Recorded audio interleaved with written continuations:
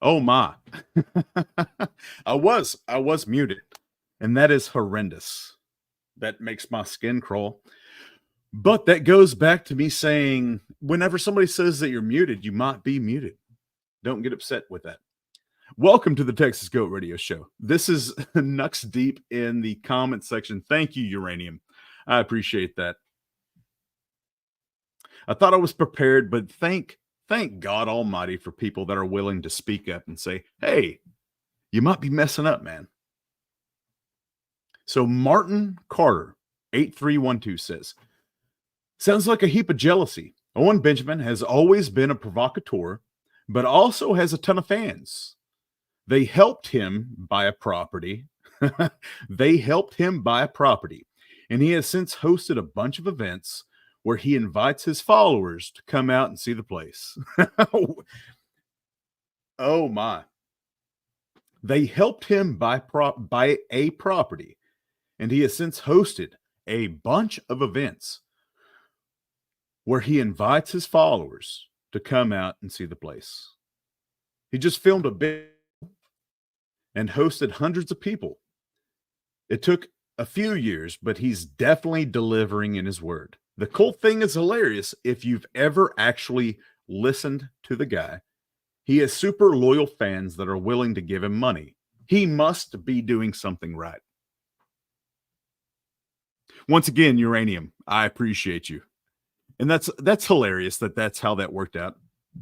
That was not intentional, but that's been something that I've been thinking about. Whenever somebody says that it's muted, either it is or it's not. And if it's not, then you know. I don't understand people getting upset that people say that you're muted.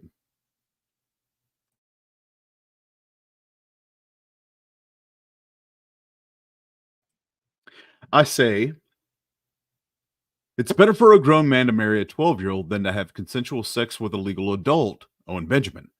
Children consent to essay, Owen Benjamin. When I give the nod, everyone, Owen Benjamin. Please tell me which part should provoke jealousy or laughter. And then I also add, and you saying they helped buy him land is a gross misrepresentation of the Victoria land scam of 2020. Besides the dozens of promises he didn't keep, including the big one of, if we don't hit the goal, I promise I won't keep your money. They didn't hit the goal, and he kept their money. He pulled his scam during the pandemic. He is a garbage human. I normally would have said human being. He is a garbage human who dog whistles for maps and the map adjacent while attempting to normalize theft and the abuse of children. And then Zach Yo says, provide proof of those quotes. You can't. I say, at Zach, what specifically do you want proof of? And I will gladly make a video just for you. Zach says, just prove he said those things. Post the clips of him saying that. And I said, yes, sir, will do.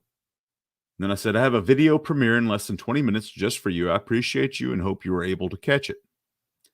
And Zach says, cool, man. Thanks.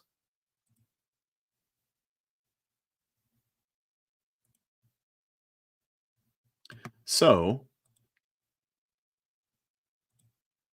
this is the short video that I was able to throw together in such short notice.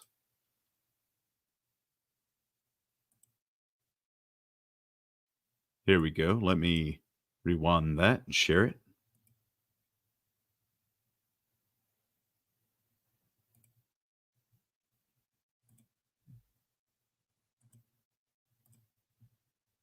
Propaganda, how are you doing?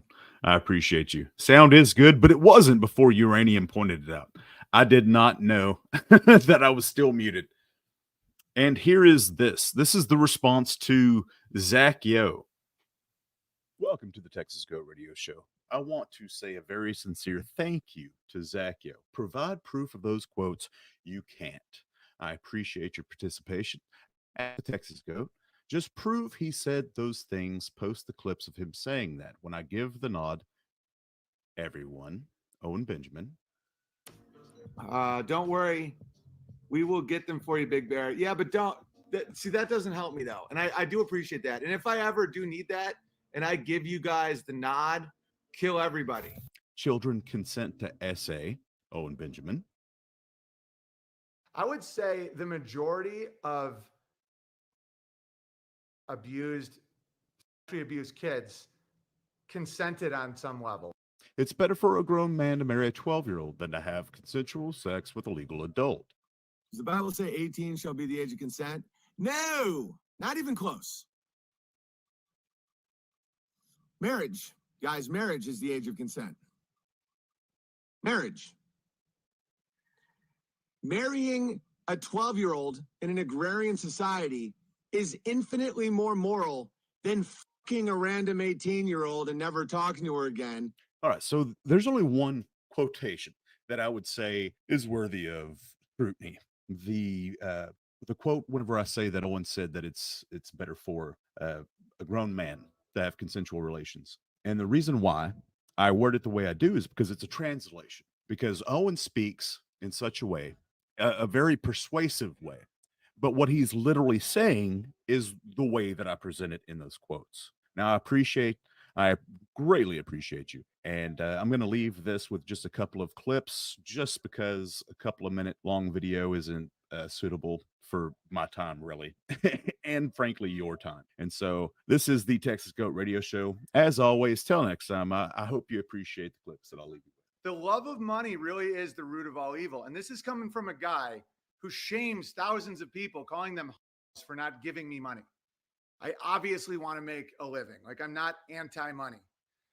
Or you can super chat and not be I'm into it. I've dumpster dove for nickels for cans, guys. I'm not anti-money. Like, money gives you more opportunity. It relaxes the nerves with the family. I get it. But when you fundamentally become the opposite of what people pay you for more money, like, why would you do that? That's just crazy. Hey, look, it's your magical giant has returned. That's me. Owen the magical giant plays piano by the tree. Hey, everyone. It's your magical giant. He's like, ah. Oh, we only have one entropy. Okay, well, this is going to be a short stream. You guys can all go fuck yourself. I'm not kidding. I'll just use my time. It's a beautiful day outside. I'm going to go outside, and that's going to be it. Okay, no worries about it. Keep your dirty little money. Propaganda says, I tried to create a community on X. It's a work in progress. We can make it invite only, though, so that's nice. See, I'm new to that. I didn't know that you could make communities. What's your intentions for that? I guess it would be my first question. I knew about the what are those called? It's the lives, the thing that Liz hopped on, whatever that was.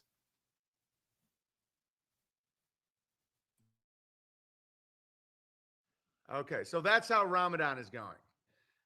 Work there. We love you, BB. Stop it, Blue Bunny. I don't even give a. I'll just start not doing streams every day. I don't care. It's beautiful outside.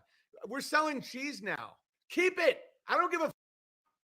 One entropy. We used to have a page this. All right, so one of the funniest things that he's ever said was, "We're selling cheese now." Like, okay, dude. What? And it's yellow. It's yellow cheese. I wish I knew more about cheese. I've worked in multiple different sectors of professions and whatnot, but I've never made cheese. Propaganda says, "Oh, I'm just going to make Liz an admin." That's the safest bet. Liz and Hoax. If you want to be able to accomplish anything on the interwebs, Liz and Hoax is the way to go. Propaganda says, and then it's a private place where everybody can chat on X if you want and post. Oh, all right. See, I didn't know that they even offered that. I appreciate you letting me know that, Propaganda. That's awesome. Keep me up to date, if you will, on that. Uranium, the original comment didn't sound like the person knew about Missouri property, but not the events surrounding the fundraising for Cursorio. Perhaps a new bear wrote it. Well, I think I agree with you on all of that. But I will also add that I think a lot of all of I will say all of the comments that we see sticking up for Owen, they're all new bears, pretty much, except for the usual Coddington, his sock accounts, uh, possibly Bowler Bear and his. But he's actively um, coercing the his soldiers to stick up for him. Propaganda says hoax too, of course, for sure. For sure. Yeah. He's an OG on the front lines. This long every day.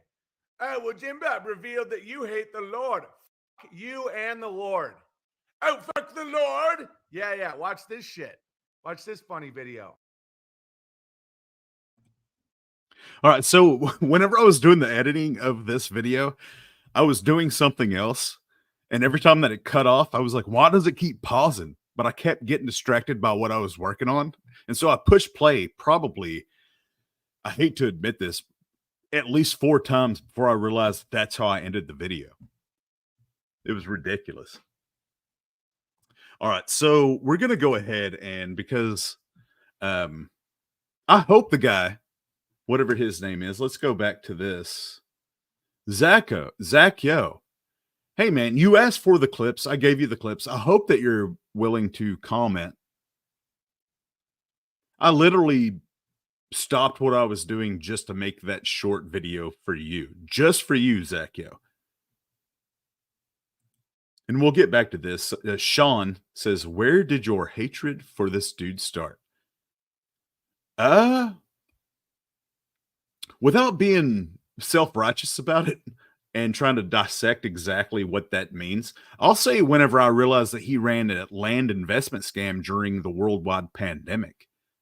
While I was living that and the majority of us were living that reality, I had no idea there was somebody out there running a scam saying, give me your money and I'll give you a place of refuge.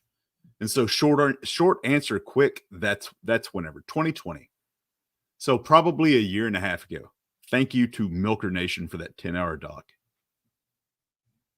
But let's go ahead and stop that. And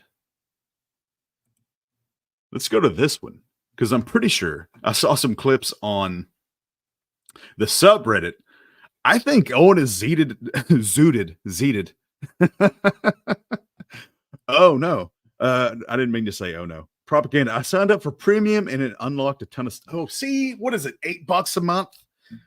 Even though that I have a appreciation for Elon, it's just budgeting wise, could we afford, and I say we, me and my wife, could we afford $8 a month if that's what it is? Yeah, sure. But like it's just one of those things. I'm very interested to hear exactly what it unlocks. Sell me on it. Sell me on getting the premium on X. My inner self is saying, no, don't sell me on. I don't want to pay a billionaire $8, to be honest with you. But I've seen clips of this one, I do believe, this live stream. And from what I saw, pretty sure this dude's on some kind of stimulant.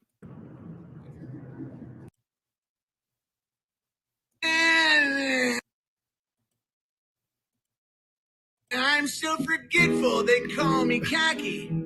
I come up with a jewelry, you call me raggy. It's the ice on the neck, man. The wrist on my left hand. Playing like a blow. You like my style, haha. I'm heading to the bank right now. I get the money. I get the money. I get the money. I get the money. Fuck! I get the money. I get the money. I get the money. Yeah, I talk the talk. I walk the walk like Fallon Don. Boy, I run New York when I come out. I pop the cork. I keep it gangster. I have you. Propaganda says it's 11 now, but I'm debating the 22 tier. It might be worth it. I mean, from the way that it sounds, it might be. Uranium, are you laughing at this? Because I'm my first thought was, when did Owen get funny? Because this is kind of funny. Propaganda. I can write an essay now. I don't know what you're laughing at, Uranium, but I don't know the context of this, of what we're actually listening to. Outwinding chalk, yeah. In the hood, if you ask about me, they tell you about my bread. Round the world, if you ask about Who's laughing? Because that ruined it for me. Because I felt like that was him. Propaganda says, plus you get access to the premium A. Okay, see, the AI thing was the closest I ever got to purchasing. What is it, Gronk or something? Gawk. Whenever he first rolled that out, that was whenever I literally had my card out, debating whether or not I was going to pay for the premium. See, and everybody, and it was the people that were doing the AI saying, this is what AI looks like whenever it's not regulated. And I was like, well, this is exactly what I would pay for. Uranium, I'm laughing at this. A professional comedian wrote this. He did. Yeah. me, they'll tell you, I love that kid because I get the money. I get the money. I get the money. But I am backed by the streets. I get the money. I get the money. I get the heat. I'm fucking backed by the street. I'm on the grid like all the time, trying to stop my shine. I'll cock my nine. Don't get out of line. Don't get out of line. Don't you get on the line. Oh, fuck, I get the money. All right, so I'm over this. Yeah, this is For that opening. I'm back. Oh my. Yeah, that was for like a half a second. I thought that it might be funny. Okay, everybody. Welcome to another live stream. How great would it be if I toured with 50 Cent? All right, thanks again, Double D Bear, for that opening. I'm back with Christopher Gardner, a guest so good. I don't even know what we're going to talk about, and I'm sure it'll be very interesting. Welcome back, Gardner. It's good to see you. And just so you know, this is Owen Benjamin, the guy that's right here. That's Owen Benjamin, and he is wearing the Children Give Consent shirt. I'm gonna go ahead and say it. I really do think that Owen Benjamin is a dog whistle for maps. I think that he is such a low tier human being, a low tier man, that he is willing to rub shoulders with predators of children for money. And up here is another disgusting human being. And the reason why I say this guy up here is disgusting is because I saw an interview between him and Owen. This is Gardner. I don't remember his first name, but Gardner. He likes to drink his pee. I saw this guy, Gardner, blow smoke up this guy's behind like it was going out of style. The tie-dye, my friend. And there's our boy, your old pal, the bear right there in the back. He's got a little cocaine mustache. Oh yeah, he blew his nose out in a bathhouse in Tel Aviv. And my kids made me that crown for me and Amy's anniversary. I wore it all day. People looked at me like I was strange, but I said I'm the king. There you go. My little go ahead. My daughter told me today that I'm not a king. But I said I was a king because he is the self-proclaimed king of Bertaria.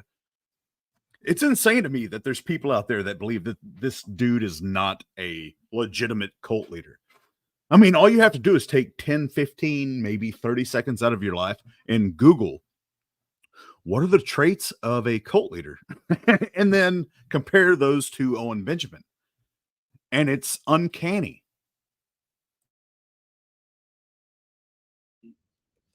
She broke it down for me. She's very, very formal. What did she say? She's like, well, I know you say mommy is a queen, but she's not really a queen. I go, well, she's married to the king. And then she gave me the side eyes, like, you say you're a king. You're like, I've never seen you kill a thief. It's true.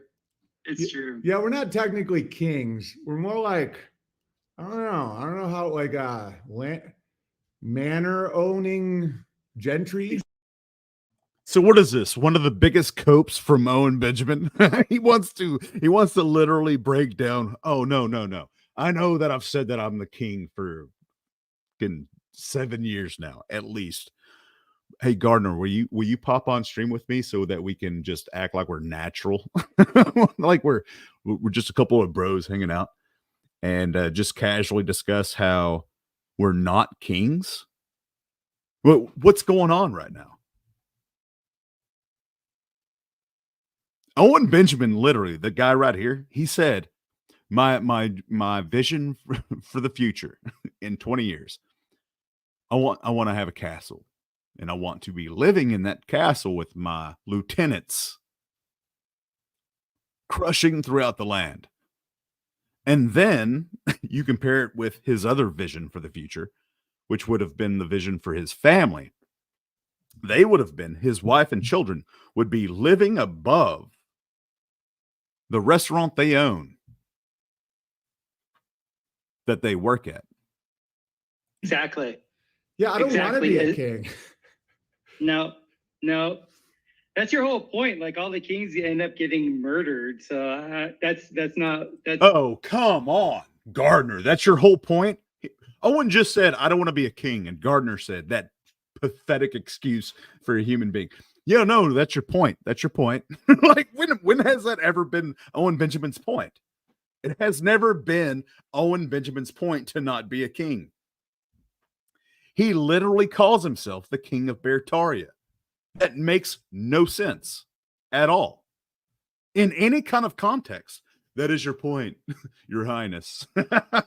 I'm here to serve you and agree with everything that you say. It's not what I want for myself. Dude, the history of nobility in Europe is comically hysterical. Every single one. They get like crazy diseases and they're always murdered by family members. And they just seem like they don't have a good time. They just sit there and listen to bitching all day. Yelp used to be just lines of assholes complaining to a king. Mm-hmm. Yeah, pretty much. I'm not down with that. No, I'd much rather be a Yelp used to be a line of assholes complaining to a king. I have no idea, even in context, what does that even mean? Because Yelp is a review service, right? Like it's a place for you to go to look up businesses. But there's a whole meme behind Yelp reviews. Duke. Yes. Like hold up a flag and be like, I don't know. Like I just I think people with sovereignty, is that the right word? Creditors are looked at as kings, but technically a king is like a job that's different, you know? Yeah. I'd much rather be an advisor to a king. Yeah, that's the spot. I mean, I'd rather be like, I know the trolls are going to go crazy with this. No, I'm not a wizard, but I'd rather be like Merlin. No, Owen Benjamin clearly does think that he's a wizard. He does. If you know the things that he said about himself, he clearly thinks that he's a wizard. He's a wizard that breaks wizard spells while casting spells upon himself and those that listen to him. You just called yourself a wizard. I'd rather just talk to the king about like the seasons and the esoterics. Toronto Joubert wants to finance the king. Toronto Joubert, you know you have a very bad history with that. Like you've only recently figured out how to not die every 80 years. Because back in the day, you'd finance the king, and then the king would be like, "Well, the war's over," and the Jews would be like, "Well, pay us back," and they'd be like, "What's that you say? Blasphemy?" And then they just they'd kill the Jays.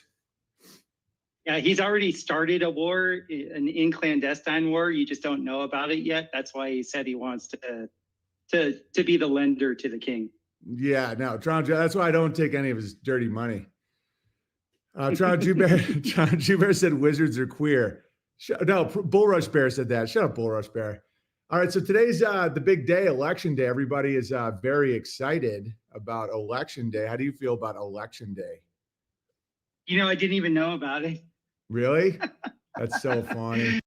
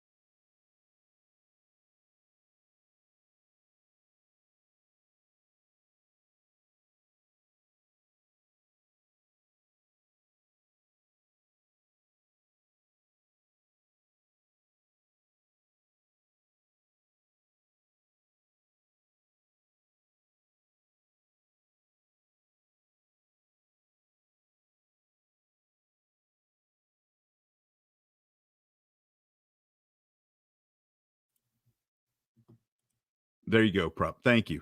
I don't know why. It's probably because I kept talking crap about people saying that would be obnoxious if people kept saying that it's muted, and I keep muting myself for some reason.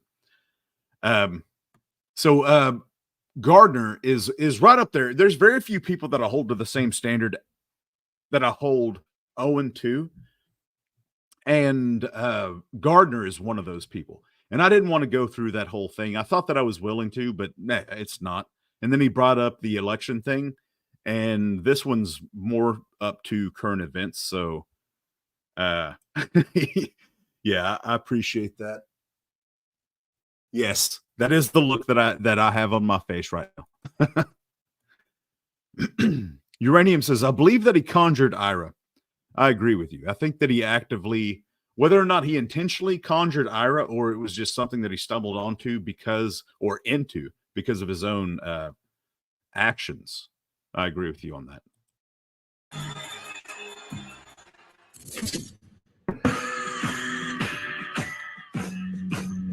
I love all your shit talking. Joey made a video about the day it changed Owen's life. Like, literally, fucked the guy's head up. Like, he went outside and vanished. He's gone. I done proved it myself. Back on that rule of myself, I got new news to tell. Act like you knew you'd fail. Only you know how I feel. And only if you. See, there's nothing inside of me that actually believes that Owen paid the rights for this song. Because I truly believe that Owen Benjamin is a thief. And so I'm going to go ahead and just fast forward through this, even though it is interesting to see what he thinks is important. But so let's just. Hello, everybody. Day after election. I'm wearing a very hygge culture. Was that Swedish? Like very comfy hat. My hair's a little jacked. I'm going to just throw on the hat. So what are we going to talk about today? What went down in the election? Professor Chaos versus the Coon. I think Nick Fuentes is Professor Chaos or the Coon, depending. So I just want to analyze it. And he's such a. I mean, what's the equivalent to dumbass? Because it's not horse hockey. What would that be? Renee, thank you. Heck yeah, man. Smash like. Renee, it's good to see you. Hopefully your Wednesday night is going well. I've had a beautiful Wednesday. I got to spend the entire day with my wife, half of the day or so with my son and my wife. And it was just a glorious day. It's been raining and we love the rain and storms and whatnot, especially whenever it's not destructive. But today was a glorious day. It really was.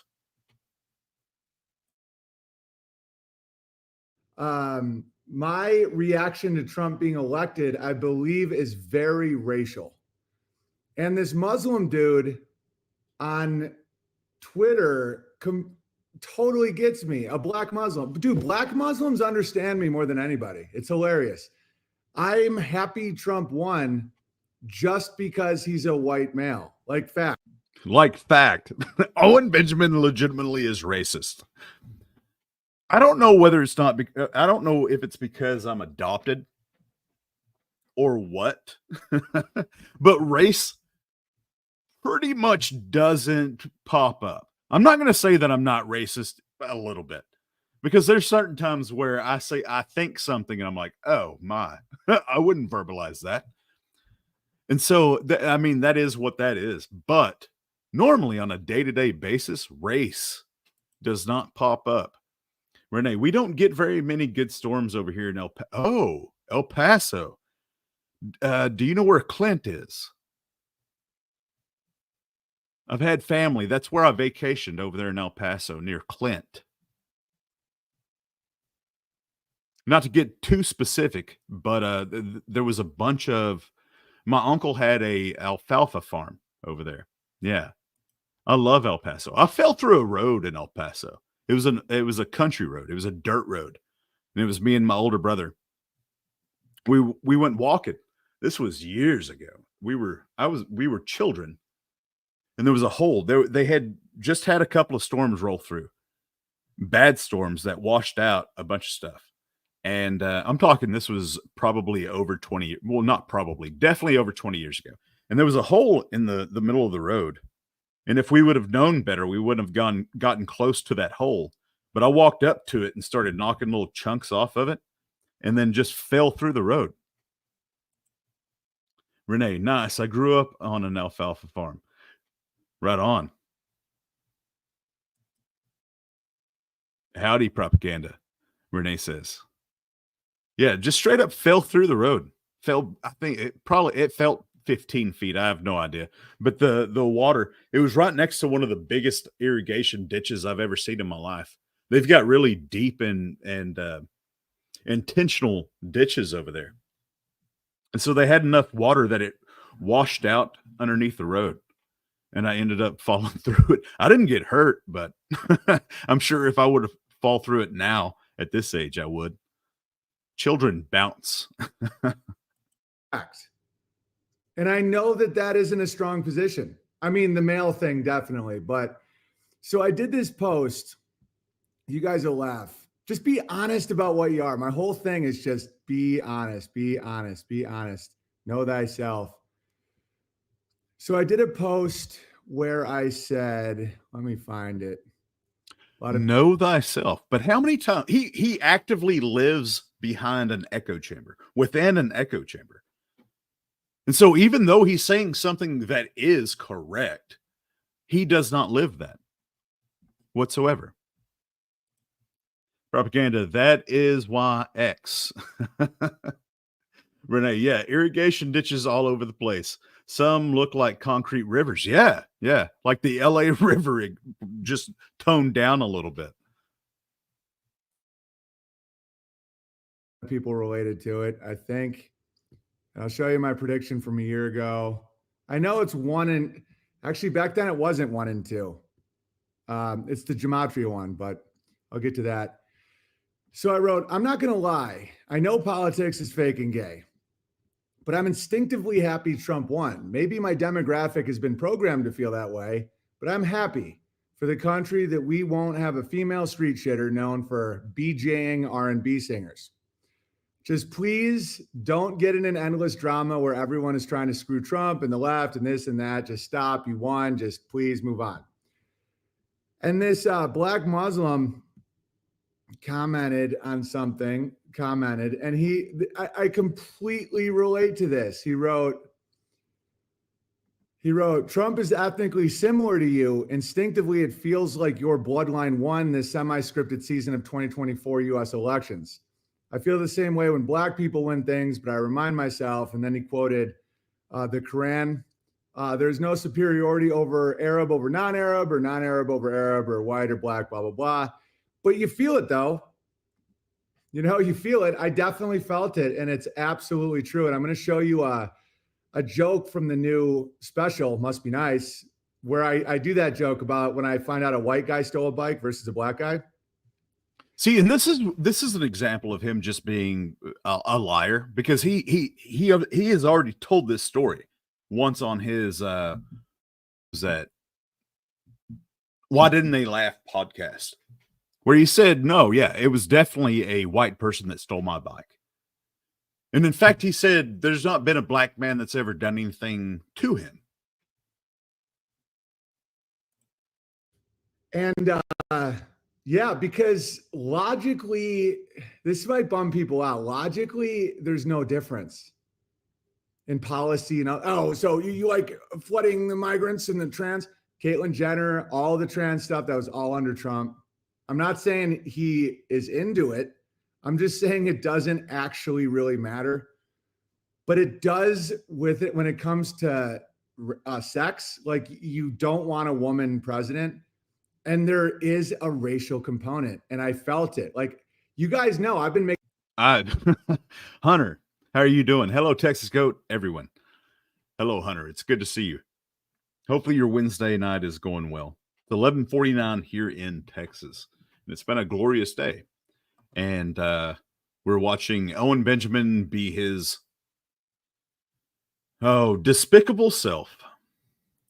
Making fun of Trump for years. I think the whole thing is social engineering.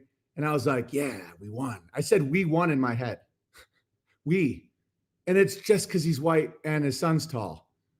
Look at Barron. All right, look at Barron. He's probably like 6'9". All right. His name's Barron. By the way, Bowler Bear got me into this show that I'm loving. It's called like Exit the Badlands or something. And it's ruled by Barons. And that was quite a synchronicity, wasn't it? There, Bowler Bear. Hang on. Are my friends saying they're getting come on. I might get a Bitcoin position.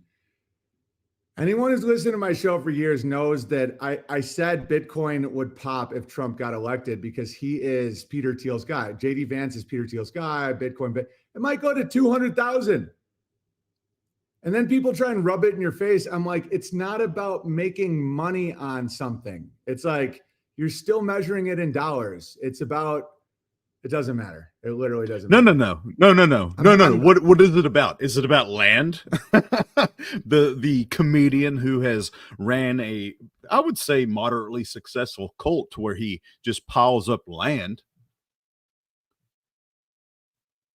He does that quite often, where he starts a sentence and he knows that that's going to allow people to connect the dots. And whenever I say people, I'm not talking about us. I'm talking about his cult members.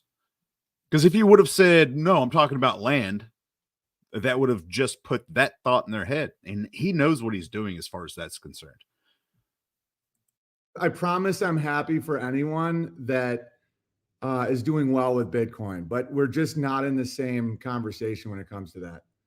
All right. What was I just looking up? Sorry, I didn't get a lot of sleep last night. I did Stu Peters and Gavin last night, and both interviews were hilarious. Coddington, are we getting that for unauthorized? Are you clipping? And I didn't. So then I get real worked up. That's why I don't do streams late very often, because if I get done streaming at 9, I'm not getting to sleep till 1:30.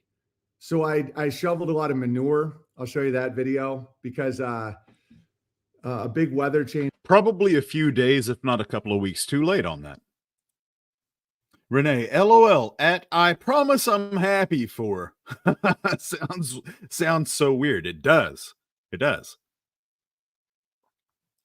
I've got a thing. It's not that I don't make promises, but I actively try not to. Because if you're out there living a normal life, sometimes people will say, do you promise? 99.9% of the time I say, no, I don't. I don't promise. I give you my word, though. Change is coming, and it had to get done. And so I was up with a headlamp shoveling manure, because I knew when I'm riffing with the guys, gold got hammered. So did silver. Doesn't matter though. It's still up like 30% on the year. I mean, it's one of the biggest gold and silver bull runs in the history of the metals, and no one's talking about it.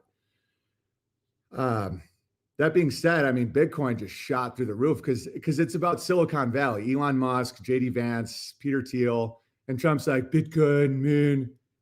But I'm telling you, I like the bloodline, and I don't think bloodline makes you a better person. I'm technically not racist. I'm racist in the sense that I think he is technically racist because I have a clip. I have a clip of him saying the reason why I don't like Dave Chappelle is because he's black or something close to that. Oh no, not the Bitcoins. Yeah. Owen Benjamin is definitely racist. And whenever I say that, I'm not saying that nobody's racist or whatever, but people have racism, and it's because of just situational awareness, really. Renee, he's so kicking himself for advising his bear people against Bitcoin. I agree with you on that. Yeah. From what I've understood, he has talked so much crap about Bitcoin and advised so many people not to buy Bitcoin. Shout out to O'Darn. One of the few times I've ever owned Bitcoin in my life is because of O'Darn. I appreciate you, O'Darn. Uranium. I'd say that he's overtly racist. Overtly racist. Like, technically, I'll have to look up the definition of overtly just to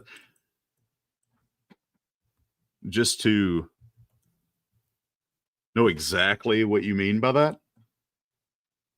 Without concealment or a different term for overtly would be obvious. Renee, I'd say he's covertly too. But yeah, for those of you that don't know, overtly is a different word for obvious. Races have every right to define themselves, be inclusive, have homogenous societies. I'm just not racist when it comes to being like, like white people are better, or like Anglo-Saxons versus Germans, or because there is a subjectivity to it as well. Someone was saying, oh, America used to be a white country until the 60s. I'm like, back then they didn't call it white. You know, you're Germanic. Germany didn't exist till the 1870s. I mean, that was, you had the Prussians and the Bavarians, and it's all just how you define it. But anyway, but I do have preference to people that look like me. And that's okay. In-group preference is not racism. Uranium. Using my fancy words. Yeah, I love your fancy words. I love words in general. I still don't remember the word that didn't look like a word. I tried to tell my wife that story, and I said, I learned a new word today, but I couldn't remember it.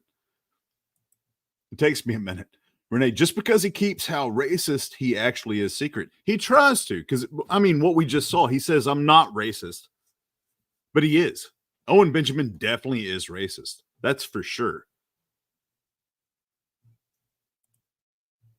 Renee says, when it comes to the cluster B group, NPD has a spectrum of narcissism with overt categories and covert. One secret and one out in the open is what I think overt and covert means in that context. Depends on, I don't want to be Jordan Peterson on this, but Vox has detailed historically the definition of racism. And it first came from a general in the Civil War named Pratt.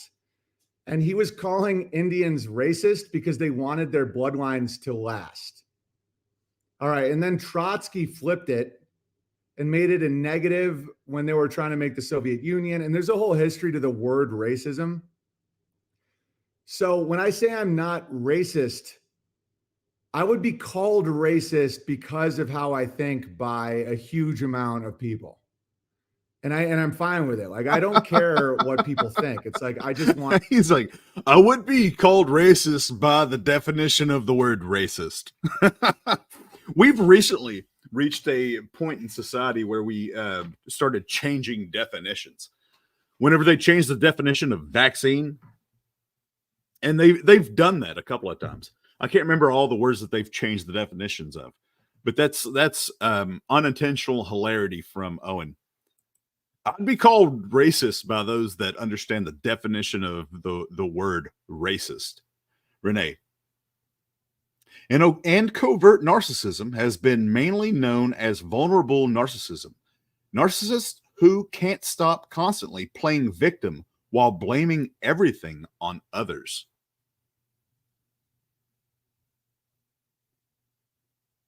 You are a wealth of information, Renee.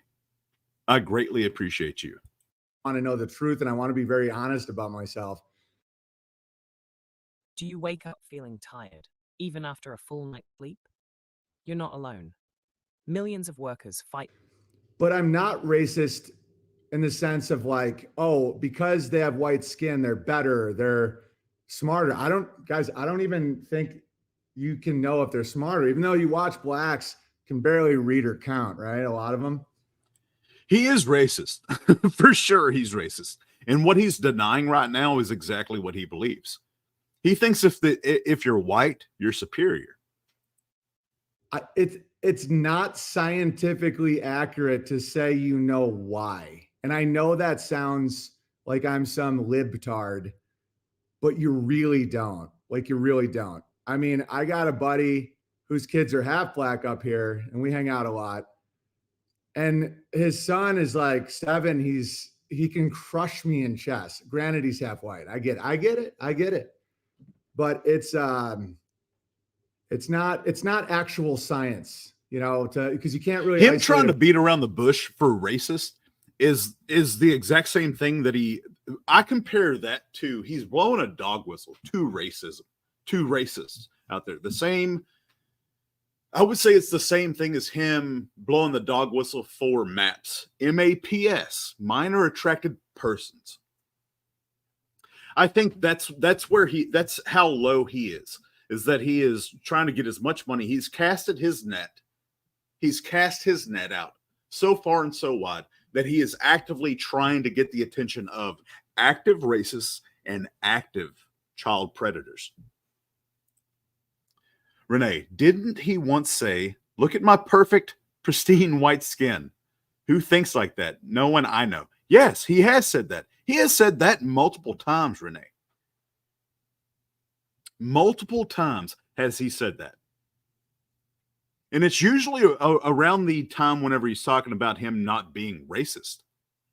A variable. I don't have the island of Dr. Moreau where I can run experiments on people. Speaking of Vox, he broke the UA servers with a flood of his election coverage. Oh, that's awesome. Yeah, we're joking about Fuentes this morning. Vox is hysterical. Yeah, Into the Badlands. The main guys are called barons. And like Baron Trump, I'm like, yes. Why? Tall, white man. The key is just keeping that in check. And if you guys want to see a little joke about that from the new special that I hope you all buy at owenbenjamin.com. He said, I hope y'all buy. Whatever that's supposed to mean. Good selling point on your special there, Owen. Uranium. Owen has a black friend, so it's okay to be racist. Big bear logic. Yeah, that was the only reason for Eric Nimmer. Liz, how are you doing? Hi. Hopefully you're doing well down there in Australia. It is always good to see you, Liz. Renee, and people who think just like him see no problem with it. Dumb bears. They don't.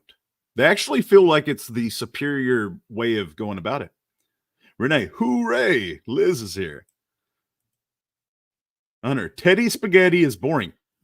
Man, Hunter, I've tried to do videos on Teddy Spaghetti, on Theodore Bell, and I cannot force myself to listen to that guy enough to understand exactly what he's talking about.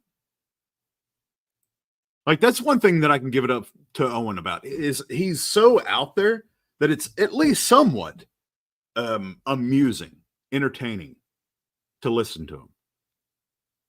I will say that.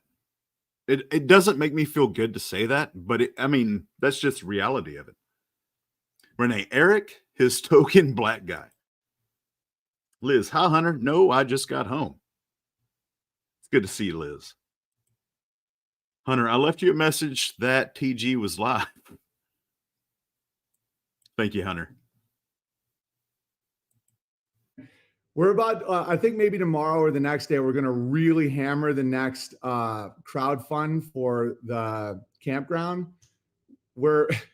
It's pretty late in the day for this purchase, but I think we can do it. I really do. And we're shooting videos about it yesterday. So hopefully you guys can donate at bertaricampgrounds.com. There's going to be rewards, and the big reward. If you guys want to be white, everyone's bragging about being white.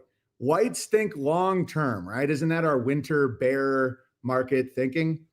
How racist is that? Whites think this. That's a blanket statement for a race. That's racist. It's just not categorically true what he's saying. That's coming from the heart of a racist.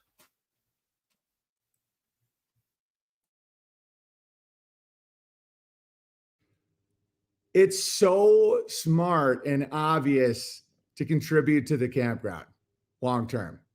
Short term, yeah, if you're whites think long term, really do, and we're shooting videos about it yesterday. So for the next day, we're going to really hammer that in check. And if you guys want to see a little all right, so I apologize for rewinding it. I wasn't paying attention to what he was saying. But yeah. Renee, but where's the campground, Owen? When will there be one? Hunter, you are disgusting, Owen. Owen, you're disgusting. A joke about that from the new special that I hope you all buy at owenbenjamin.com. And we're about, I think maybe tomorrow or the next day, we're going to really hammer the next crowd fund for the campground. It's pretty late in the day for this purchase, but I think we can do it. I really do. And we're shooting videos about it yesterday. So hopefully you guys can donate at bertaricampgrounds.com. There's going to be rewards, and the big do not do that. Do not donate to Owen Benjamin. I will go ahead and say that 100% for sure. Do not do that. Renee, campgrounds that you have to pay monthly subscriptions to for life, or as long as you're still a bear person, right? As long as you're still approved by Owen Benjamin, which could change from day to day, depending on if he can get you to ban you for life and then the next day unban you so that you have to pay again to subscribe. Because that's one of his business models. That's why he bans people, so they have to keep paying to get back in. Reward. If you guys want to be white, everyone's bragging about being white. Whites think long term, right? Isn't that our winter bear market thinking? It's so smart and obvious to contribute to the campground long term. Short term, yeah, if you're black and you're like, but I want to spend that money on the booty, fine. But I know a lot of you guys just made a ton of money on Bitcoin. Why don't you go ahead and put that towards the future? So here is me joking about my in-group racial preference. Okay, here we go. And never before seen footage. I've always liked Yellow Ledbetter by Pearl Jam, and I do want to talk about my bike from, my bike was stolen in 1991. And it was a very controversial song because I accurately described the thief. So last year, a bunch of people bring like little kids' bikes. It's hilarious. We're having a blast. And we left them here. And one of my buddies like, you're not going to believe this. I'm like, what? They're like, dude, the bikes got stolen from Bertario. And you guys have been here. It's like acres of driving to get here off of path. And I'm like, no, there's no way. Please. Liz says, hi, Renee. I just saw the sales video on Instagram for his Missouri land. The sales video. Renee, yep, you're banned. Now go make a bear name 2.0 and come back so you can pay your away. Renee, oh, wow, Liz. Stanley, how are you doing? Hey, text and chat. Stanley, it's good to see you. Hopefully your now Thursday morning is doing well. It's 12:07 here in Texas. So it's a Thursday morning, I do believe. Let me double check.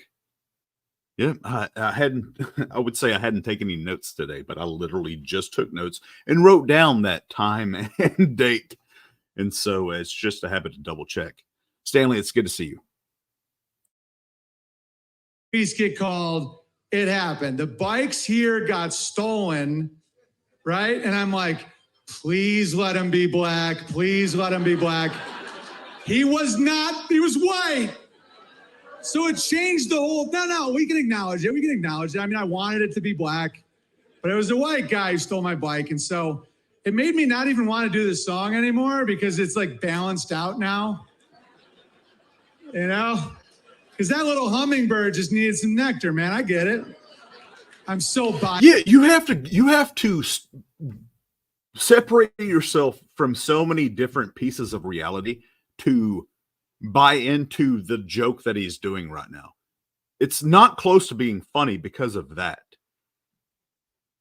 Because first of all, it's reported from people that know him, that grew up with him, his bike was never stolen. 2, he told the story on his own podcast that it was stolen by a white guy. 3, the blank stole my bike is a stolen meme from the early 2000s. And so there's really, you have to detach yourself from reality so many times in order to say, this is funny. It just doesn't work. Renee says, howdy. Hunter, hello, Stanley. Liz, it's so bad, I think I'll forward to CR. Biased. I'm so biased, dude. It's like, oh, it's a white guy. I'm like, dude, he probably really needed the money. And people are like, dude, what is wrong with you? I'm like, listen, he probably has a family. He's just trying to pay off some debts. It's like, dude. So I figured I could just kind of wing something here. I've always liked Yellow Ledbetter because he doesn't even attempt to say any real words. So why not make it about my bike and just see where it takes us? Anyway, I'll just...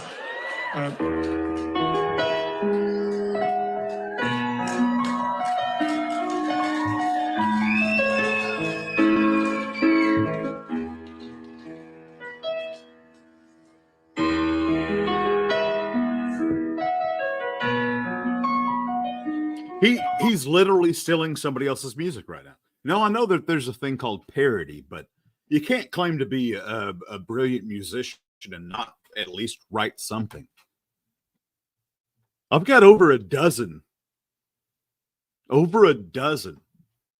original songs, and I've not one time ever claimed to be a musician. Renee, hummingbirds who are just not willing to move, we've got good news for people who love bad news. Modest Mouse. I like Modest Mouse. Liz, whenever she says CR, I assume she's talking about covert radio. Renee, don't read. I just did.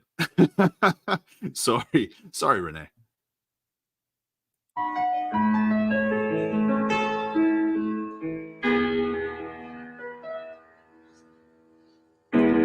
Unlocked on a Porsche bike, said, and the boy had a paper route.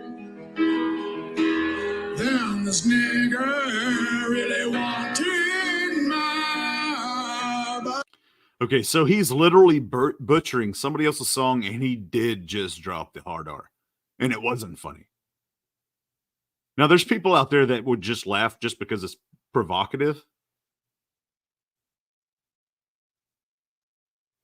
This is awful. Renee, God, I love me some Modest Mouse. Owen's voice is terrible. I hope he never starts covering Modest Mouse songs. Just because you said that, he probably will. But I agree with you. I've got there's a special place in my heart for Modest Mouse. Uranium.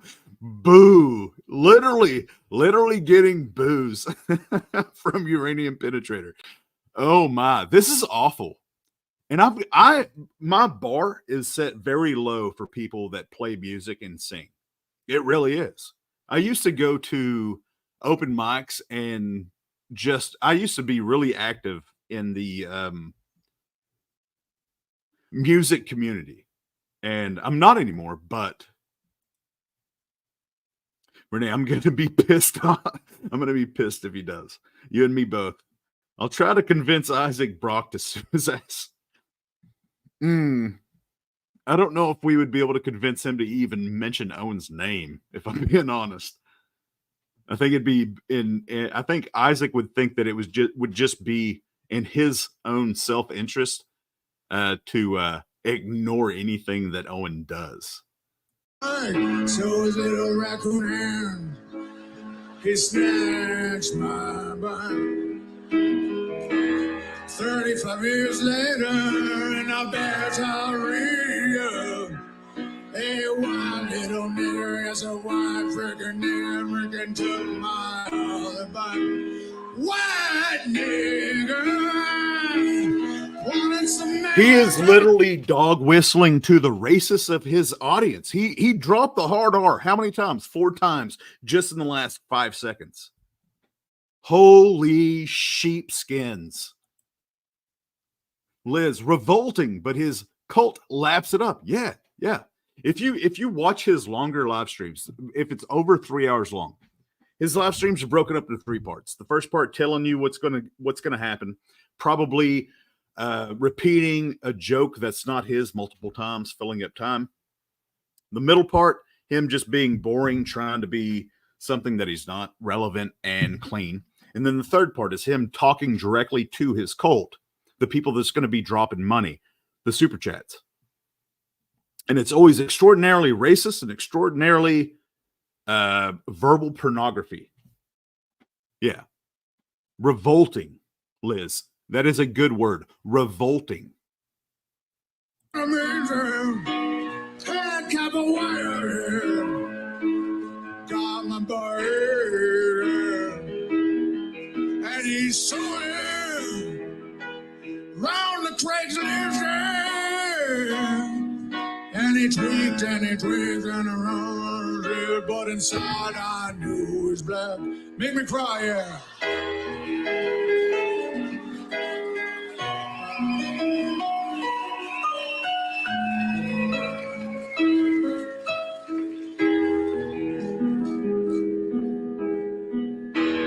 I wanna send them all to jail, yeah. Every one of them, you want my money. And a nigga and stole my mind, yeah. Bear in mind, I'm making this up from, I'll tell you a story in a second. Bear in mind, I'm a lazy sack of shit that doesn't put any kind of work into anything that I do. And therefore, this is the first time that I probably played any of this. And that's one of the reasons why I said the N-word as many times as I have. And I'm singing the way that I do so that you cannot understand the words that I'm saying. I mean, it's crazy that he's not embarrassed by this, Renee. And he's not off key. His pitch is fine. It's just his voice sounds so bad. Renee says, when I first heard of him through Lift the Veil, I liked his channel because of the piano streams. That was whenever I listened to him as well, whenever he was doing the late night piano streams. It wasn't whenever it was the White Claw days. I mean, it was, but it wasn't to where he was abusing his dog.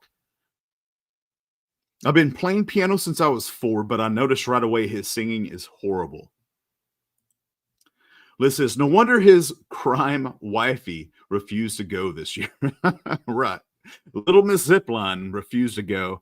She decided to take her children to a zipline instead. If you want to see the rest, just watch OwenBenjamin.com. No Name Bear or name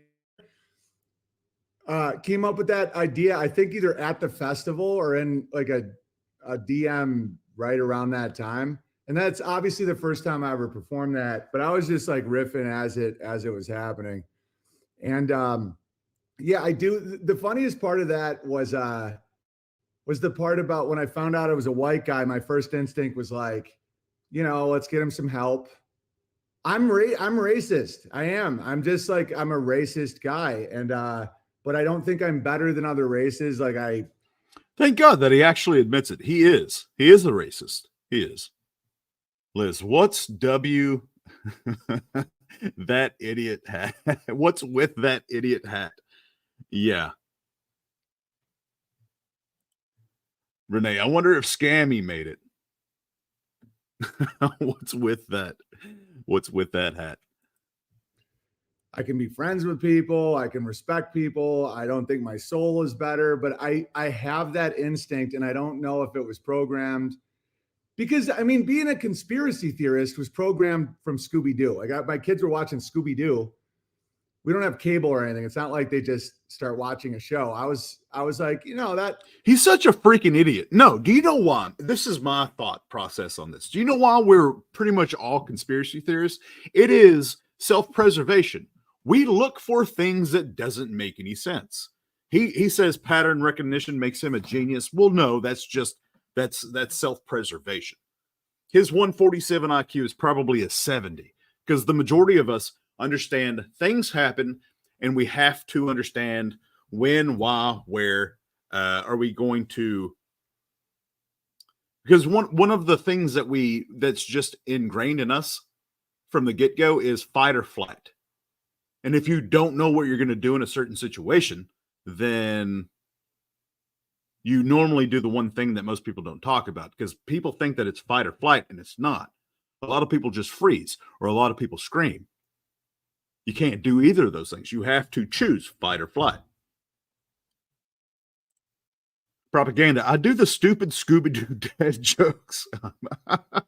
I'm offended. You've officially offended propaganda, LTD. Owen. it's really not too bad, that show.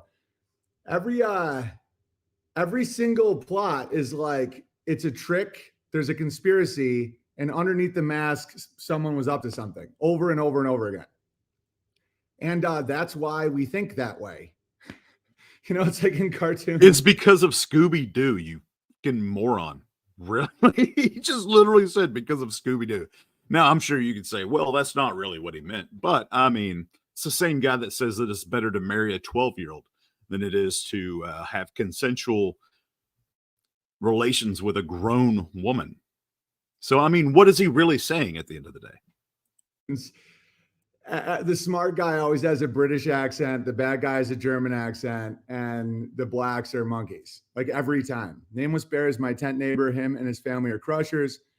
BS Machine and his son are crushers as well. Yeah. Scooby-Doo is based, because I use Scooby-Doo to teach my sons how to discern tricks. Where during the show, I asked them, what do you think's really happening? Do you think those people are using a liability shield, like an LLC or a brand, to trick old Scoob? That's seriously the questions that you're asking your children when you're watching Scooby-Doo? And tricks. Where during the show, I asked them, what do you think's really happening? Do you think those people are using a liability shield, like an LLC or a brand, to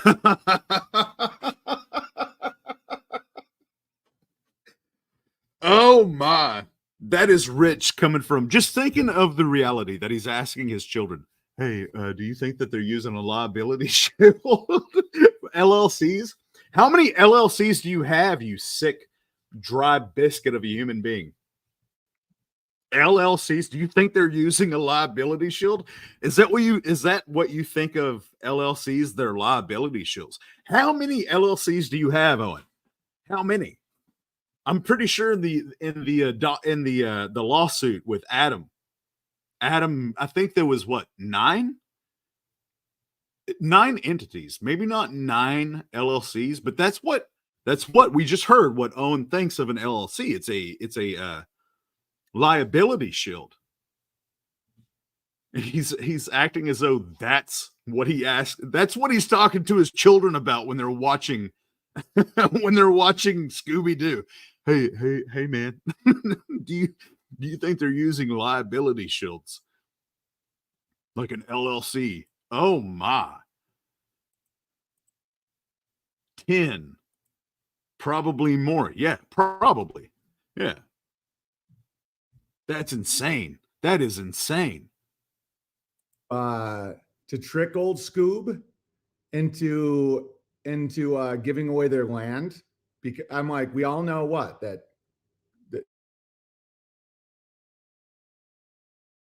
what is it? Back on Twitter. We all know this isn't a real investment opportunity. So what is it? It's called a scam.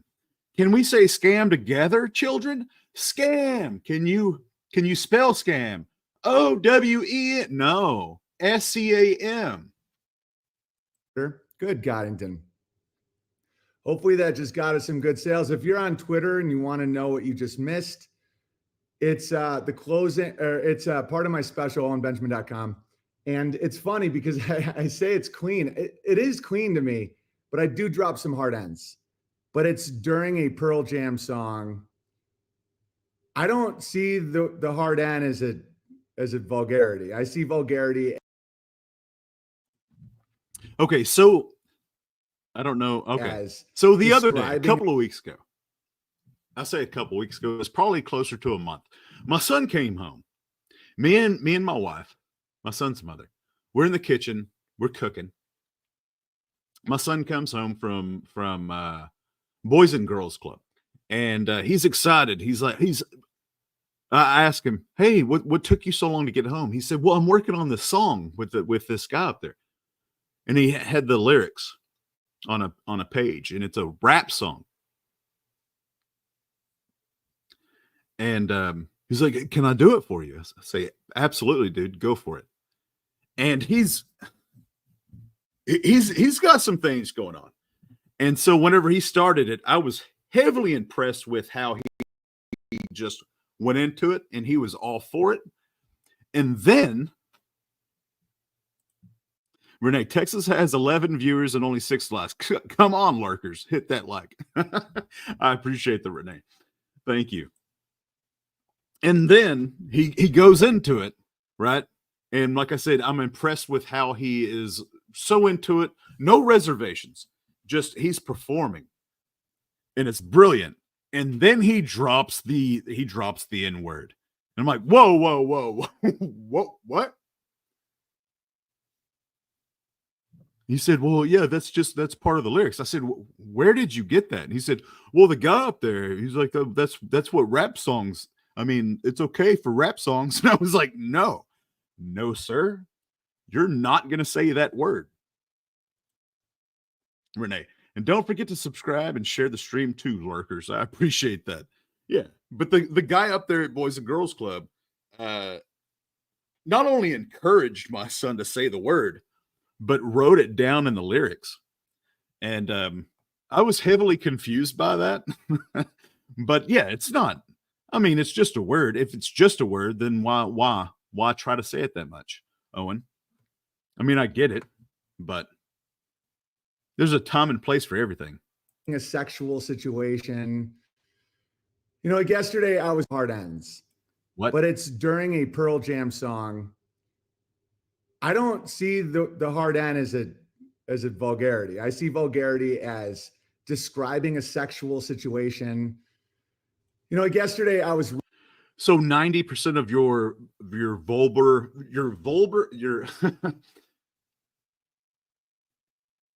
I'm thinking of vulgar, but the way that he communicates, 90% of the way that he communicates is vulgar.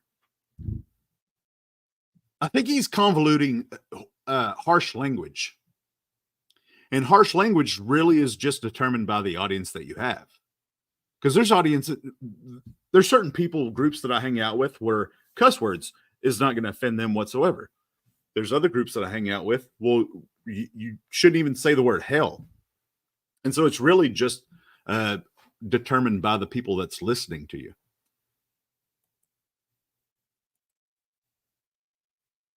Riffing with on the Gavin show about what it actually means to be gay. It's like so weird that they put things in their ass and that's all they do. And they define themselves by that. Because if you think about what it means to be a gay man, that's on the Gavin. It's the closing, or it's part of my special on real, right? We know that that's not a real ghost. So what is it? It is clean to me, but I do drop some hard ends. But it's during a Pearl Jam song.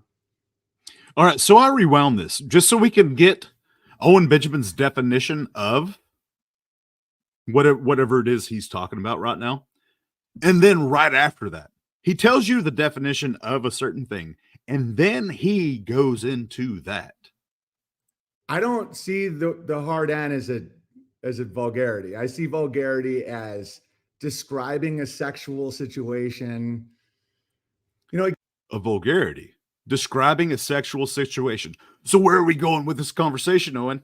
Are you going to start describing sexual situations?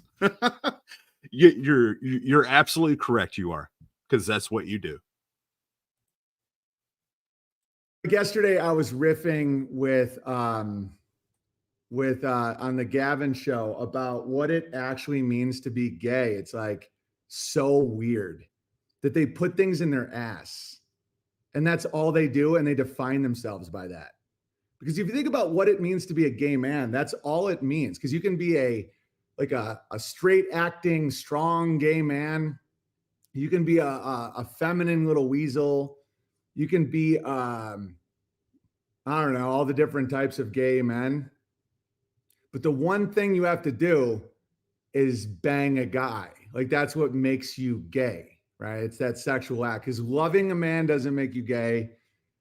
Being kind of soft and sweet doesn't really make you gay. I mean, it makes you gay in my vernacular. See, but that's not even the case. It's being sexually attracted to a man as a man. Being attracted to the same sex. That's what GAY is. Liz, this channel's uploads most of the streams. Bay Ocean Bear.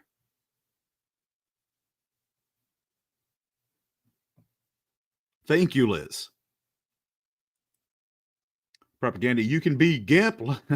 You can be a GIMP. Like going, thank you, Liz. I'm going to pin that. I think being in a building makes you gay. But the one thing that actually makes you like a gay man is you put things in your asshole and you think it's great. Like you're like, that's what defines me. And I'm like, if you actually think about hiring a guy that does that, like you can't be like a bus driver. You can't make sandwiches. Like imagine if someone's like, I define myself not by what no, actually it's what they love. It's like, I define myself by what I love the most in the world is putting things in my ass. I know that'll be clipped. I see all these little tiny clips, and my new thing with the clip guys, like somebody posted a clip of a stream where I was like, my dad and my fucking godfather are fucking gay or something like that. And they're like, the internet never forgets. I'm like, post the episode. I'll put up the clip. And they're like, oh, well, I don't know the episode. I'm like, just tell me the episode. I'll put the whole thing in context. That looks hilarious or profound.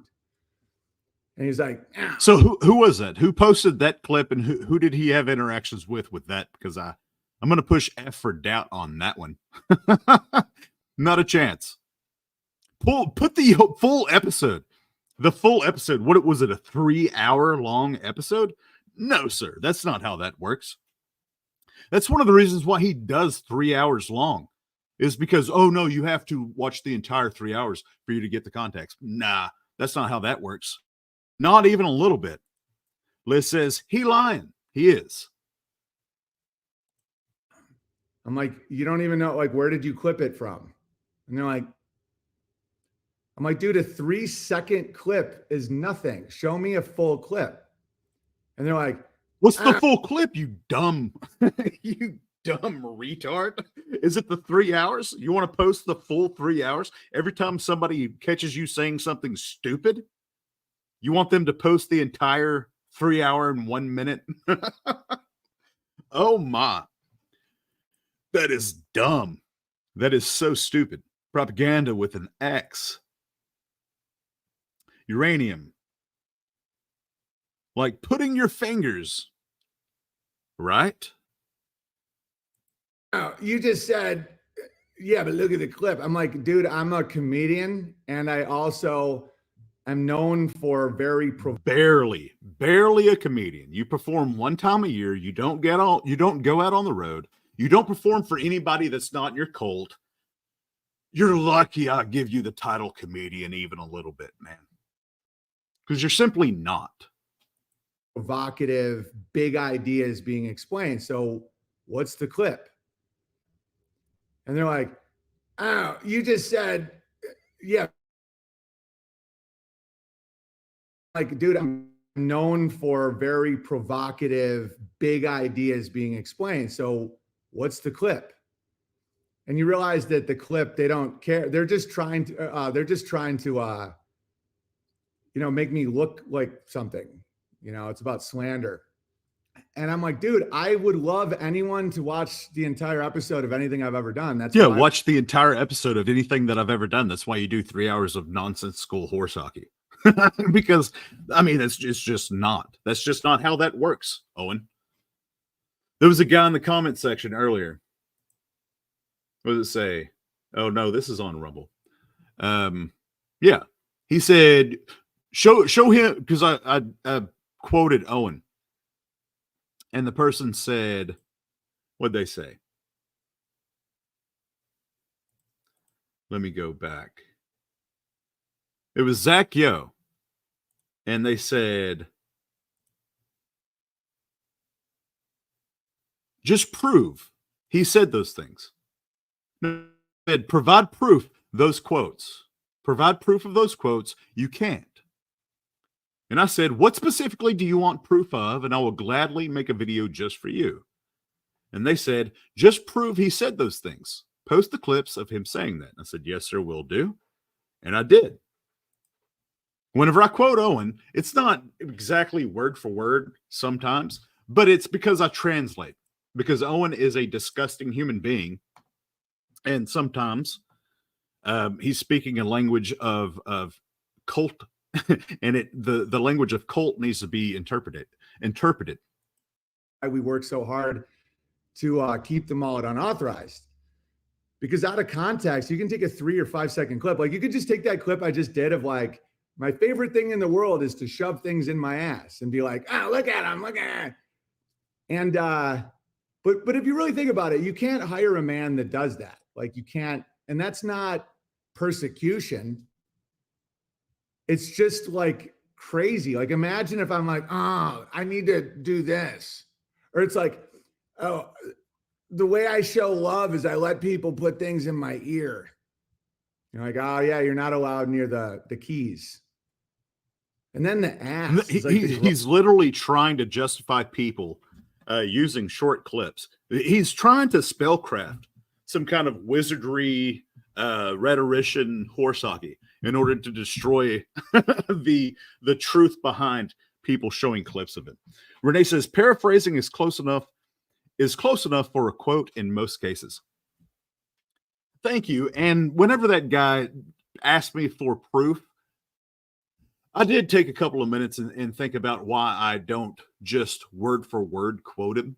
And the reason why is because usually it's just like the original quote is, he says the word fuck in it. And it's in context. It's just, it's vulgar. And so what he literally is saying is that it's better for a person to marry a 12-year-old rather than have consensual relationships with an adult woman. And so I appreciate that, Renee. Grossest thing in the world. So anyway, that's what I consider vulgarity. I don't consider, the way I show love is I let people put things in my ear. You're like, oh yeah, you're not allowed near the keys. And then the ass is like the grossest thing in the world. So anyway, that's what I consider vulgarity. I don't consider the hard end vulgarity. I just don't. I mean, I can see how it's socially inappropriate for some people. It triggers them. But it's not vulgarity. Vulgarity is a concept or a subject matter that it would cause damage to a child. That's how I view it. Okay, so today we're going to talk about so I would like to ask you, Owen, what's your definition of a child? Vulgarity is a subject matter that causes damage to a child. When asked, Is the age of consent 18 in the Bible? Your response, Owen. Owen's response was no, not even close. Marriage. Marriage is the age of consent. It's better to marry a 12-year-old than to F an 18-year-old and never call her again. That's pretty much the direct quote. So what is vulgarity? What is a child? There's so many questions whenever you take Owen Benjamin for his word. It doesn't make any sense whatsoever. And that's one of the reasons why I say that he is a dog whistle for maps. Because he just gives enough for them to be able to run with it. The yellow raincoat. The yellow raincoat. That's all the information I need to know to, and correct me if I'm wrong, Liz. The yellow raincoat is the stream that Owen Benjamin did, talking about his dad.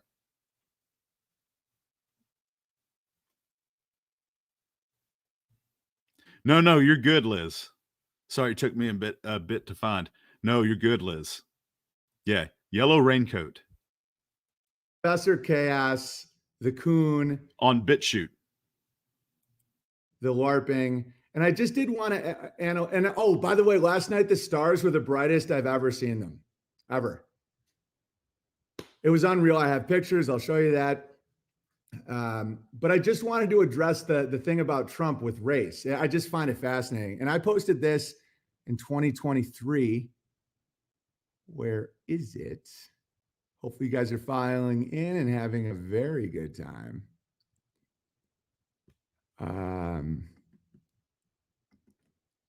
My prediction about the gematria, I thought it was quite interesting. Because, I mean, Shields had the same kind of thought, and I'll show you that in a second. I'm predicting Trump wins in 2024, and for a strange reason. 45th and 47th in gematria is 9/11. You may not believe in it, but quote unquote, they do. 4 + 5, 4 + 7. There's no way they pass up that opportunity. The president is picking the hat or the shoe in Monopoly. Doesn't actually matter. I guess it does matter with morale, actually, and when it comes to gender. And it does matter. So I'm happy that Trump won, because even though I don't think it affects policy at all, not even a little bit. In fact, I think Trump will be more effective at starting a war. I just felt good. I did. I know better, but I'm like, yeah, I thought we won, which I find fascinating. And then, you know, the prediction I made 5 or 6 days ago about Trump wins with a mandate, you know, like this is the people have spoken. Oh yeah. Sins of the Father, episode 577, the healing power of love. Yeah. It's intense. I talk about my dad. It's very emotional, but I stand by it. I mean, it's a beautiful episode, and a lot of people have tried to use clips of that episode to discredit me. And I'm like, dude, watch the whole episode. I think it'll really reach a lot of people. We won too, says Toronto Jew Bear. Yeah, the Jews are ecstatic. It was funny. Gavin was in a bar and he was interviewing. He was like, oh, I'll talk to this foreigner. And they were all Israelis. They were all just like, yes, my people, we have to win. Oh, Australians crush. They were talking to Australians, and I think I have a lot of Australian listeners. Shout out to James in Melbourne. But the Brisbane boys, they were really cool.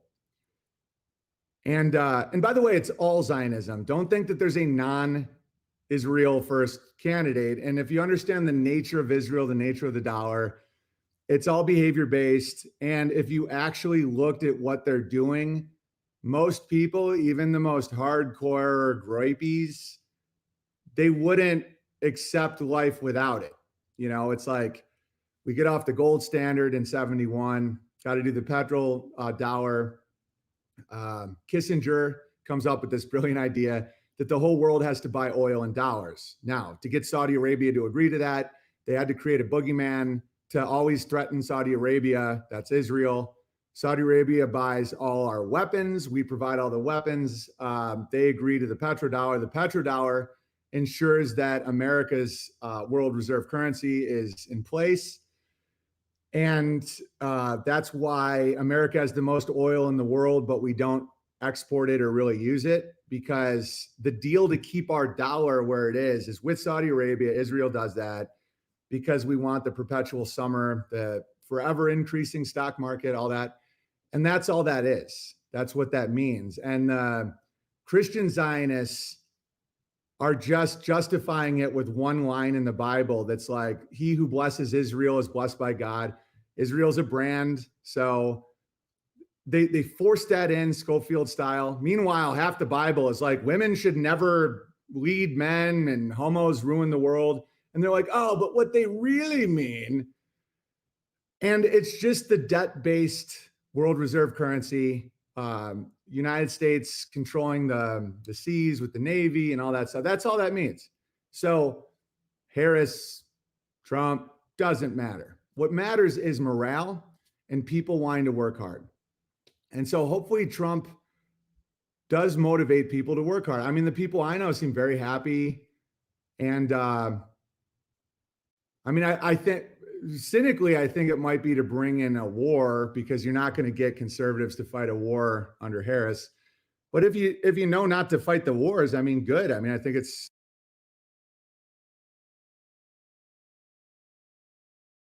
cool. Trump only beat Hill Dog and Kamala. He's like Andy Kaufman wrestling ladies. Trump is a comic for sure. Guys, I don't even know if they count the votes. I mean, I was doing these election coverages last night, and it's funny being a truther who knows it's social engineering. Like, you're looking, me and Stu Peters were laughing. We're watching Fox News and analyzing the vote counts in the states, and we know it's bullshit. Like, we're truthers, but we're still in it. I'm like, it's okay, because the narrative does matter. Whether you're actually counting votes or not, we're still analyzing the narrative. And there wasn't this crazy 2 weeks long hanging Chad horse shit, which is good for morale. I predicted that in a few weeks they would start with the 14th Amendment stuff and try and get him impeached or kicked out, and that would create despair, blah, blah, blah. But I don't know. I'm not a prophet. I don't know the future. I'm just analyzing Grabbler football. And they also could just let it ride. I mean, they don't seem to have the juice they used to. The idols in Hollywood weren't working on people. I mean, I've never met a person that supports Kamala Harris. And so I can't imagine people going with that. But then again, during COVID, I watched people that knew it was all bullshit in the beginning, wearing gas masks. So I don't know. All right. Old friend of mine is pissed. She posted how women have the right to choose and no man can tell them anything. But once Trump won, fuck all you women that voted for Trump. But wait, I thought women can think for themselves. Yeah, it's a fundamental contradiction. The Republicans are less mentally broken. There's still that shit. I mean, what I just described with Israel and the Schofield and all that, of course, not wanting migrants, but yet refusing to do your own labor, all that. You see it all the time. That being said, the left has a fundamental contradiction about autonomy, where they say it's about women's rights, but yet white women voted for Trump. Black women, it was like 90% for Harris, allegedly, if you can believe this stuff. And because, they're all aborting, and that whole thing is about Black demographics. And so the right wingers against abortion, you really got to think about my slavery situation, because without abortion, Black population would be bigger than whites. What does he mean by my slavery situation? And once again, I don't mean to pause it like that. If you're not driving, look at the screen. What does he mean whenever he says my slavery situation? Hunter says Owen doesn't know truth at all. He doesn't. And he kept repeating. He repeated it at least twice. Us in the truther community. He's a cancer to the truther community. He's a cancer to the homesteading community, to the comedian community. Propaganda. Owen is a liar and a thief in many ways. Uranium. As always, he's covering all the bases so he can be right in the future. Exactly. That's why his live streams are about 3 hours long. It is borderline impossible to try to hold him accountable. And he does that by design.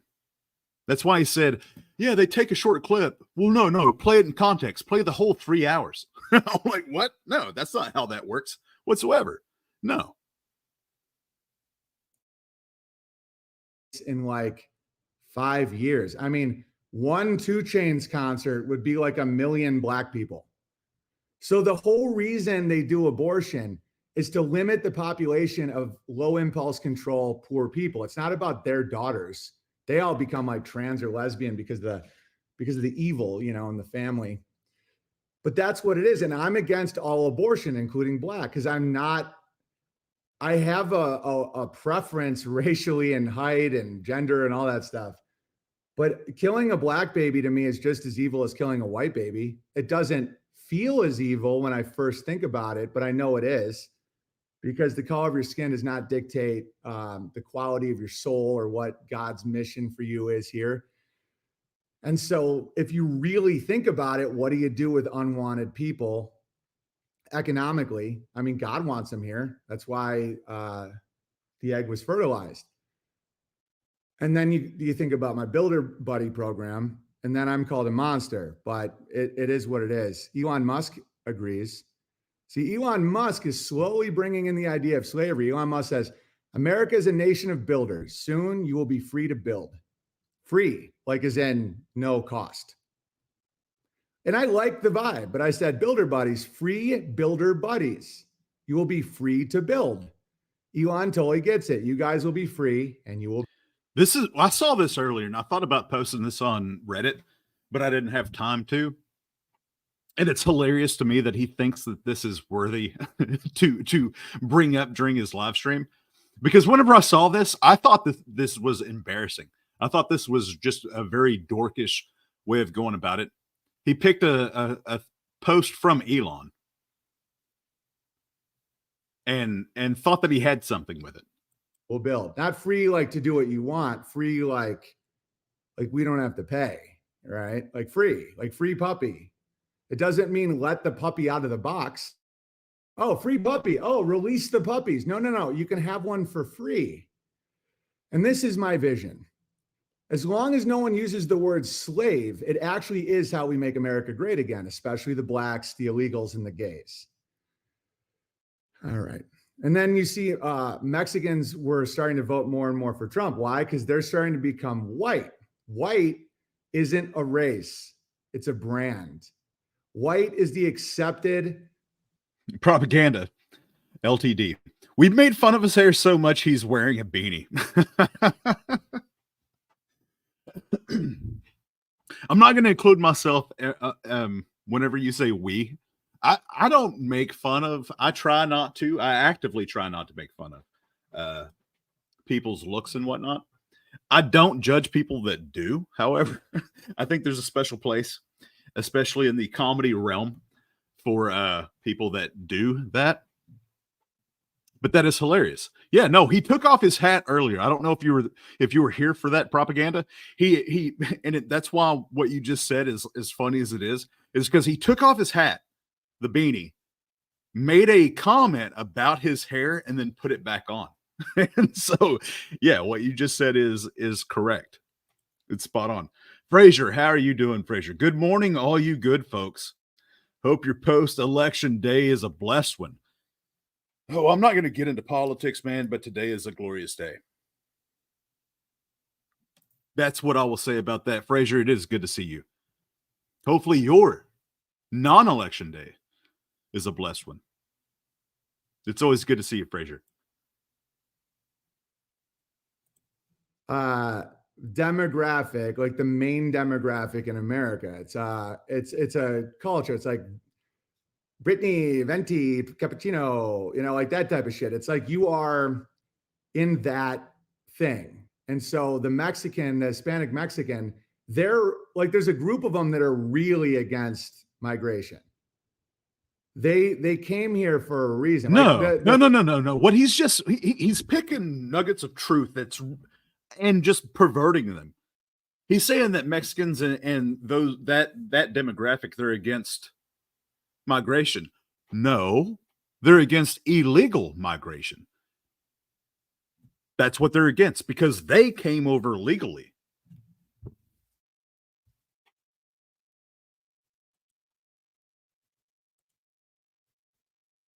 The former Californians in Idaho that are based are the most against Californians coming here because they're like, we know why we left. It's so bad.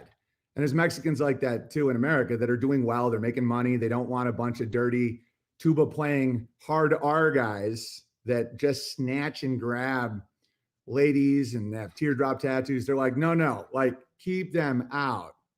Damn right we are whiter than you dudes, says Bear for All Seasons.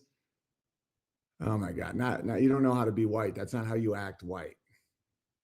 You guys are so gross. What kind of reaction is that? He's talking to one of his supporters, somebody that has a bear name, and his immediate reaction is to close his eyes tight. Judgmental AF, as foretold. Whiter than USA. Look at me. I am so white. I go to, who is that concert that you took your cousin or your niece or whatever to? Bruno Mars. I go to Bruno Mars concert tres times because I am so white. It's the transition period, like when the Irish were becoming white during the Kennedys. It's pretty embarrassing watching you guys wrestle with your new identities. But you'll get there. You're like, I only have one tattoo on my face. I'm whiter than you. No. 3 more generations. Liz says, Bear for All Seasons has been in the cult a long time. Would you say, so you would say that he's been there, or she has been there for many seasons? I'm sorry, that's stupid. Bear for All Seasons. It's really easy to, and I say this because I find myself judging myself. Now, I'm not judging other people, but I think that you can hold yourself to a certain standard and not hold other people to that standard to where you don't judge them the way that you would judge yourself. Because I know that I'm in certain situations where it's just not practical for me to, for example, talking crap about how he looks. I practically cannot. That's not practical for me. The life that I live, the situations that I find myself in. I cannot allow myself to go into that realm of thinking casually or however. But I don't judge somebody else. Like there's a reason why I love comedy. There's a reason why I love Kill Tony. I can find a lot of stuff funny that I normally would not say myself. That's why I have a healthy appreciation for everybody involved in this situation. Generations, then we'll talk. You literally, you like live on your lawn. I don't know how to, it's just, you have no idea what you're talking about. Bruno is a little Ewok. I was referring to Big Lebowski, but I love this. Yeah, I'm just riffing. I'm just having some fun. So anyway, that's the thoughts there. And Brett Weinstein and Nick Fuentes, I believe, are both South Park characters. We'll get to that. All right. So I was just reminded, him saying I was just riffing. One of the best interviews, and I'm so glad that I watched it, was with him and Bradley. The real Bradley or whatever that is, Bradley TV. He showed up in person to Bradley TV, and watching Owen have a genuine conversation with a grown man was entertaining. There was one moment, one of the best moments was whenever Owen was talking about how he's a farmer and Brad says, "What'd you eat today?" And Owen is forced. He's not forced to, but he is honest because, he's got to have some kind of transparency of honesty. Propaganda. The observation contributes to the evidence that he's lazy and unprofessional. Yeah, that's that right there. Thank you, Propaganda LTD. Yes, that's one of the reasons why I allow myself to appreciate that, because and It's because I don't judge the observations. That's a very good way of saying that. I was just saying I can't allow myself to fall into that type of observational rhetoric or whatever you want to call it. It's just not edifying to the situations that I find myself in, if that makes sense. Renee, he looks so nervous in that conversation. Yes. Yeah. And going back to this, I almost said something in the beginning of that, talking about that interview that I normally wouldn't have said. And I decided not to, but it was literally about how he physically looked way more feminine than he normally does.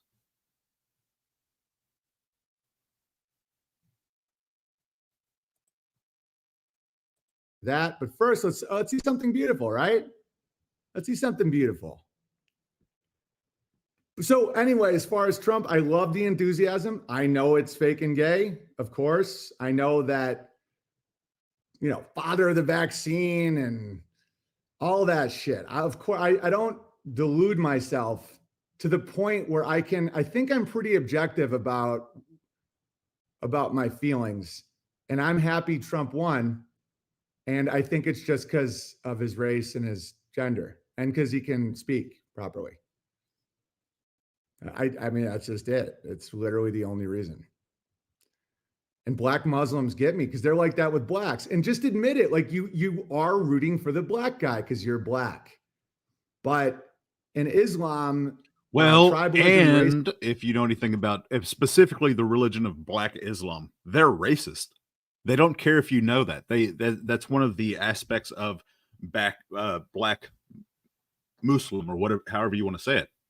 They are racist. They know it. They're open with it. This is one of the reasons why I believe in freedom of speech, is because whenever somebody tells you who they are, believe them.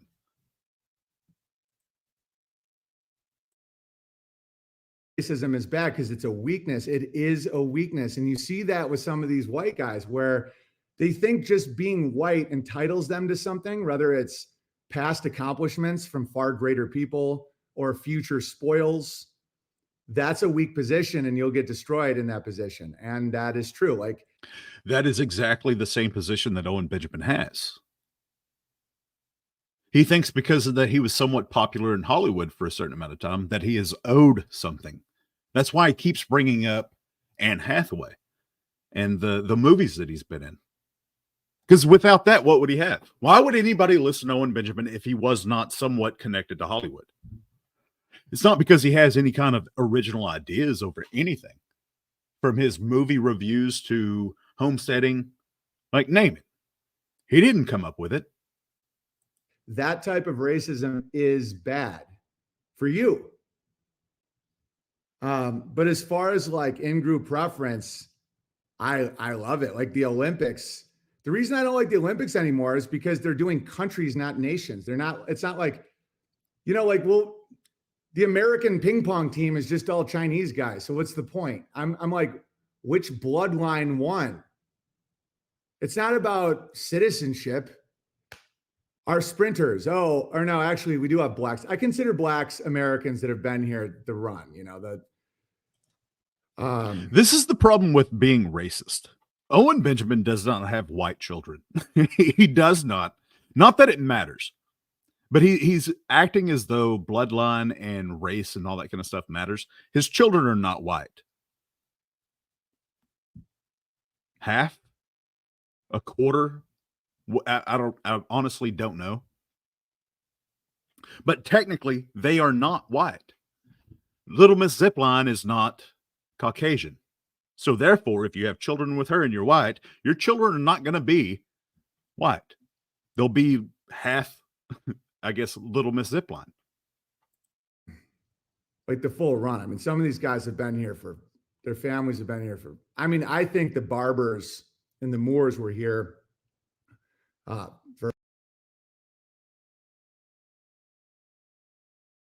a very long time. But even on the slave narrative, I mean, they've been here a while. And so, all good. But, you know, it's like, let me think of another another thing. You get it. Like the race or the ethnicity, like France. So France is French. It's like it's like those guys. Their soccer team is all black. I'm like, you can't use your colonies. That defeats the whole purpose. So empires can use their colonies. That's just paperwork games. I like seeing which race is best at what. I think it's thrilling, and then you learn from each other. Like, for example, you guys might think Italians are just dirty, greasy, wop idiots. But that's just because of how they talk. They can see through lies. Like, yeah, but look at whenever this. you say Italians, what are you talking about? People from Italy? If you're born in Italy, does that not make you Italian?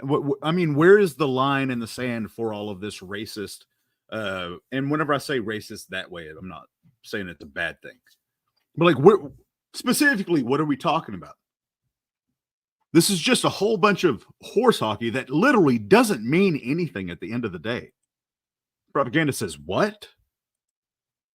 Frazier, like his Hollywood career, quote unquote, Hollywood career, Owen's rhetoric seems very scripted, not an original idea or stance in sight.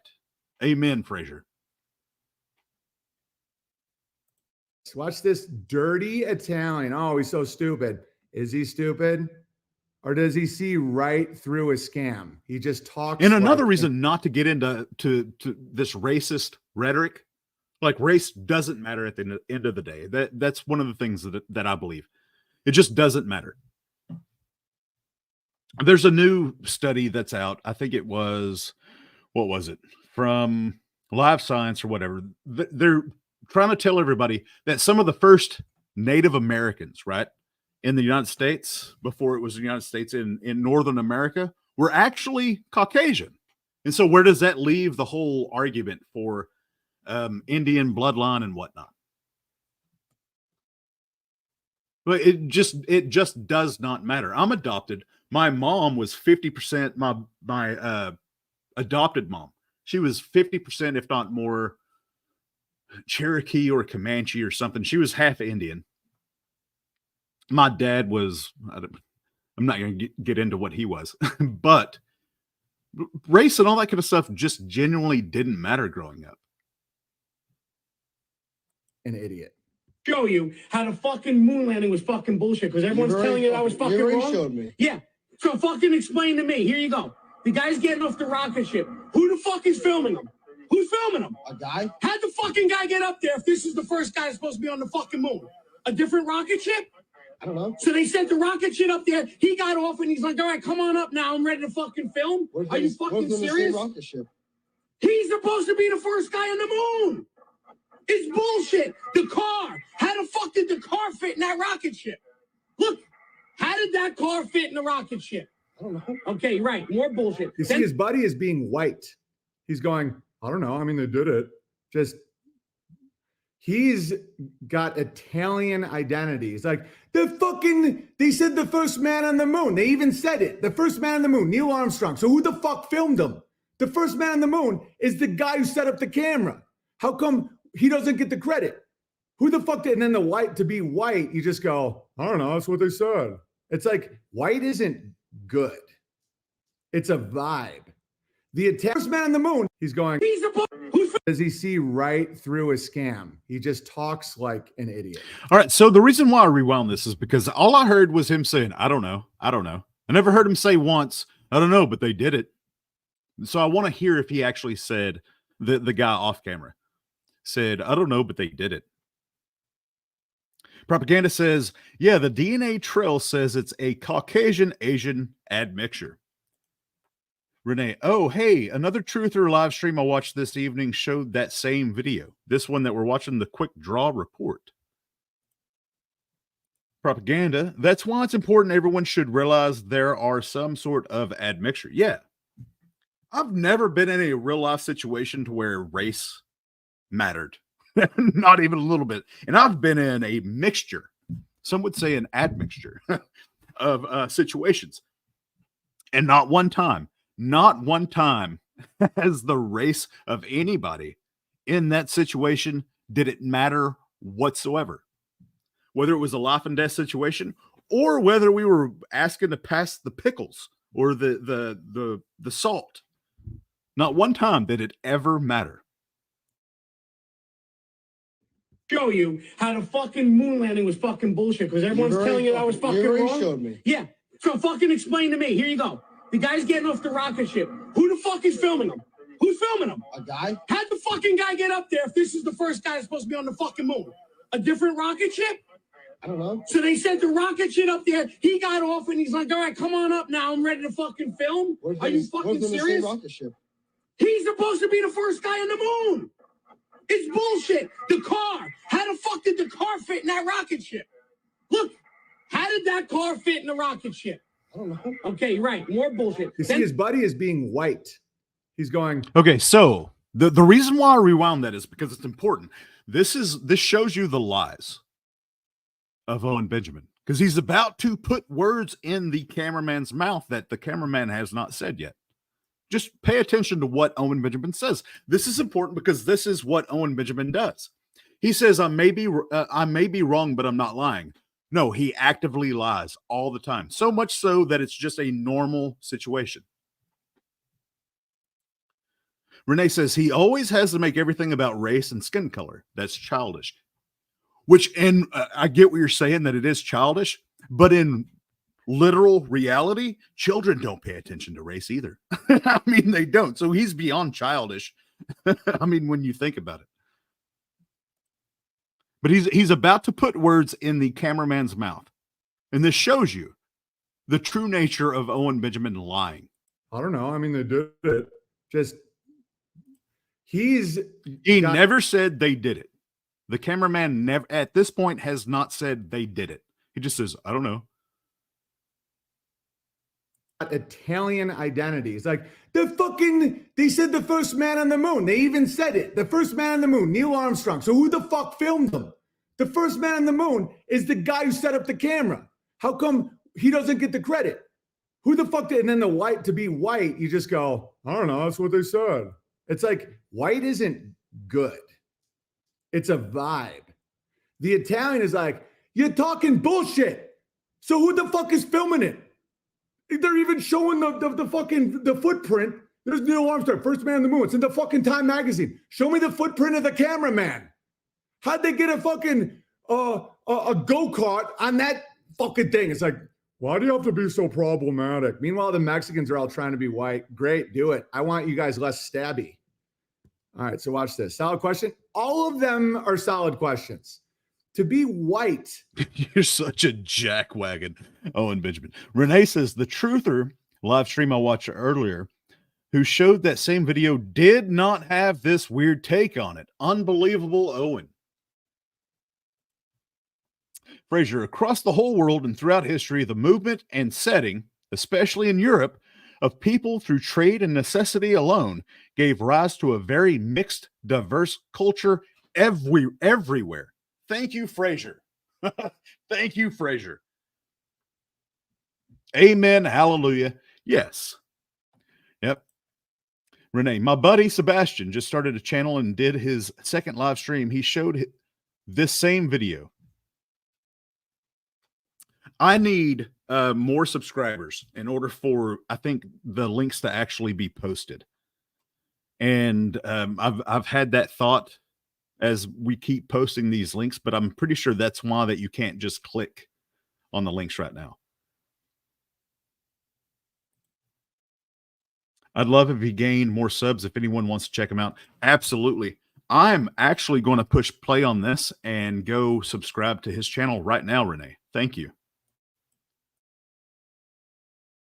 You have to not ever talk about this stuff where it's like, so how can you say it's women's rights, but yet if women vote for Trump, you say they're against women? Can't they make their own choice? Like white people are like, oh my God.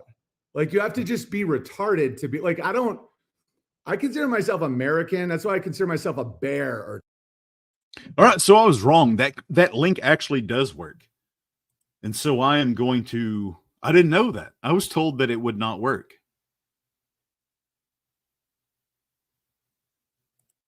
Let me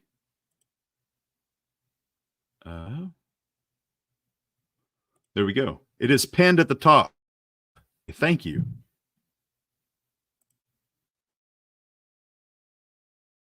Or tall or I don't know. I mean, my ethnic identity, Irish, Anglo-Saxon, Germanic, I don't even know. I mean, American is probably the most accurate.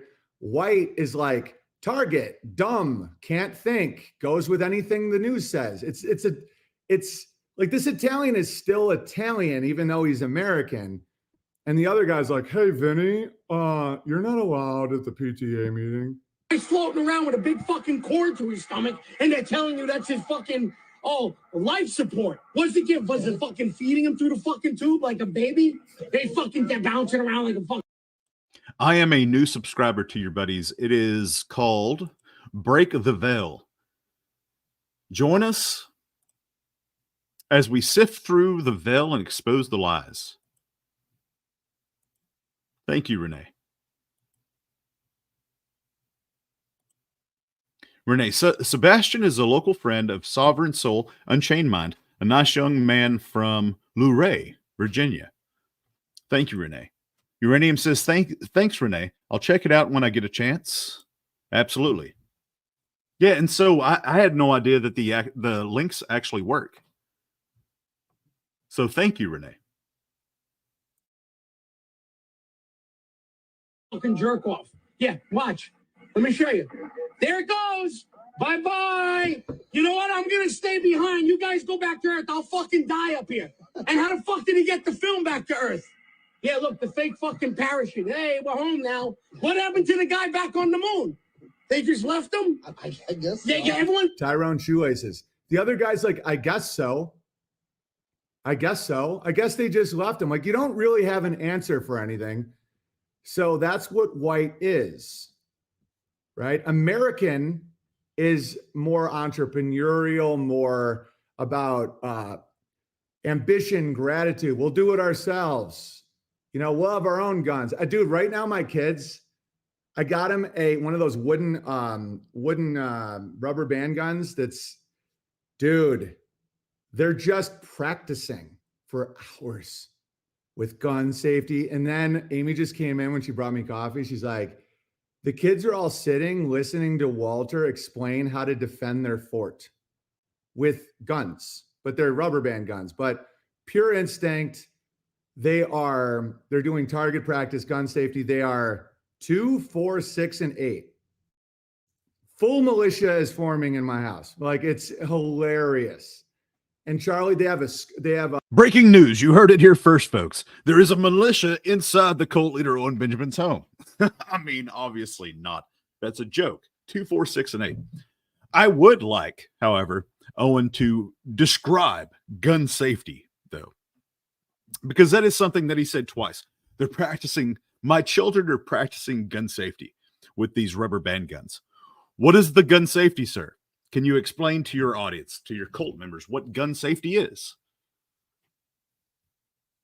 I don't want to get any more specific because with the specifics, you give away the answers. And so please tell your audience what gun safety really is. Iron sights on it. Dude, it's so funny. And Walter is explaining exactly how they defend their fort. And we didn't tell him. Full militia is forming in my house. Like, it's hilarious. And Charlie, they have iron sights on it. Dude, it's so funny. And Walter is explaining exactly how they defend their fort. And we didn't tell him to do any of this shit. Honestly, what kind of badass rubber band guns does he have that it actually has iron sights on it?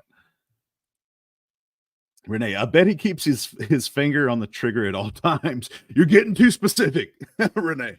You're giving away some of the gun safety questions or answers, really. No, I bet you're right, though, because it looks cool, Renee. I bet that's why he does it.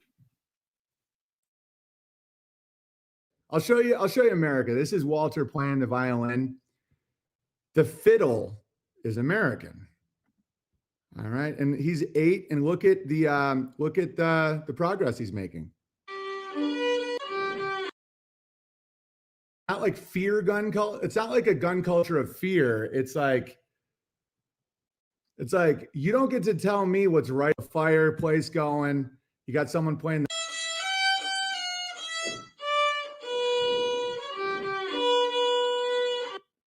All right, crushing. That's what I'm talking about. That's America right there. You have a fireplace going. You got someone playing the fiddle.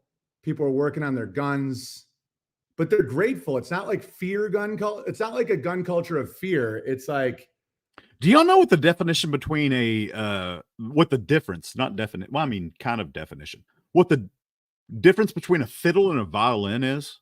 Is there anybody out there that knows the difference between a fiddle and a violin? it's like, you don't get to tell me what's right or wrong. America's all about honor. It's all about doing the right thing, but it's based on a code. It's not like because you're wearing a dress and a ring. You understand?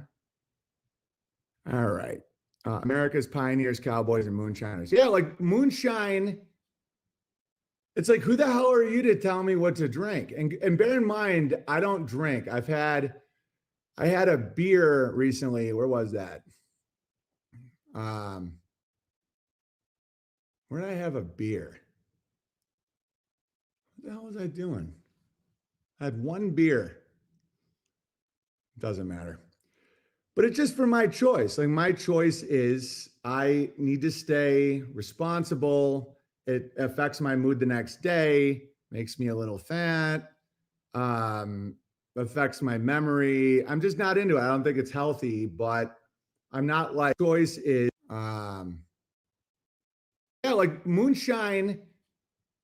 It's like, who the hell are you to tell me what to drink? And so Uranium says, the Hollywood poser is going to tell us about gun culture. Of course, right? No, but he's going to be accurate. I'm still curious about the iron sights on his children's rubber band guns. Renee, it's all in how you play it. That is literally what it boils down to. Now, there's some preferences that lean towards violin, that lean towards fiddle, but that's literally the difference between that. Yes. Renee, fiddle is hillbilly and violin is not. That's racist, but no, I'm just kidding. I'm kidding, Renee. That's pretty accurate. Rune Bishop, how are you doing? It is good to see you. It's just funny that people do not understand that America is in control. The world relies on trade.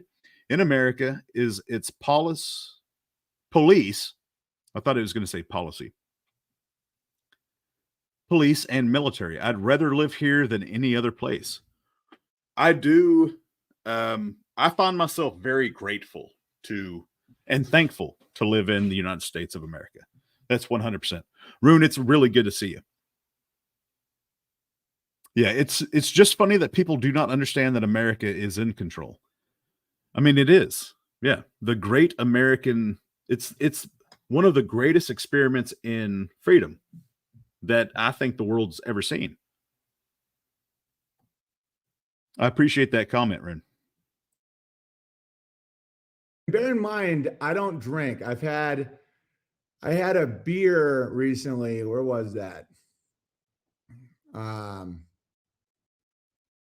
Where did I have a beer? What the hell was I doing? I had one beer. Doesn't matter. But it's just for my choice. Like, my choice is I need to stay responsible. It affects my mood the next day, makes me a little fat, affects my memory. I'm just not into it. I don't think it's healthy, but I'm not like freaked out by beer. But who the hell is someone to say you can't make your own alcohol? I mean, God gave you the yeast and the fucking bacteria and all that, right? A little. I only had one beer, Go to Bear. I haven't been drunk in a while.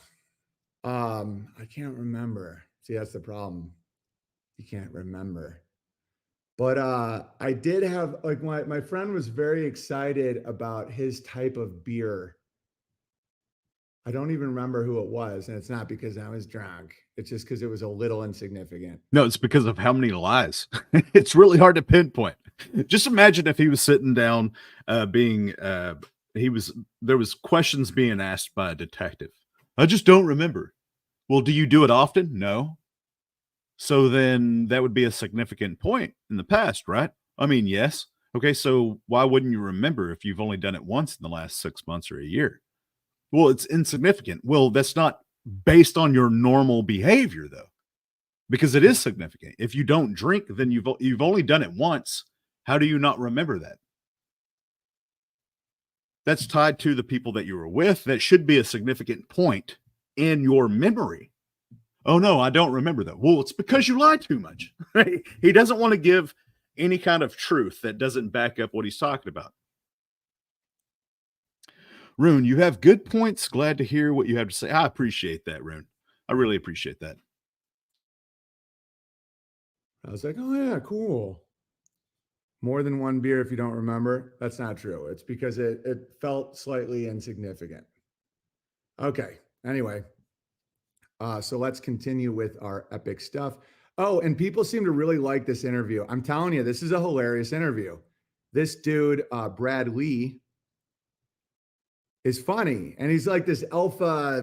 It was one of the best interviews I've ever seen with Owen, especially here recently. Well, it's the only interview that I watched it.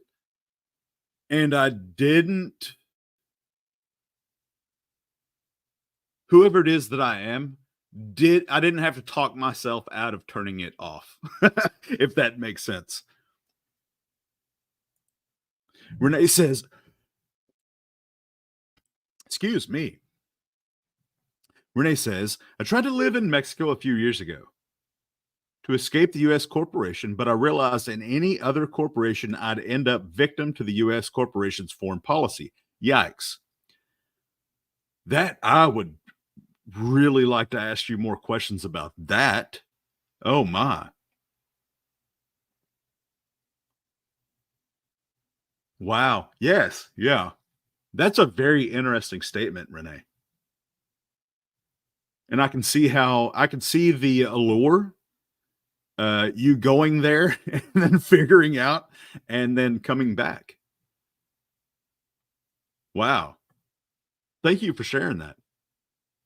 A business guy, but we get along quite well. And go check it out on YouTube. Show him some love.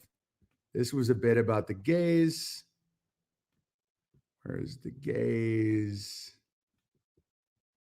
Oh, and I also want to talk about. Okay, so just to break down what he's doing, he's talking about his interview with Brad Lee. And there's so many good moments in that interview.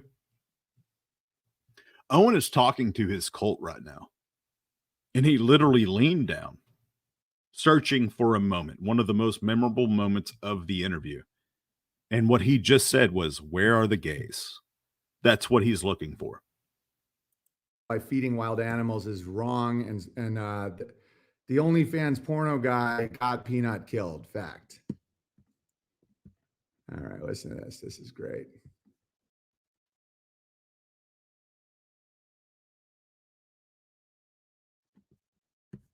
Okay. Why do you think the LGBT plus QA, whatever the acronym is now, because it keeps evolving. Yeah. Why do you think they're so powerful? Do you think all the people in the positions are all gay? I don't know, man. I mean, I think they got real good at networking in the steam rooms back in the AIDS days, maybe. But it's but I think a lot of them are. I think a lot of them are trapped. All right, so it doesn't matter what's being discussed right now. Literally the only reason why Owen Benjamin is using this clip is because it is a clip that shows Brad Lee laughing. Because if you watch this entire interview, there are so many times where Owen tries to force laughter from the other human being in the room, and Brad just doesn't give in to it. Desperation coming from Owen is what I see from this clip. They know they're trapped. Because, okay, like here's an example. That's fucking hilarious. Which is the irony about this. The more they're accepted, the less power they have. Because now that they're at like Target, it's like they don't have that fun vampire networking vibe. So, what do you mean? What do you mean they're at Target? You know, like at Target, it's like dress gay this year. You know, it's like they're mainstream corporate. Well, I think it's not necessarily dress gay. They're just trying to include the gay. So he literally edited this because this is not how this goes down. Rune says, yeah, living in any other country must be like hell. The U.S. really does run culture. Renee, the U.S. tries to pull the world around its logic, and it really does show. It's all for progress, I guess. Yeah. And I wouldn't go so far as to saying living in another country would be hell. Really? I've talked to multiple people that they have at least a healthy argument for living in countries that are not within the 50 states or the 51, whatever, however you want to classify territories and whatnot. But the ones that kind of are worthy of living in, if you want to say that, see, that sounds elitist just saying that. I wouldn't say living outside of the U.S. is like hell, though, because you can live in the United States and experience. I don't know. It's convoluted. I do thank God that I live in the United States. It is the greatest country in the world. I'll go ahead and say that. But I'll also go back to this clip, and Owen clipped this. He did not. There was a clip that's missing. There's a little section that's missing. Yeah, which kind of ruins the gays' power. It's so ironic, like, because being the outsider is they made gays white. You see what I think white is? Someone said, BB did well staying away from the toe question. Yeah, I always want people to know that I'm not going to bring. Renee, it's all for control. It is, for sure. Renee, I wonder if his bear people notice how different he was in this interview than he usually is. It was to me, it was extremely obvious. It took me a minute to acclimate to Owen on that live stream, that interview, compared to any other interview I've ever seen him do. But I mean, surely, I'm really surprised that he actually brought that up to his bear audience because of how jarring it was. Renee, I love living in Mexico, though. I really wish I could go back and stay.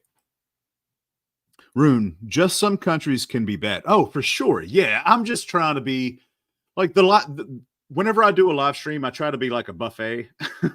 Whenever I used to run kitchens and whatnot, and if you have a buffet, you don't season it the way you normally would because you want it to be appetizing for the most people. And so I want the majority of people to be able to see that Owen Benjamin is dangerous and problematic without my personal politics and whatever, if that makes sense. Renee, if we were wealthy, husband and I would live in the U.S. and summer in Mexico every winter. That would be ideal. Rune, that would be nice, Renee. Best of both worlds. Absolutely. Bring drama to your door if I'm on your show. And I'm fine with anyone liking anything. I think white is. Someone said, BB did well staying away from the toe question. Yeah, I always want people to know that I'm not going to bring drama to your door if I'm on your show. And I'm fine with anyone liking anyone. I mean, but you are bringing drama. You are literally bringing drama because of your problematic statements towards children and the land investment scam that you ran during the pandemic in 2020. And there's a whole lot of people who lived their lives through the pandemic that lost businesses, that lost loved ones, that they remember how what they were trying to do was just survive with their family, while Owen Benjamin was being a greedy sack of human garbage, saying, give me your money and this is what you'll get. There's a whole slew of people that just don't know that happened. And there's a whole slew of people that whenever they do realize that there was a failed Hollywood comedian that did that during the pandemic, they are going to be as upset as a whole lot of people already are. Gardner just did Sam Tripoli's podcast. And my first instinct was like, awesome, get Topher out there. And I don't even care. Like, I'm not mad at the toe. I just like those type of things are very unproductive. Like, I'm like, I I don't, he was very mean to me 6 years ago with Twitter and Unhinged. I don't care. And so I think it's an important thing where when I come on your podcast, I'm not going to, unless you ask, like you can ask. I mean, I talked to Stu Peters about Fuentes yesterday because he asked me and I told him, Fuentes said, I threatened to kill his family for 2 years. I tried to correct the record because that's a lie. And he blocked me. And now I just make fun of him for being a limp-wristed little bitch. That's it. Like, that's the whole story. And I don't have resentment. It's just like, you're not just going to lie. And I know if you don't have a family, you might think it's not a big deal to say that. You're like, yeah, he was exaggerating a bit. So what? He's being hyperbolic. You're a comedian. I'm like, dude, if I told people someone was threatening to kill my family on the air, there's people that would want to hunt that guy. Like, people would be like, no one hurts Amy and the boys. We're going to fucking get the, like, that is irresponsible.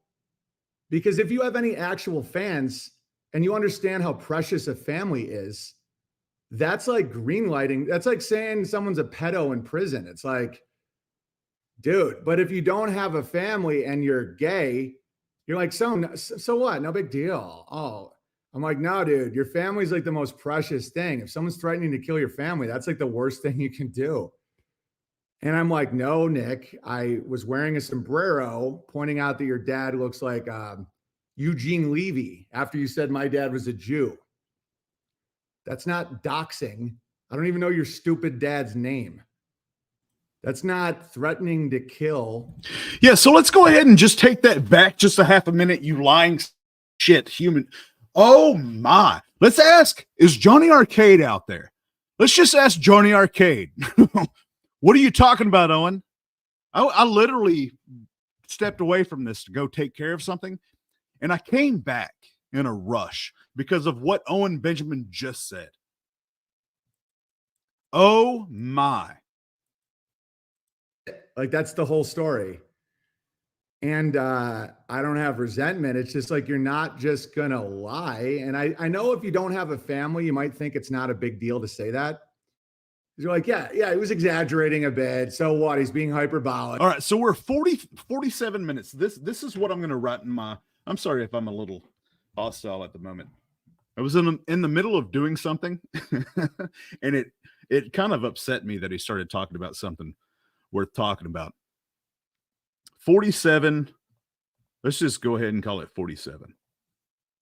And I'm going to write down Johnny Arcade right here. Oh my. Oh my. Oh, dude. Oh my. Is this gross? This is disgusting. And I said, I threatened to kill his family for 2 years.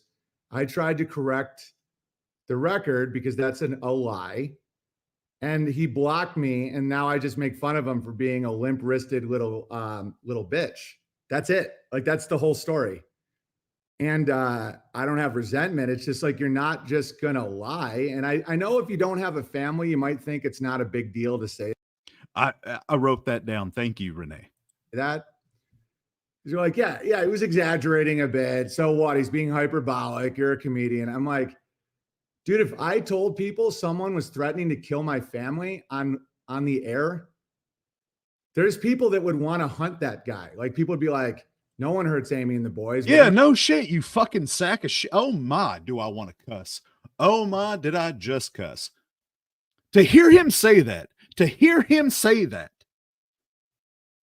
Lord God Almighty, please help me control my emotions.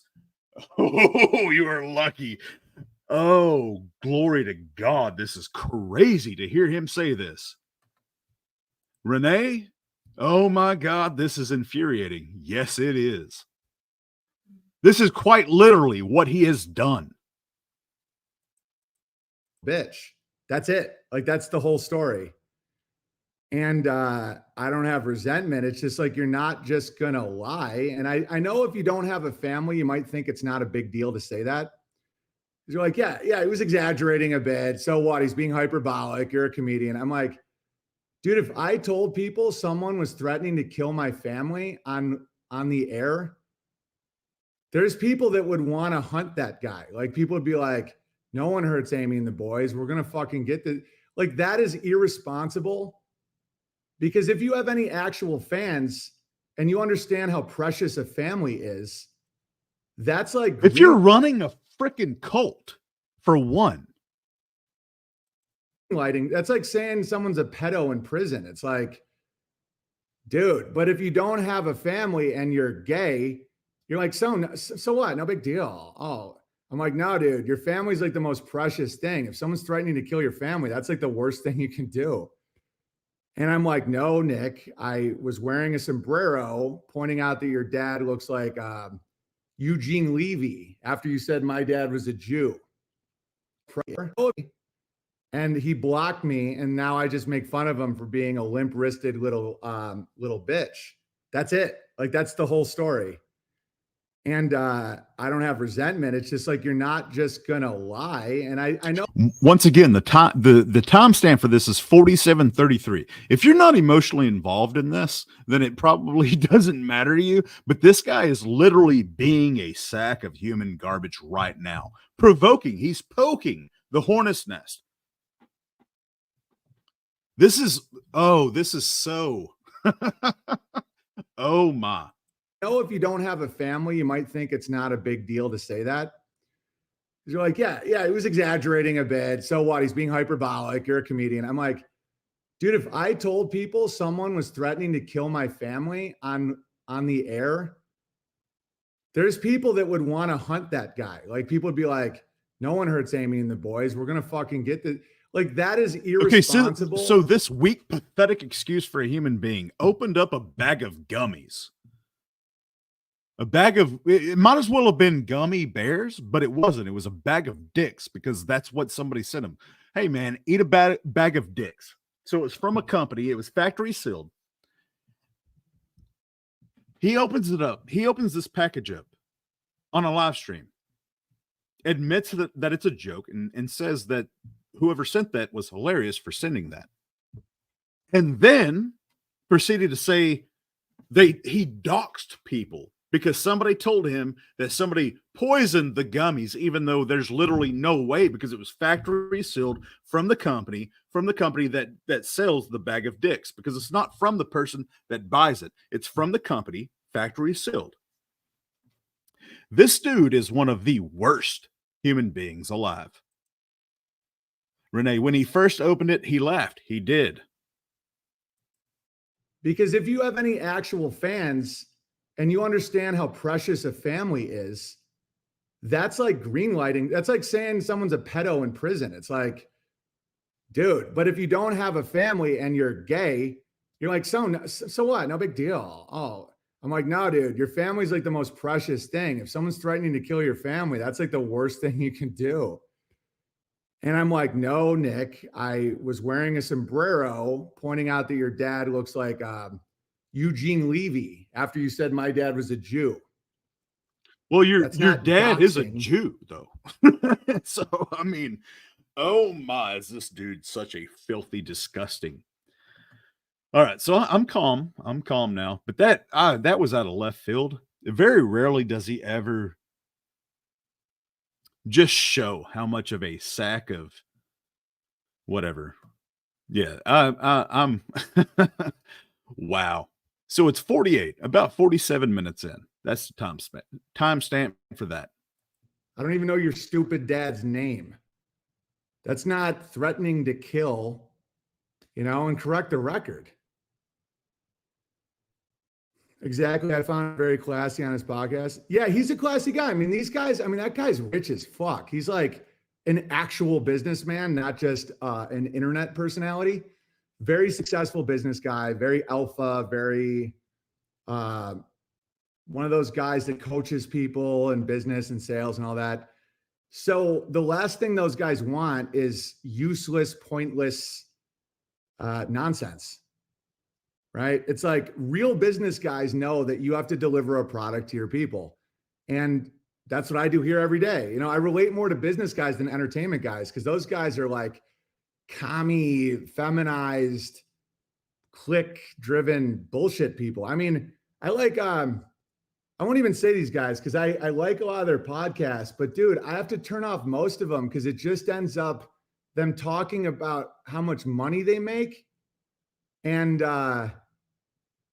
it's like hours of it, of just them talking about their business plans and how they've monetized and, you know, how they can't believe how much money they're making and how to stay humble. It's like, I'm like, dude, I just want you to tell me about the thing that you do though. Like, I don't care about you, right?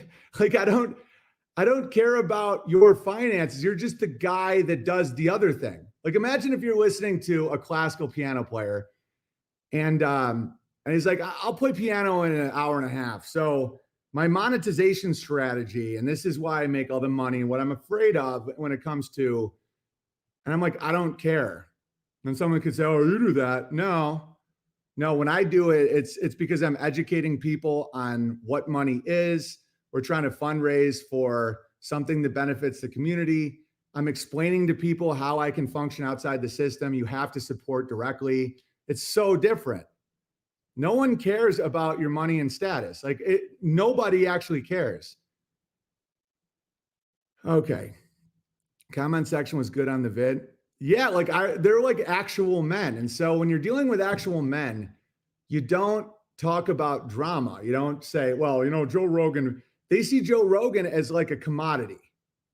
And they're right. You know, Joe Rogan just helped push Trump over the line, if you believe in counting votes. Joe Rogan has helped a lot of people. Joe Rogan is an innovator in his line of work. If you look at Joe Rogan from a business perspective, he deserves a lot of credit. Am I going to start explaining how Joe Rogan would call comedians and pressure them to take down podcasts I did with those comedians? No. I mean, that's why I don't like him. I don't like Joe Rogan because in the world of comedy, he's been a disaster, like the art of it. But art, oh, dude, Lost and Found Bear posted this hysterical video about artists and people who enjoy art. I will show it right now. There's the artist and then there's the businessman. Joe Rogan is a businessman and someone who is effective at what he does. Is incredible. He's one of the best that's ever lived. As a comedian, it's horrible. And I'm more comedian than I am businessman. I'm more Tesla than Edison. And so that's why it's weird navigating it, because I'm like, he just apologized for using words on CNN. And they're like, yeah, but he has to. I'm like, no, politicians and businessmen have to. Comedians can't do that. That's not a comedian. Like, he's being an asshole. Rogan wishes he was an artist. Yeah, I mean, he's an artist at business, but art is about, there's suffering to it. You're not going to be special. You're not going to be like celebrated. Celebrity comedian is almost an oxymoron. So here's this quick video about people who enjoy art versus the artist. And it's so true, dude. So I'll just narrate it for those of you just listening. People who are into art and what they look like, and they're just like douchey, bougie gays, kissing each other, so happy. And then behind them, people who do art, and he's a homeless drunk, just suffering. Now that you know, wait again, it's so true. People who enjoy art, who buy and sell art. Oh, and those are the people that do art. And so, you know, the beauty of the internet is that we're all the media now. It's decentralized. And I love that shit. You guys know I love that shit. But the flip side is people are now just trying to appease the algorithm. They're all about business, monetization, brand awareness. Pandora, how are you doing? I don't know if you caught it. I wrote it down. Let me go back to it. Around the 47 mark of 2069, Johnny Arcade and Alan Powell would love that clip. Oh my, was that a FU from Owen Benjamin to a whole lot of people. It's really good to see you, Pandora. I'm supposed to be sleepy. Yes, it is 1:47 here a.m. in Texas. I feel you on that. Owen is, in case you didn't know, Pandora, Owen is a sack of human garbage. But the 47 mark, if you've got a notepad, write that down. 47 minutes into 2069, winning election swings and blah, blah, blah. It was a big FU to Johnny Arcade and Alan Powell. Blah, blah, blah. Like normal artists are doing that now when that's not our job. Like that's for the Jews. And so this combination is weird because the art isn't supposed to care at all about how much money you make or your social status. Like it's actually a bad sign. If you, I do want to ask why whenever Pandora shows up and then my cat shows up. I've been live for 2.5 hours. I hadn't seen my cat at all. And I'm literally having to move my laptop. Come here. I mean, come on. If you're coming over here, come here. Yeah.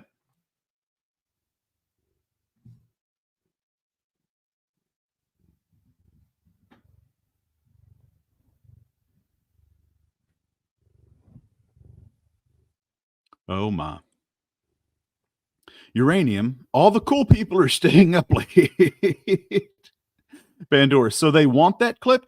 I think that I can speak for them and say, well, I'm not saying that you should clip it. It's such a powerful clip that I will clip that. It was enough for me to write it down, and I did cuss about it. It made me upset. I'm not proud of it, but no, Pandora, you don't have to. I'll grab it, TG. I appreciate you. Yeah, no, it was literally a big FU. And no joke, Pandora, as soon as you showed up, I haven't seen my cat all night. Pandora, it's because I'm a psychopath cat lady.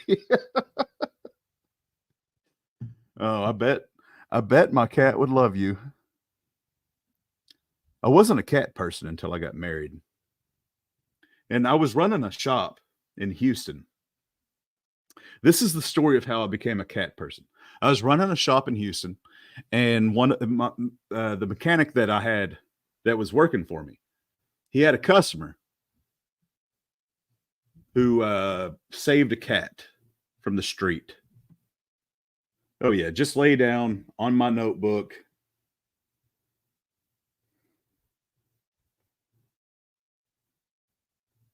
And the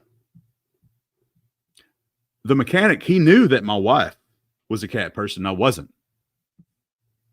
And so he strategically mentioned a cat needing a home. And it was around my wife's birthday. And it was done in such a way that I couldn't say no. Oh my, okay, you're going to have to get down, buddy.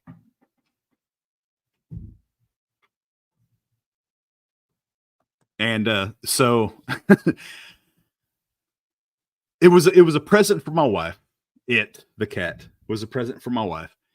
And I now love the cat. And I'm not ashamed to say that.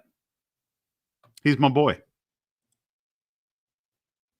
Renee says it was infuriating. She's referring to the clip at the 47 mark. It was absolutely infuriating.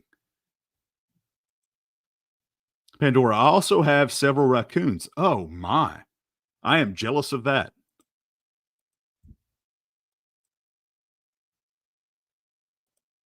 I appreciate you, Pandora. Pandora says she'd love my husband. I'm just the cat maid. Oh, yeah.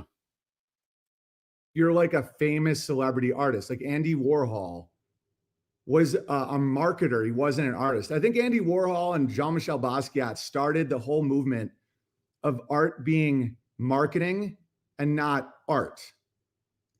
because you're not supposed to be celebrated. I mean, you can be respected at your craft. You can be, people can say, wow, that's incredible. You do that. But like I was talking to a bear yesterday that I'm very fond of, extremely fond of. And we're going back and forth. And the bear was saying, like that they thought I didn't like them because whenever we've had bear meetups up here, I don't make a lot of eye contact, or I might seem like a little quiet or a little off. And I told this bear, I'm like, I am not great socially a lot of times. Like I'm very receptive to energy podcast. I'm not gonna, unless you ask, you know, like you All can right, so ask. I just rewound it because this literally, I'm not going to go through the whole 3 hours. And so I'm 2 hours and 42 minutes. I might have an hour and 20 minutes left in me on this one. It is late, but this it literally to me is a very, I was questioning why I wanted to go live. But as soon as I heard this, I thought, no, this is literally why I went live tonight. Why I am doing a video over this live stream.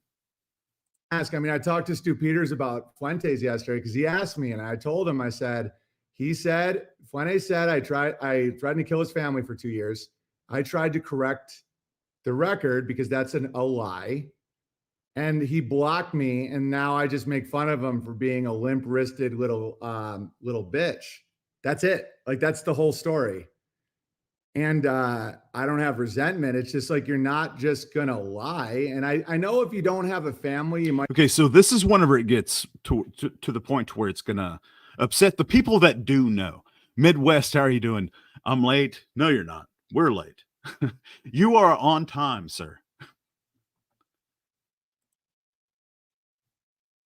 Midwest, why streaming on this channel? Because the other channel, the original one, it's gotten some copyright strikes and it's gotten some other things going on with it that it just makes me feel more comfortable leaving, because there's over 1,200 videos. I'm not going to go through the task of transporting those videos to another one. And so I'm just leaving that one. It's leaving well enough alone, pretty much. I'm going to go back to that channel. But there's so much going on with it. I don't know what YouTube is doing. And so they're flagging old videos, and they're not telling me why.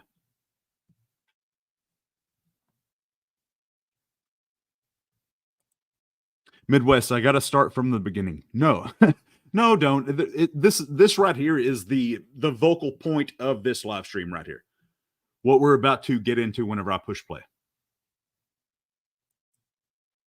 Pandora, other channel has a strike, MP. Yes, ma'am. No worries. Made by Jim Bob. How are you doing, Jim Bob? Owen thinks it's normal to have fans who would hurt people who say mean things about their guy. Yeah, yes, he does. He thinks it's okay to dox people. He says it's not a big deal. Yes, sir, Jim Bob. Thank you. It's good to see you. Hopefully your day is going well. It's 1:56 here in Texas AM. Hopefully your, I think it's a Thursday here. It is. Hopefully your Thursday is going well, Jim Bob. Renee, this channel needs more subs. Go back to that channel as soon as you can to let everyone know where you are now. Yes, ma'am. There's enough going on over there. The last 2 videos that I uploaded, I was really nervous about it. But I'm going to go ahead and push play. Might think it's not a big deal to say that. Being a limp-wristed little bitch. That's it. Like, that's the whole story. And I don't have resentment. It's just like, you're not just going to lie. And I know if you don't have a family, you might think it's not a big deal to say that. You're like, yeah, he was exaggerating a bit. So what? He's being hyperbolic. You're a comedian. I'm like, dude, if I told people someone was threatening to kill my family on the air, there's people that would want to hunt that guy. Like, people would be like, no one hurts Amy and the boys. We're going to fucking get the, like, that is irresponsible. Because if you have any actual fans and you understand how precious a family is, that's like green lighting. That's like saying someone's a pedo in prison. It's like, dude, but if you don't have a family and you're gay, you're like, so what? No big deal. Oh, I'm like, no, dude, your family's like the most precious thing. If someone's threatening to kill your family, that's like the worst thing you can do. And I'm like, no, Nick, I was wearing a sombrero, pointing out that your dad looks like Eugene Levy after you said my dad was a Jew. That's not doxing. I don't even know your stupid dad's name. That's not threatening to kill, and correct the record. Exactly. I found it very classy on his podcast. Yeah, he's a classy guy. I mean, that guy's rich as fuck. He's like an actual businessman, not just an internet personality. Very successful business guy, very alpha, very one of those guys that coaches people in business and sales and all that. Jim Bob says, no one hurts Amy, but it's not Owen saying that. Yeah. Renee, it's 12:56. Yeah, you're over there in I remember time traveling whenever I would leave. Whenever I say me, I was a child, so I wasn't driving. But we would go over to El Paso and we would gain an hour going that way. It always felt good. But yeah, no, he's literally saying the things that he's saying, acting as though he has never done the things that he has done. It's insane behavior. Frazier, need to love you and leave you folks. Work beckons. I'll catch up later. Cheers, TGRS. Have a great one. Thank you, Frazier. I appreciate you. You have a good one. You have a great one. I appreciate you stopping by from all the way over across the big lake. Thank you, sir. So the last thing those guys want is you. Wow, but you'll see the wealth from it.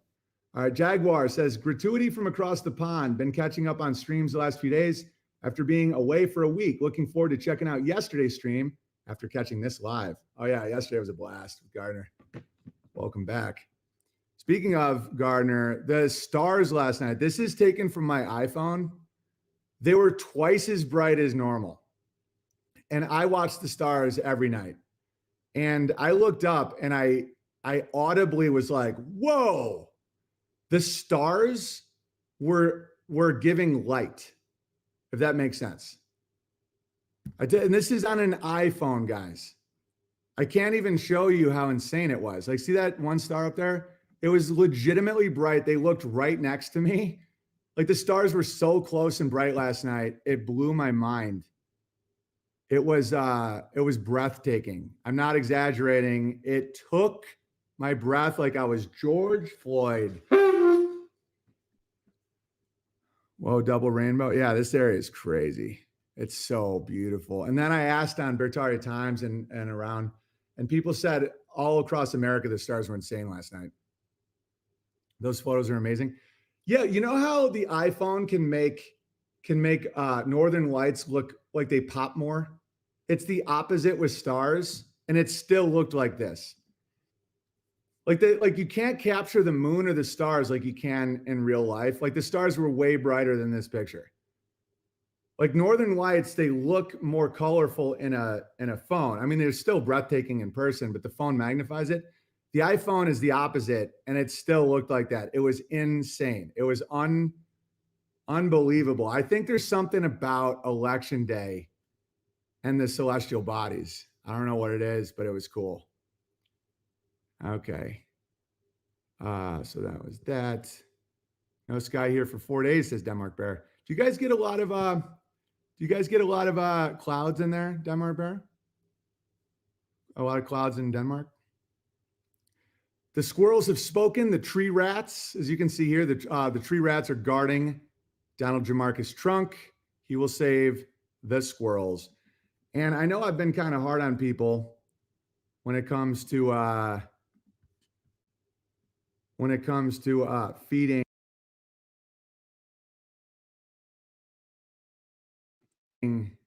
the wildlife. So I went into video mode. Like, I wanted to make some videos just now. And so I had to calm myself down just because of that one. I mean, there's just so many different things that you can do with what he just said about and I'm talking about minutes ago. And well, as far as the timeline of this video, we're talking, was it 40? What was it? Yeah, 47 minutes in. So problematic for him. So arrogant of him to say the things that he has said in this live stream.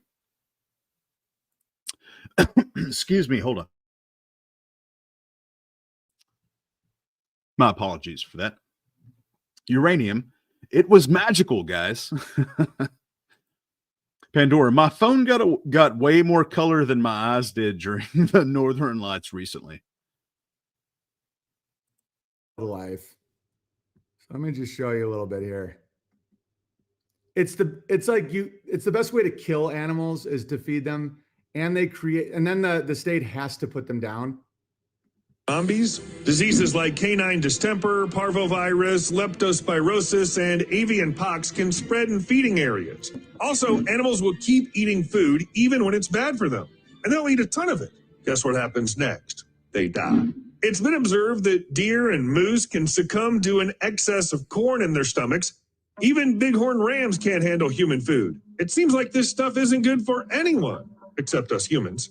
Also, deer that have tasted something tasty start looking for people, leave the forests, venture into cities. Meanwhile, predators like wolves and coyotes must also change their habits to find food. Their usual lunch is literally moving to another place, chasing carrots and bread. Thus, the entire forest ecosystem is impacted simply because some kind soul decided to give Bambi a tasty treat. Even the forests suffer from this.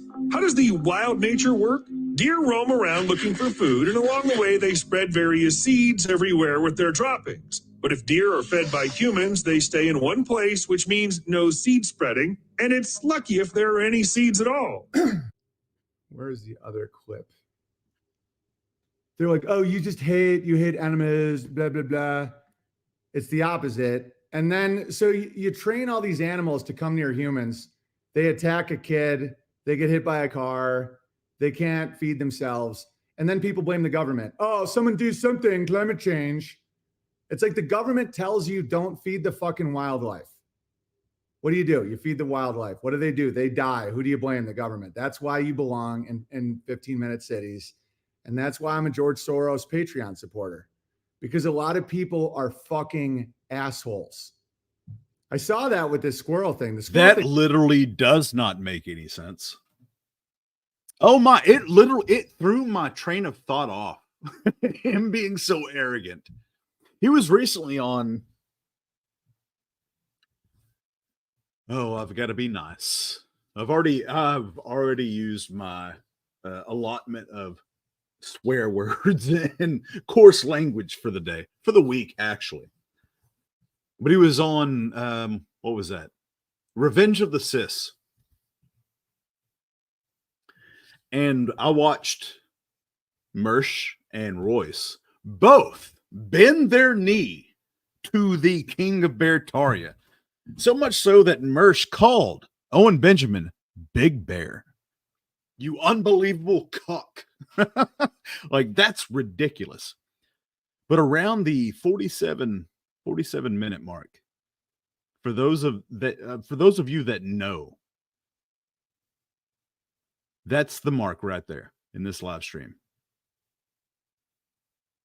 Thing blew my mind. Here's some more. The more likely they are to lose their natural fear of us. Feeding issues aren't just a problem with By the way, you want fear. You don't want a tame, trained animal in the wild ever. Fear is the best. Moose kill more people than wolves or any of the or mountain lions or anything. Giant herbivores can be the most deadly animals in the world. All right. Midwest says, Soros Patreon supporter, what the heck? Yes. Yeah. No, yeah. Owen is I was going to say a word. I don't appreciate that word. Spineless coward. And I mean that with every bit of the definitions attached to it. Pandora, ROTC, are pieces of shit, apparently, just like Owen. Apparently, Pandora. Midwest, douchebag. Yes. Oh my. Oh my. Yeah. I'm going to go ahead and just shout it out again. The 47-minute mark, for anybody that cares to see how much of a lying sack of human waste Owen Benjamin is. Rules for thee, not for me. Yeah, I'm not against the system at all. It's like, so they say don't feed the animal. Oh, but he's so cute. What are you full of hate? Okay, now he sees you as a food source and he'll maul a kid. Oh, but still, let him live. No, human life is more valuable than animal life. He's dead now because just watch this. Lately, the staff at Savannah National Wildlife Refuge have had to resort to killing alligators that grow longer than 6 feet more often because these animals aren't just aggressive, they also associate humans with food. And people keep feeding them. Don't feed. Now, imagine the danger posed by a huge alligator heading your way, thinking it's about to get a tasty treat. Even the And then people are like, "Oh, but just feed him. He's just such a good boy." No, they all right. When an animal sees human, they should think, "Fuck, he's gonna kill me." Scamper off. If they look at a human and they think food, it's an animal. It's like, don't feed them. And the squirrels, oh, but there's just so little. Okay. Squirrels who are used to being fed end up biting more people than any other animal in Grand Canyon National Park. Yes, squirrels. It's not just about harm. And they do have bacteria in their mouth. I know that the virus thing is very suspicious. After COVID, what the hell causes disease? Is everything a lie? I've never known. So used to, I don't want to be insensitive. Used to, I'm going to tell y'all a story of me growing as a human being. I used to not really care too much about pronouns. Well, the bears, their pronoun is a bear. That's why they use bear in their name. He is quite literally saying, don't feed the bear. So I would encourage you not to. Renee, howdy, Pandora. I agree. Royce and Merce are just running a locale reaction channel. Owen used to be one of their locales. Yeah, it used to be. That's a sad day. If you would have told me 2024 would have given us Royce and Merce being friendly with Owen Benjamin, and not even just friendly, Merce bent the knee and called him Big Bear. Oh my, was that pathetic. Pandora, yeah, Owen wants to lock everybody who doesn't like him locked down in cities under surveillance with extra fluoride in their water. Pandora, it's the best work they ever did. It really is. Owen is the only reason why I know who ROTC is. Times must be rough for grifters. It is. Especially if your grifting is on the internet. Because if it's in real life, you can always just move corners. Renee, yes, do not feed the bear. Absolutely. if I was in a oh my, that was going to be aggressive. I'm not going to say that. Pandora, great idea, TG. Don't feed the struggle bear. Yeah, no. Well, it's just going with what Owen's saying right now. That idea did not come from me. That's coming from Owen. He's saying do not feed the bear. Don't do it. Trust your government. Known anyone with rabies. I get it. But there are staph infections, all kinds of diseases that do happen with being bit with an animal bite. Fact. Squirrels can be little terrorists. Okay. All right. So this is whenever I'm going to plug Milker Nation 10-hour doc over there on Rumble. The 10-hour Beartaria land scam documentary. Rumble Milker Nation. MILKERNATION. Especially with kids, they'll just run right up and then just bite you. What happens if a squirrel scratches a little kid's eye? It's the number one animal to attack people in Grand Canyon because people feed them. Don't feed them. If they don't run away, shoot them. Right. And so when people are looking at this gay porno guy and they're like, oh, the state, it's like he was making pornography with a squirrel and feeding him like waffles and shit. Very stable geniuses. Oh, Vox is here. Hilarious. Hello, Vox. I'm going to do a lot of cardio today and listen to your entire. I did not mean to unpause that or to pause that and unmute myself whenever I laughed. That was obnoxious. I apologize for that. But oh my, his reaction to Vox showing up in the chat, and my initial, I was laughing at my own reaction to Vox showing up in the chat. Oh, and what I would want to say to Vox. Pandora, this coming from a man with 25 goats he keeps as pets. Jeez Louise, is that a true statement? Yeah. Yep. 25 goats he keeps as pets and makes his 8-year-old slave, quote unquote, milk them every morning. Yeah. And that's one of the things, because he brought that up with Brad Lee. I do believe. I'm pretty confident in saying that he brought it up with Brad Lee, and Brad Lee said that it was stupid to do that. I might be mistaken, though. Pandora, Vox showed up. Renee, wow, his tone of voice changed when he noticed Vox. Yes, it did. I laugh because of what I want. Anyways. Yeah. Vox Day. Theodore Bell. Go ahead and look up that name. He was an activist. Look up Teddy Spaghetti on YouTube. Renee, he's going to end up turning on Brad Lee. Oh, I don't know. He's maybe. I mean, of course he is, because that's what he does. But he hasn't turned on Vox yet, you know? So possibly. Pandora. He did, and Brad Lee called him stupid. Yes, he did. He said, that is dumb. That is stupid. Yeah. I was trying to clip that, but ran out of time. Yes. Yeah. Yes, ma'am. That was one of the best interviews I've ever seen of, if I was going to call an interview here recently of Owen, or any interview really, of Owen, a good interview, it's that one. Pandora, I think he's scared of Brad. Oh, for sure. For sure. Like you saw, if you saw more than 2 or 3 minutes of a clip of both of them interacting, Owen's physical demeanor, the way that he presents himself to the world, his bodily form changes based on what Brad is saying to him and how he's saying it. He's slunched over at points, and then he's big and bold and beautiful at certain points. Yes. Yeah. Renee, Theodore Bell is how it's spelled, I do believe. Yes, I do believe you're correct. Theodore, B-E-A-L. Yes. Pandora, Bradley apparently asked him if he could get Joe Rogan to help him promote his new. Yeah, he did.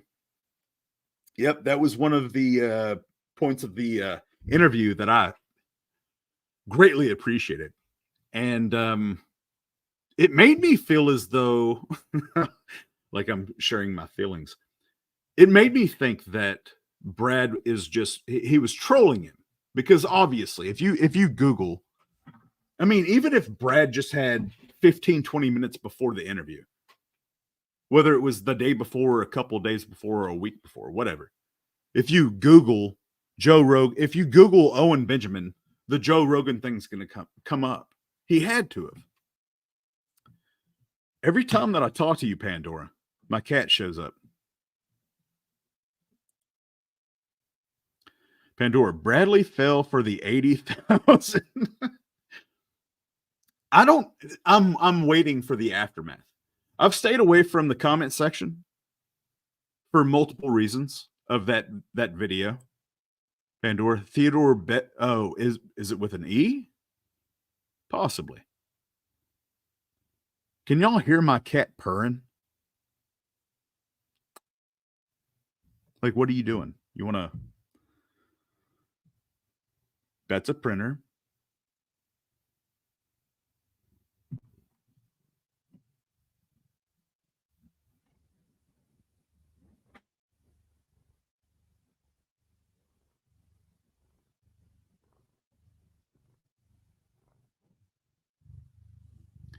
Oh, my cat. You're lucky I love you. Do not rub against that. My microphone should stay away from cat hair, sir. Election coverage from last night. That's what I do. And everyone said it was great. Everyone, unauthorized.tv, Mr. Vox Day, crushing. And don't forget to subscribe, unauthorized.tv, which is crucial, especially with someone where people constantly take 5-second clips where I'm like earlier today, I was making fun of gays because they like to put things in their ass. And it's one thing if that's like a thing you've done or whatever, but when you're defined by it, that's your only identity. And then as I was making fun of them, I was like, it's all I like, putting things in my ass. It's all I do. Clip, put on Twitter. Oh, Ellen Benjamin only puts things in his ass. So it's been... Mention the Milker Nation documentary, sir. He's literally saying, well, no, they just clip things of me saying that I like to stick stuff in places. That's not how that works, man.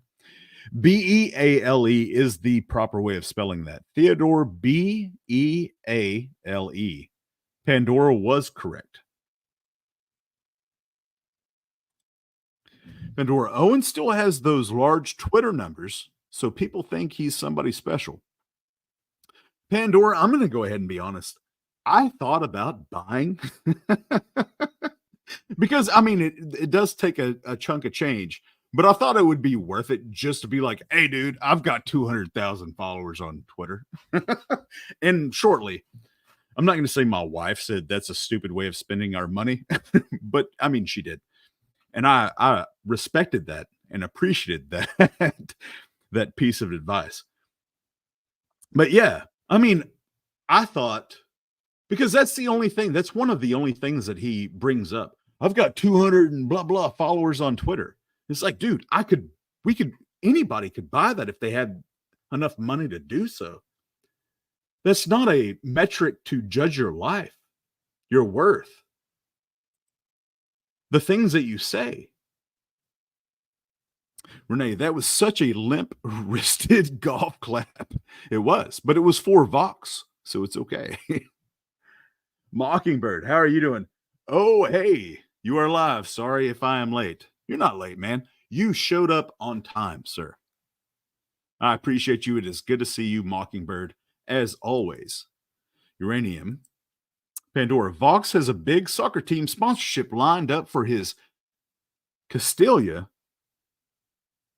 library through UATV for 2025. Pandora. And he's got Owen on probation. Just a theory. Oh, no, he does. I agree with your theory, Pandora. Crucial for me to have all the full episodes. Now, if I made mistakes, of course. If I had clip, put on Twitter, oh, Ellen Benjamin only puts things in his ass. So it's been crucial for me to have all the full episodes. Now, if I made mistakes, go to UATV, literally. Okay, so let's go ahead and just, because this is a lie. This is a legitimate lie. He said it's crucial to have all of them. Now, I know that there's a lot of people that probably don't give a flying hoot about what's going on with this right here. Let's go to UATV. UATV, which you can't type in UATV because it won't bring up unauthorized. Unauthorized TV. Let's go ahead and do that. And he says what he just said. It has all of his. That is simply not the truth. Let's see if this is the one, because there's multiple. UATVs out there. Oh, I feel like this is so stupid because it's so obvious. Let's go to home. Is this home? What do you go to? Catalog?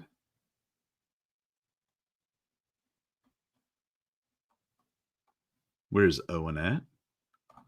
All right, so I'm going to go ahead and, yep, there we go. All right, so this is UATV. This is the home page, though, right here. Right? So, I mean, what is this? How am I supposed to 210 Namer or whatever that is versus Aquaman DWFC? What is all of this? The untold truth, the entire history of Owen Benjamin, I guess. I do recognize this one just because of the clip art. But how are you supposed to navigate this? This is literally, if you go to unauthorized TV, this is what you get. And that's it. All right, so go to catalog. Kitty cat. What do you want, man? You've got food. Get off my laptop, sir. What do you want? You want attention. I know. Come here. I'll give you attention. The Forge. Metal. Junior. Where is Steven? Okay, there's Stefan Melanox.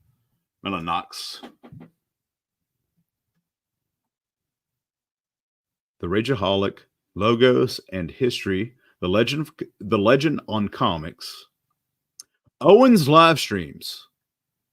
Is that okay? All right, so let's go to that.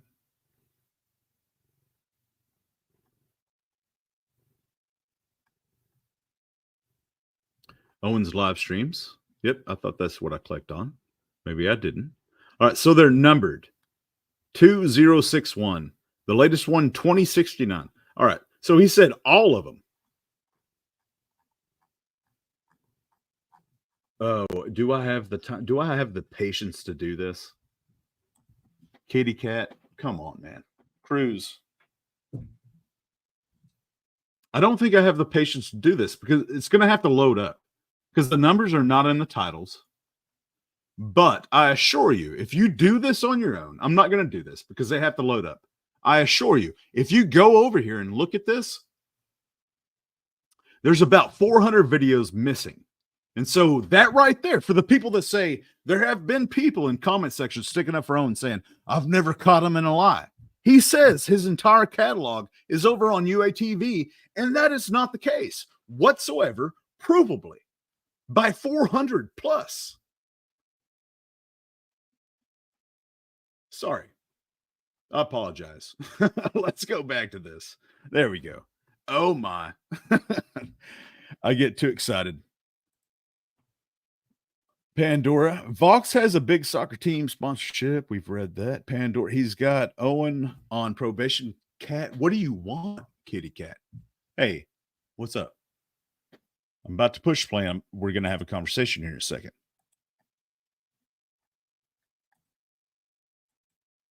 Owen is buried in UATV. Yeah, he used to be at the very top of the list over there on UATV. I was surprised that I had to look for him. Uranium says things like fingers, Owen. Pandora, there's no content there. Wrangler Star is still listen and hasn't updated since 2022. I'm glad to hear that. I thought about writing him an email a couple of times, but I figured it'd work itself out. Pandora, they probably use to clear out the legal liabilities in troublesome videos. Probably. I think that's the only reason why he actually created Nickel. He convinced his followers to do that free of labor for his quote unquote trolls, but he used it for himself. Of course. Have I had weeks of runs where looking back, I'm like, whoa, you're retarded. Yes. But in context, am I still a likable, lovable, honorable man?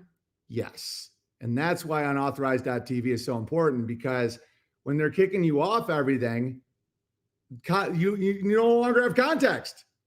You no longer have context. And so if you are Holy mother of turpentine, is that aggressively untrue? Let's go back. I'm sorry. I keep rewinding it. But what? Have I had weeks of runs where looking back, I'm like, whoa, you're retarded. Yes. But in context, am I still a likable, lovable, honorable man? Yes. And that's why unauthorized.tv is so important, because when they're kicking you off, no, you're not any of those things in context. Oh my, why are you so loving right now, kitty cat? Jeez Louise. No, the answer is no. In context. In context, he says it's better to marry. If you're a grown man, it's better to marry a 12-year-old than to have relations with a grown woman and never call her again. In context. In context, he says that children consent to SA. In context, he says, when I give the nod, everybody. This is insane. The answer is no. No. N-O is a full sentence, and it's very important to say no. I say no to you, Owen. The answer is no. You are not those things. And people will know exactly who and what you are. Everything. You no longer have context. You no longer have context. So if you are super into my stream, which I know billions of you are, definitely watch the old ones, especially the ones where there's been a claim about what I'm saying in the episode. Go watch it. It's hilarious. Yeah, go watch all the ones that are deleted by Owen. Go watch all of those. You know where you can catch those, the ones that are deleted, the ones, the specific ones that he deleted. Go over to Milker Nation on Rumble, Milker space Nation Aria BEARTARIA space LAND space SCAM 10-hour documentary. Go watch that. Those are the ones that he deleted. Go watch those for context. CONTEXT. Go do that. Jeez Louise. Unauthorized.tv. And then the servers just switched to America. They're doing all kinds of updates. I now talk to, because of Telegram, I now have great communication with those guys. And they work on it all the time. And it's a small group, but there's no debt. It's solving all the shit Nick Fuentes bitches about, but won't do a damn thing. And be a part of the solution, because you have a better. It literally does not solve anything at all whatsoever, except for the emptiness of Owen Benjamin's pocketbook. That's it. His bank account. That's the only problem that he solves. Life is just better when you're doing the thing that you complain about. Because Nick Fuentes, I believe, is exactly like Professor Chaos on South Park, because Nick Fuentes has been super against Trump now for months. And he was threatening to do a Groyper war in Michigan and meddle in the election to get in Kamala Harris, blah, blah, blah, blah, blah. Hates Trump. He's talking about how Trump used to be this mythical figure with his golden tower, and now like is in a garbage truck, and he's disgusting, and he's an Israeli shill and all that. First off, every president from now on will all be Israeli shills, because that's the financial system. So you're not going to get that. Okay. So within that group, you ask yourself, who's the man and who isn't a street shitter who looks like she's drunk and is known for blowing guys? Trump. And Vox, I don't know if you heard earlier, but even though I think politics is fake and gay, and I think it's social engineering when Hey, Trump, boss, just in case you're actually listening to this, I think that you're a jackass. I think that you are a despicable human being, just like Owen. I've never really addressed Vox on this. I've tried to, but he's a boring sack of human excrement, just like Owen. But I just wanted, just because Owen is talking to Vox as though Vox is listening to Owen, there's no way that he is. He popped in just to be like, "Hey, Owen, I still control you. Let's watch him react," and he did. Vic Tim, how are you doing? It is good to see you. Hopefully your Wednesday or Thursday is going well. Victim says 6'8" head on 5'6" shoulders, crushing it. Yeah, he is the smallest, tallest man I've ever come across. He claims 6'8". He's probably what, 6'5", possibly, maybe 6'7". I remember watching I saw a TMZ interview where they asked him, "What's it like to be 6'7"?" But he grew an inch because of his healthy lifestyle in the wilderness. And that's one thing that a cult leader does. He has to present himself in a special way. And Reddit says it wonderfully. Special boy. He is a special boy. He has to be. won, my gut was like, oh, we won. Like, yes. And I swear to God, I think it's just racial. And it made me laugh because it's just true. I'm like, I don't know. It just felt right. And I couldn't even explain it. I'm like, whatever they say they're going to do, expect the opposite. They're all serving their interests, blah, blah, blah. But on it, like on an instinctive level, I'm like, I felt great about it.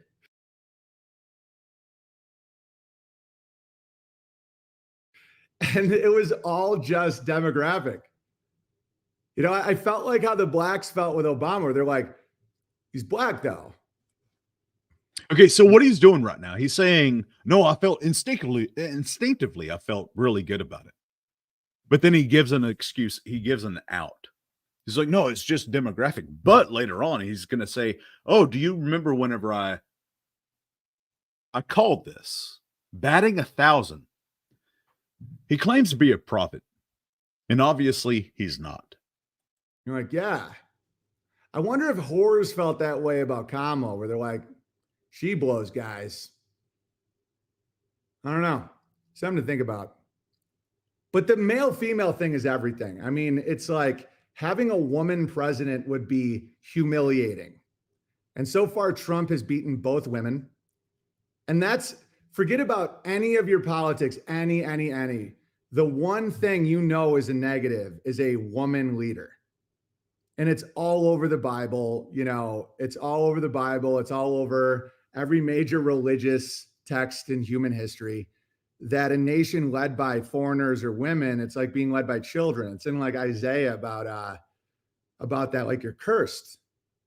So it doesn't matter. Even if Trump, and I know this sounds crazy, even if Trump was like, I'm going to, like, what would be the worst? I'm going to feed all the squirrels until they're like around free and the raccoons are free to do what they want.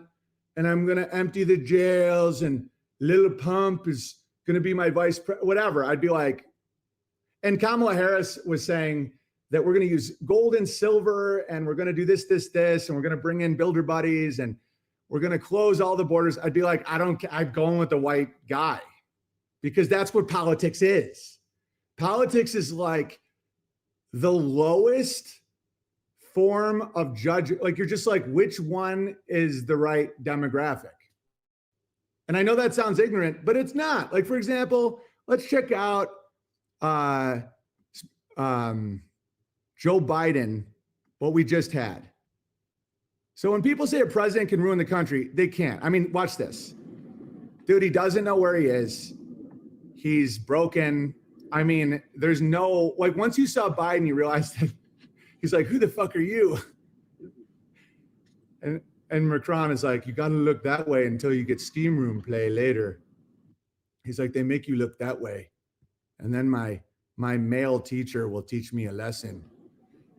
So after Biden, you know, they don't do like there is no job, right? But at least Biden is what? White, a man. And that's why people are like, yeah, this is humiliating, but like we can survive this. And people said, oh, Biden's going to ruin the country, blah, blah, blah.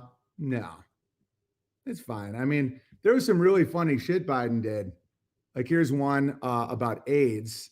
Speaking of when the gays ruled, I think gays peaked at a Queen concert in 1988. That was when they hit it. There was one moment when the gays peaked. You might think, oh, the gays are peaking now. No, they went public. They got a ton of power at Target and Ellen, but they're miserable. In 1988, there was a moment at a Queen concert where they're singing Fat Bottom Girls, and the gays were like, we're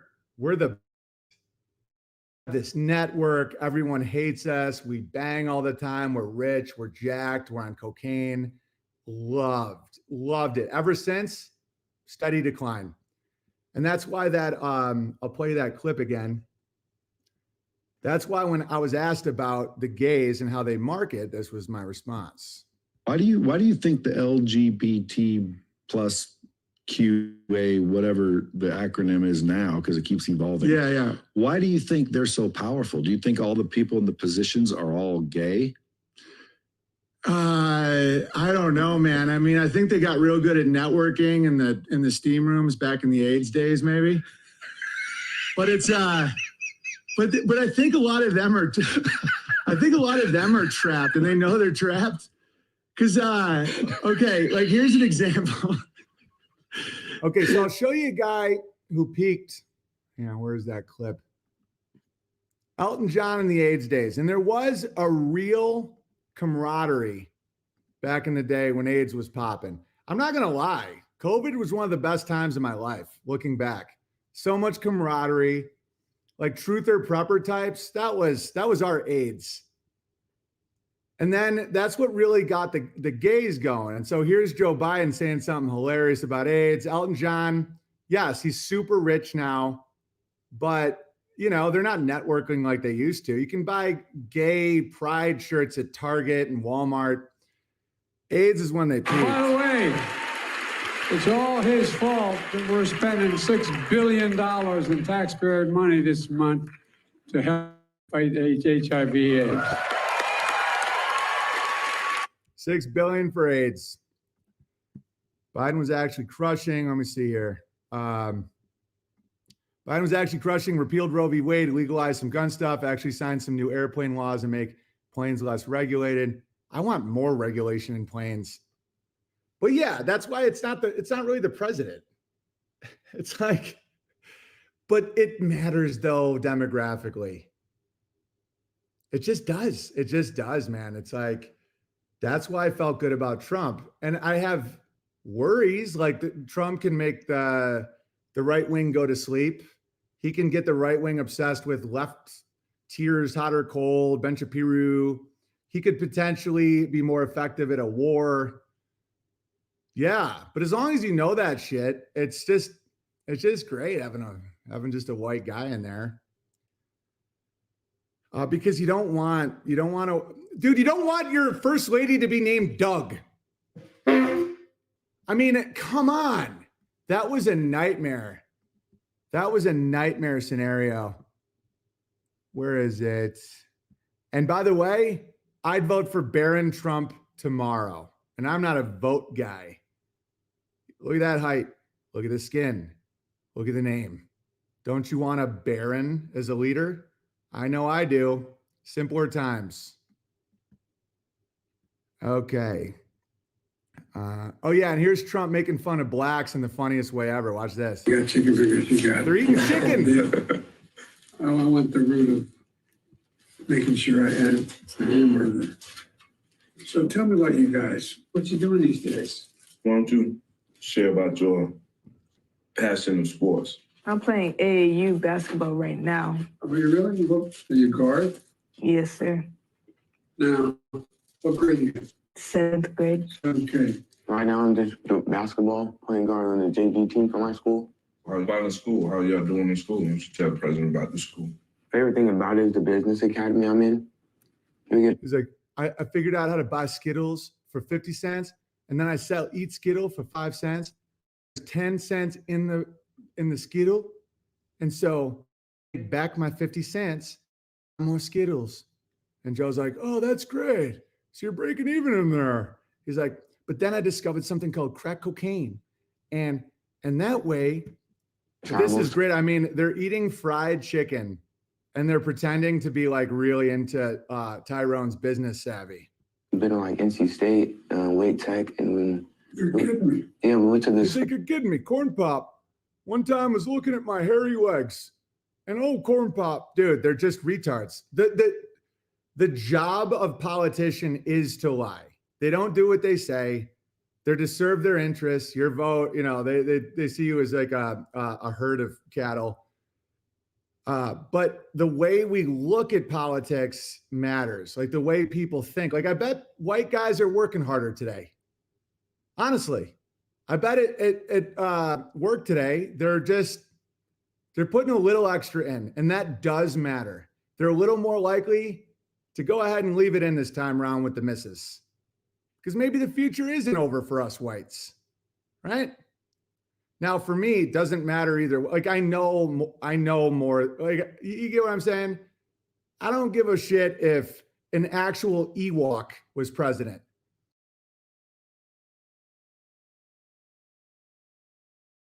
I'd still do the same thing. Hey, Joe Gaggin, how are you doing? It's good to see you. One of the best bears that's ever lived, barefoot and pushing his own beliefs on people walking into Target. Per usual. Uranium. Vic, Joe. Joe, what's up, Uranium? Joe, what's this? Joe, you can't possibly be talking about Owen, right? You can't be saying that. Pandora, hey, Owen, we know being gay in the 90s in California was fun, but most of us don't miss it like you do. Joe, oh my. Where are we at? Hey, Joe, cheating on BB again. Joe, okay. Joe, thank you, Big Tex. How are you, sir? I'm doing pretty good. It is 2:45. It is late. I've been up for a minute. It was a big day today. But it was a glorious day. I got to spend the majority of today. I don't get to do this often, but it was literally a dream. I got to spend almost the entire day with my wife watching one of her shows. She doesn't ever sit down and relax. And multiple times I walked in the house because I do have to do stuff. So I'd walk in the house and it would just overwhelm me that she was sitting down watching something that she wanted to watch. It was a very good day. I thank God Almighty for today. Which, I mean, you should for all days, but today was a good day. Renee, you're going to get in trouble with Big Bear talking to Joe. Joe Gaggin. Joe Gaggin is a legend. He is what Owen Benjamin would call a legend. Pandora, I slept 2 hours last night. I'm so screwed. Oh my. Oh, see, that's not good.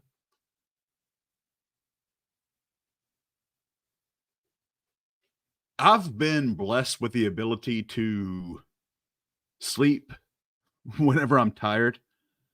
And so about every 2 to 4 hours, I wake up and I'm able to get something done. But yeah, if you've got 2 hours of sleep and you're getting up for an 8-hour day, yeah, that's rough. Joe, I've grown accustomed to being the whipping bear amongst the bears. It gives me cred amongst the cult. Do you go to sleep at night? Is that a comfortable blanket that you wrap yourself in? The cred? Mockingbird. Owen looks like one of the dick jokes he tells wearing that phallic hat, wearing that phallicat. Oh my.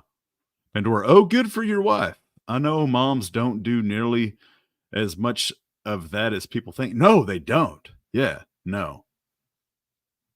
Yeah, and if you tell them to, they're like, no, I don't need to. It's the burnt toast syndrome. Have you ever heard of the burnt toast syndrome, Pandora? Joe, yes, I'm crushing in the land of Bertaria.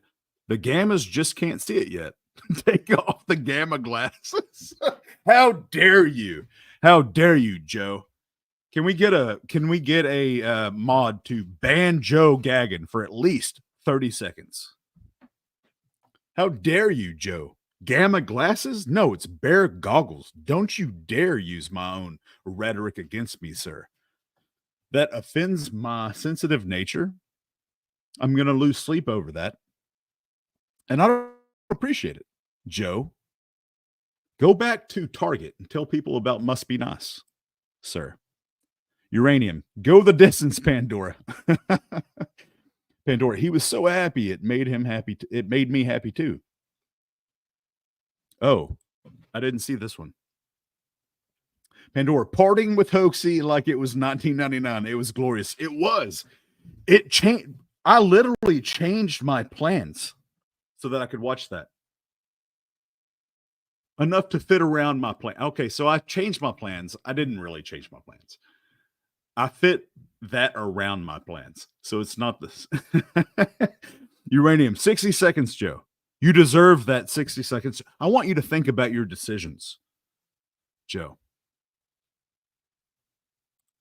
But yes, Hoax's live stream last night was glorious. It really was. I would not have watched anything political last night if it wasn't for him. Uranium, go the distance. He was so happy. And Joe, I'm so relieved to see that Owen has found a new contractor who makes swimming pools. Pandora, hey, do you not have it? Pandora, I'm so used to seeing your name with a wrench. Oh my. Hold on. But there are a lot of dudes that are just like, I'm going to go ahead. Like they're doing better today. And I'm not going to rain on that parade. I'm not going to be like, oh, but secretly. No. Take that energy and run with it. But when there's talk of war, stop running with it. You know, like that's my opinion. When you have Ben Shapiro real excited about something, that's when you bail. But take this energy and run with it. A dry cleaning business. And it's cool. It's a great experience. I'm impressed. He's impressed that he goes to a community college and he's learning about a dry cleaning. Pandora, you have. Can I go back to it? You have the coveted. You can do stuff that other moderators cannot do, Pandora. No, I know you don't care. I know you don't care. That's why I gave you the authority. There's two different types of mods that you can give out. Two different types of wrenches, and you have the one. Well, you've got the one. Try out what you've got. It's not a normal wrench that I gave you. Oh, Joe is back. BB's gravy tank is better.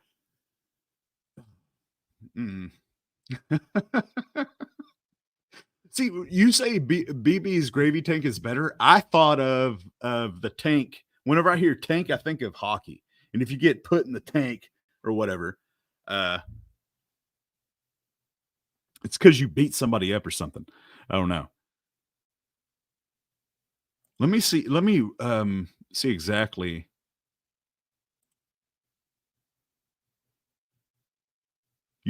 Pandora, you are a managing moderator. You're not just a common moderator in this. You can do stuff. You can, I don't know what you can do, but you are one of the only people that I would trust with that authority. Pandora, damn, I didn't mean to delete his comments. Yeah, you've got so much authority.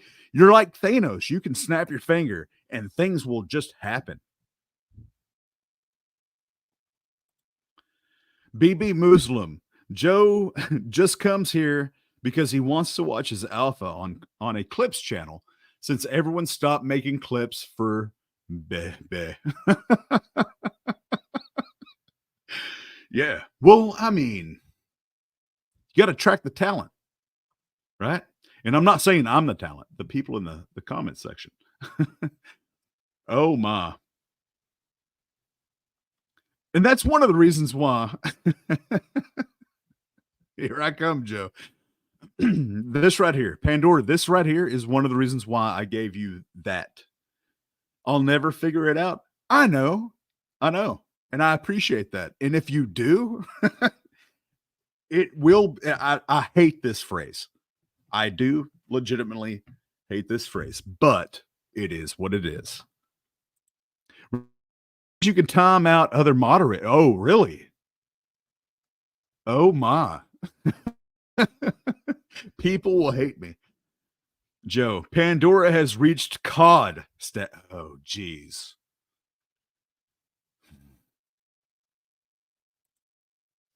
BB Muslim, you guys just proved you gammas are just as spiteful as the alpha bears.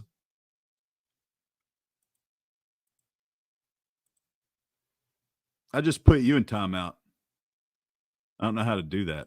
I mean, I don't know how to. Was banned and their comments were removed. Oh, I did not mean to. How do I undo that? When shit talking goes to the next level. How do I undo that?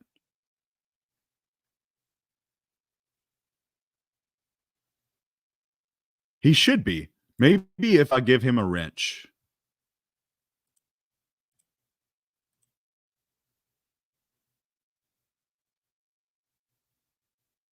Yeah, I'm going to add him as a moderator. Maybe that will take back what I just did. BB Muslim, are you still there? Like I'm on a CB. Yeah, it's accidental. I didn't mean to. He'll be back in 300 seconds. Okay. See, why do I not see that? Oh, we're going to be able to rule the world with all the power that we've. Okay, so I understand Owen wanting to be a cult leader now. Once you get a little bit of power, it just goes to your head. Obviously. Oh, he's saying enjoy the gravy. Renee, how do you know that he'll be back in 300 seconds? Did you see that pop up? Because I did not. It just says to me, BB Muslim was banned and their comments were removed.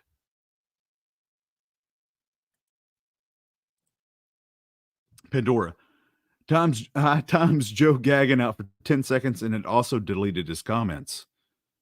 OMG, now I've got a taste of it. Right. Yeah. This is a slippery slope. We all need to just calm down, relax, probably go to therapy. I'm going to push play and talk to God for a half a second. I'm going to pray and recalibrate my existence.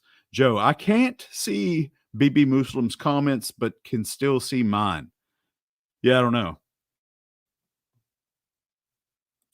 They're so ridiculously condescending to the blacks that I can't get enough. Because my racism is simply I in group preference, blah blah blah. It's an emotional thing. These guys legitimately treat them like animals, like the squirrels they feed, you know. And I find that this. Excuse me for. This legitimately cracked me up. I don't have much power if I can't rise BB Muslim back to life. YouTube, what are you doing? Like, what kind of power does the second in command have if they can't rise somebody from? Oh my, 300 seconds. That's like 2 weeks, isn't it? Obviously, that's a joke. Renee, whenever anyone is timed out, all of their previous comments disappear. See, that sucks because you need to have proof. Like, why did they get timed out? And then you go back to their comments and you're like, oh. Because if you've ever heard me talk to somebody whenever we're stream stopping and they come back and they say, "Oh, well, they banned me." My first question is, well, whatever the last comment that you made, whenever you made that comment, whenever you did get banned, did you think, "Oh, that makes sense"? Like, if it makes sense, then okay, sure, it works out. Renee, this is why I never time anyone out. Yeah, no, yes. Yeah, it is. Joe, I am BB Moose. Joe, you've already been timed out for, I don't know how that works. 30 seconds, 60 seconds, 300 seconds. BB, we're going to be in a time of silence until you come back. I apologize. I didn't know the power that I wielded. And I apologize. So we are going to go into a moment of silence until BB Muslim Handler comes back.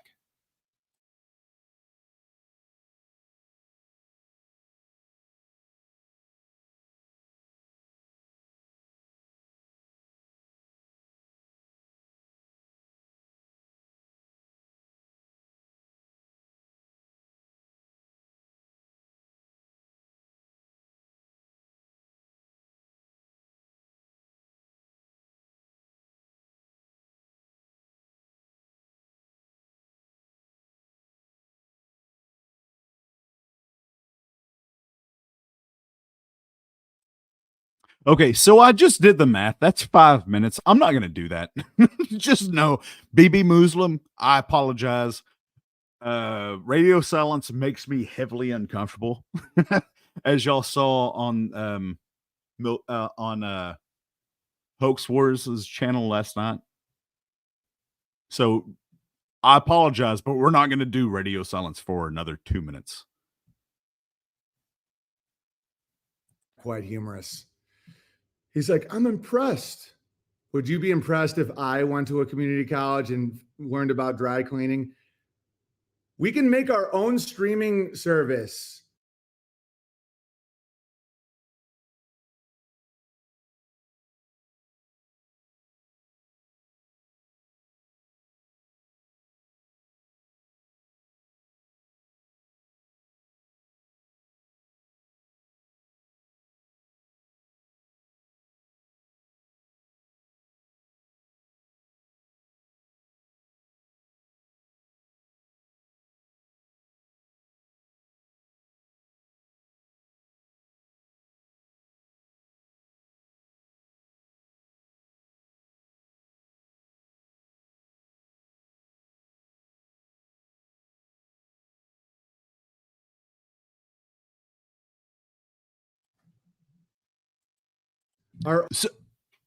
BB, BB Muslim? Are you there?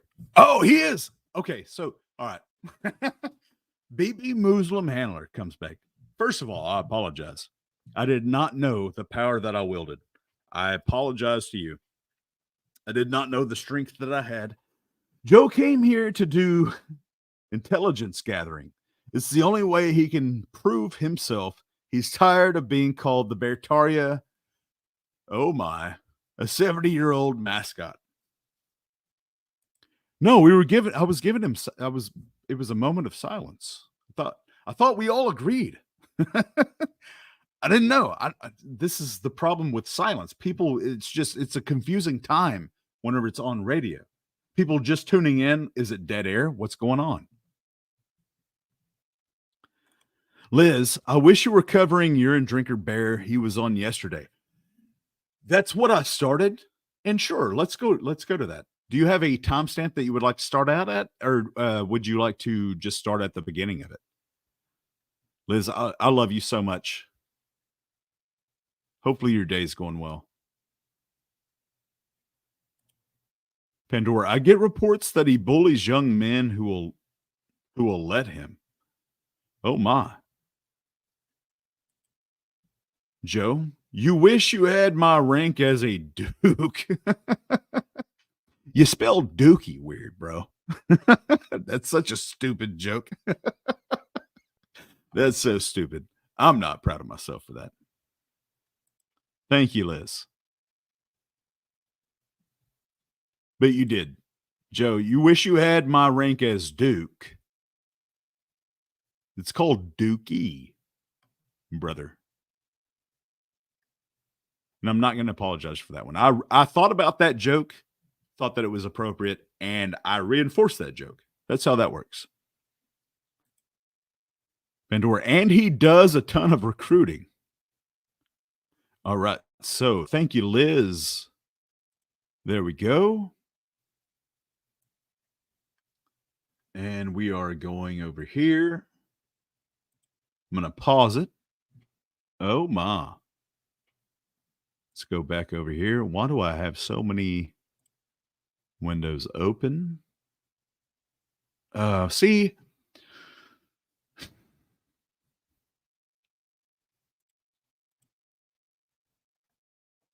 Okay, no, I'll remember that one.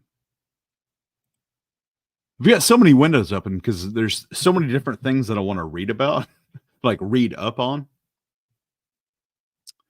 But we can get rid of that.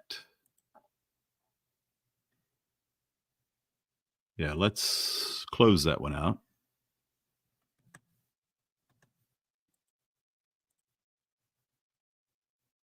Yeah, we can close that, that, and that. And that should... Liz says, buckle up, kids.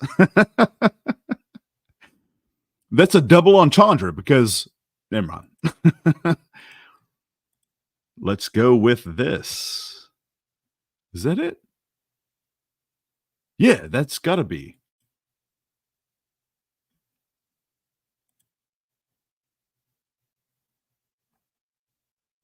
Raggy, it's the ice on the neck, man. The wrist on my left hand. Playing like a blow. You like my style, haha. I'm heading to the bank right now. I get the money. I get the money. I get the money. I get the money. Fuck! I get the money. I get the money. I get the money. Yeah, I talk the talk. I walk the walk like Valentine, boy. Is this not what you sent me? Hold on. Is this not what you sent me? Is that not the link? Let me go ahead. I'm pretty sure. No, yeah, that's the link that you sent me. She's listen. Oh. Okay. Must be. She said, you sent me the link, Liz. I don't know what this is. You made me question. Oh my. Whenever Liz said, what WTF is this? I thought, oh my, I have no idea. From New York, when I come out, I pop the cork, I keep it gangster. I have you outlined in chalk, yeah. In the hood, if you feel me, homie, out, yeah. He's anniversary. I wore it all day. People looked at me like I was strange, but I said I'm the king. Anniversary. I wore out in The bear, the tie-dye. very so good. Thanks again, Double D Bear, for that opening. I'm back with Christopher Gardner, a guest so good. I don't even know what we're going to talk about, and I'm sure it'll be very interesting. Welcome back. You fucking liar. I don't even know what we're going to talk about. He knows damn well what he's going to talk about. He brought he brought Gardner on here in order to present himself as a normie. He knows what he's going to talk about. They have key talking points. This is strategic. Gardner. Pandora, king of the 20-minute opener. Renee, his voice is so hideous. It is. And I honestly didn't mean to go deeper with my voice. That's just how that happened. But yes, it is. Liz, another stellar bowler production. Joe Gaggin. BB is totally tweaked in this one. You have to pick a side of the fence, sir. Are you for Owen? Or are you against Owen? If you're calling him out on being tweaked, I mean, how can I trust you? How do I believe what you're saying? One side or the other, as far as the fence is concerned, man. Liz, Double D BB, you know we love you, Joe. We know you're the low IQ loyal to Owen to the end. We appreciate you, but we Bears don't respect you. You're nobody outside the cult, but you're still our sea rag bear. Oh my. That wasn't directed at me and it still hurt my feelings. Just reading it. Pandora. Oh, double D bear? Liz, isn't that the guy with public TV experience? Liz, yes. Pandora, see, Joe recruited him and he's actually a pro. BB Muslim, sarcasm is gay, Joe. You better pay daddy your gay way. Joe, I'm on close enough terms to poke the big bear. It's out of love. All right. You won me over, Joe Gaggan. I understand now why he keeps you around. You're a logical fella. Pandora, even if he's a doofus. Yeah, they do treat Joe pretty badly, but he's also a douchebag. Probably that and probably a weirdo whenever it comes to other stuff. It's good to see you in the tie-dye, my friend. And there's our boy, your old pal, the bear right there in the back. He's got a little cocaine mustache. Oh yeah, he blew his nose out in a bathhouse in Tel Aviv. And my kids made me that for me and Amy's anniversary. I wore it all day. People looked at me like I was strange, but I said, okay, so I'm not gonna pretend as though Gardner is not weird. Like this is weird. I wish I could just zoom in on this, but I can't because I just can't do that. But Gardner's coming across extraordinarily strange. So all's fair in Beartardia. Joe, you know it's going to be spicy when the tie-dye gets thrown on. Yeah, this is the children consent tie-dye. Pandora, yes, and he lives in a small cardboard box so he can buy Beartardia for big beg. King. There you go. My little go ahead. My daughter told me today that I'm not a king. She broke it down for me. She's very, very formal. What did she say? He's like, well, I know you say mommy is a queen, but she's not really a queen. I go, well, she's married to the king. And then she gave me the side eyes like, you say you're a king. Like, I've never seen you kill a thief. All right, so I'm going to say something, and this is going to come across probably honestly, I have no idea how this is going to come across. Okay, how do I say this? If I was friends with Gardner in any capacity, and I mean any capacity, I would ask him if he was. I'm not trying to be funny. I'm not trying to be rude, but I would just because.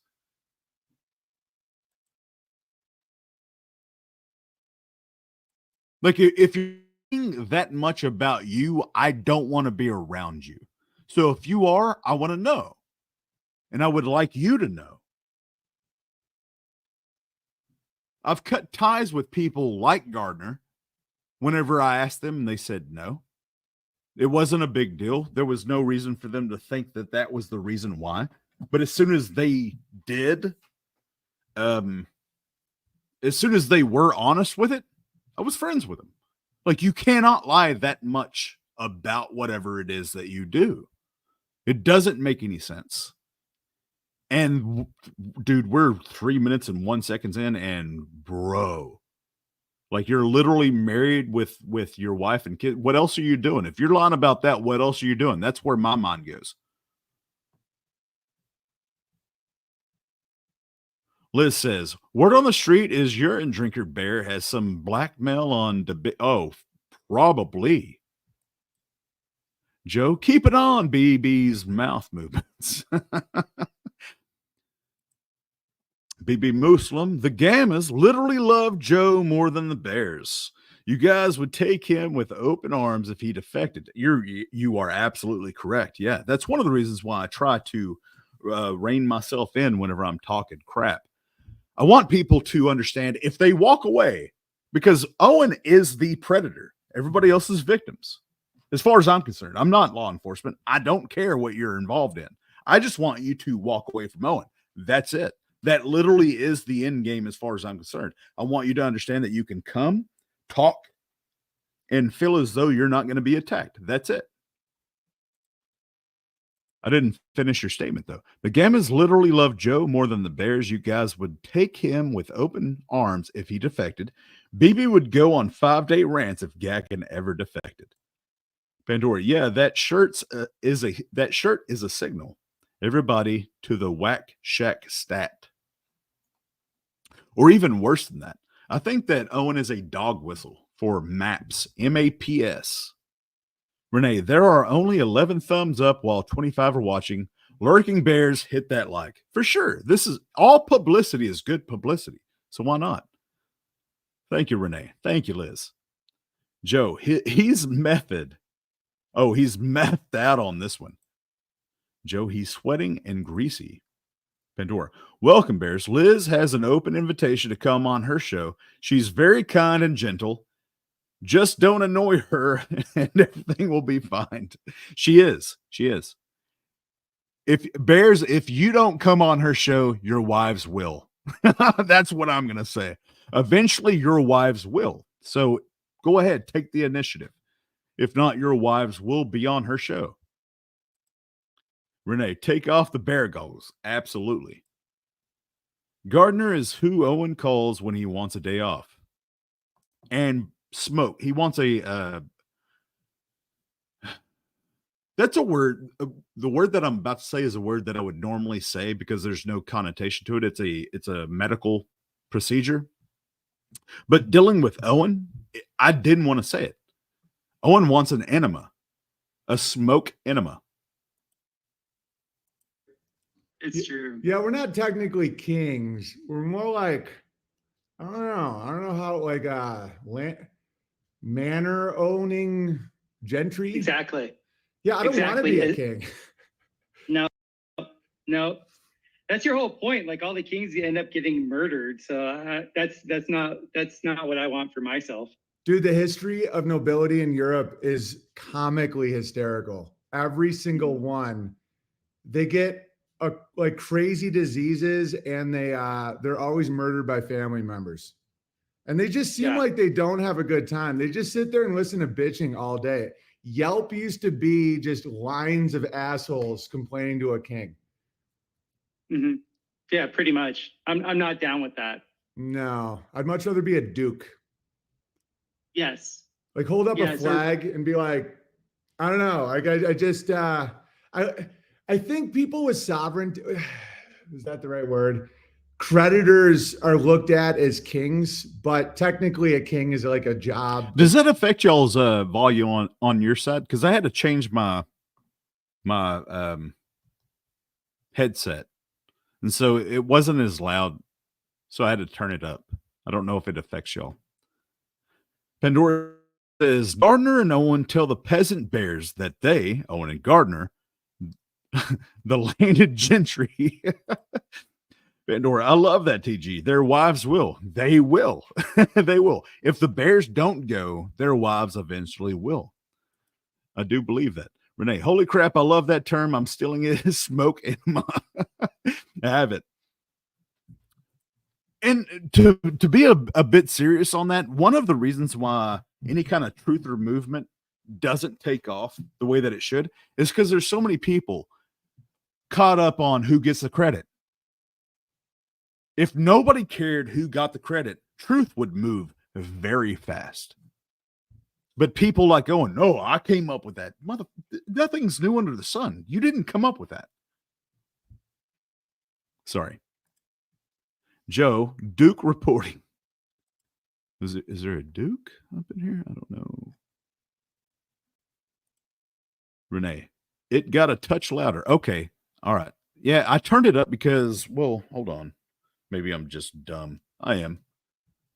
I can turn that down. I've got a volume switch on this one. I didn't realize that. Thank you, Renee. BB, did I mention they, children, consent? Oh, geez, Louise. No, but your master did, BB Muslim.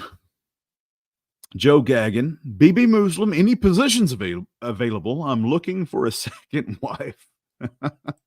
Renee, you're right, Tex. Ego gets in the way with so many. Yeah. And it just does. That's natural. I'm not saying feel bad because if you feel like, oh no, I want credit for that. If you feel like you want credit for it, just chill. Like, it doesn't matter. Nobody deserves it. It slows down the roll of truth because there is nothing new under the sun. It feels good to get the credit, but at the end of the day, is it going to make you sleep better? No. BB, I bet you are, Joe. Just log on to the Beartoria app. Trusting families will post. All right, y'all are hitting way too close to home on these, brothers. I mean, geez Louise. Pandora, Milker Nation full Idaho land scan playlist. Yes, and I'm going to post this. BB and Joe Gaggan. Oh, my. All right, so I'm going to... Lord. Yeah. Thank you, Pandora. BB and Joe, y'all make my teeth hurt. I'm just going to go ahead and say it that way. It's different, you know? Yeah. Yeah. I'd much rather be an advisor to a king. Yeah, that's the spot. I mean, I'd rather be like, I know the trolls are going to go crazy with this. No, I'm not a wizard, but I'd rather be like Merlin. You just called yourself a wizard. I'd rather talk to the king about like the seasons and the esoterics. Toronto Jew Bear wants to finance the king. Toronto Jew Bear, you know you have a very bad history with that. Like you've only recently figured out how to not die every 80 years. Because back in the day, you'd finance the king, and then the king would be like, well, the war's over. And the Jews would be like, well, pay us back. And they'd be like, what's that you say? Okay, so listen to the way that he just said that. Years ago, you would finance the king. I mean, kind of. You could word it that way. But no, years ago, you would work. And the king would show up and say, hey, you owe me this.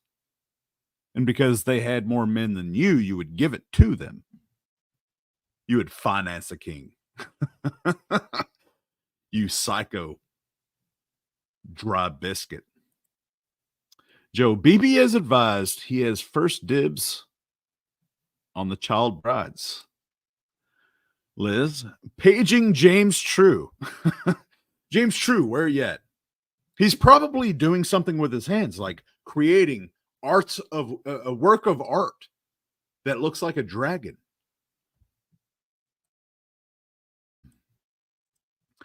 BB Muslim Handler says, all right, Gammas and Gaggan, I'm out. Gotta come up with new Beartoria articles and market the app more. Sales from the special aren't cutting it. Yeah. Joe Gaggan, you're doing the Lord's work, BB Muslim. Onward to castles and airships, Beartoria. So you got to respect the people that show up, and they're respectful. They weren't overtly vulgar. We can show respect. At least a little bit. For me, and then they just they kill the Jays. Yeah, he's already started a war, an in clandestine war. You just don't know about it yet. That's why he said he wants to be the lender to the king. Yeah, no, Toronto. That's why I don't take any of his dirty money. Toronto Jew Bear said wizards are queer. No, Bullrush Bear said that. Shut up, Bullrush Bear. All right, so today's the big day, Election Day. Everybody is very excited about Election Day. How do you feel about Election Day? I didn't even know about it. Really? That's so funny. No, we had this big torrential downpour for the last 2 days. We got something like 14 inches of rain. 14 inches of rain? Yeah.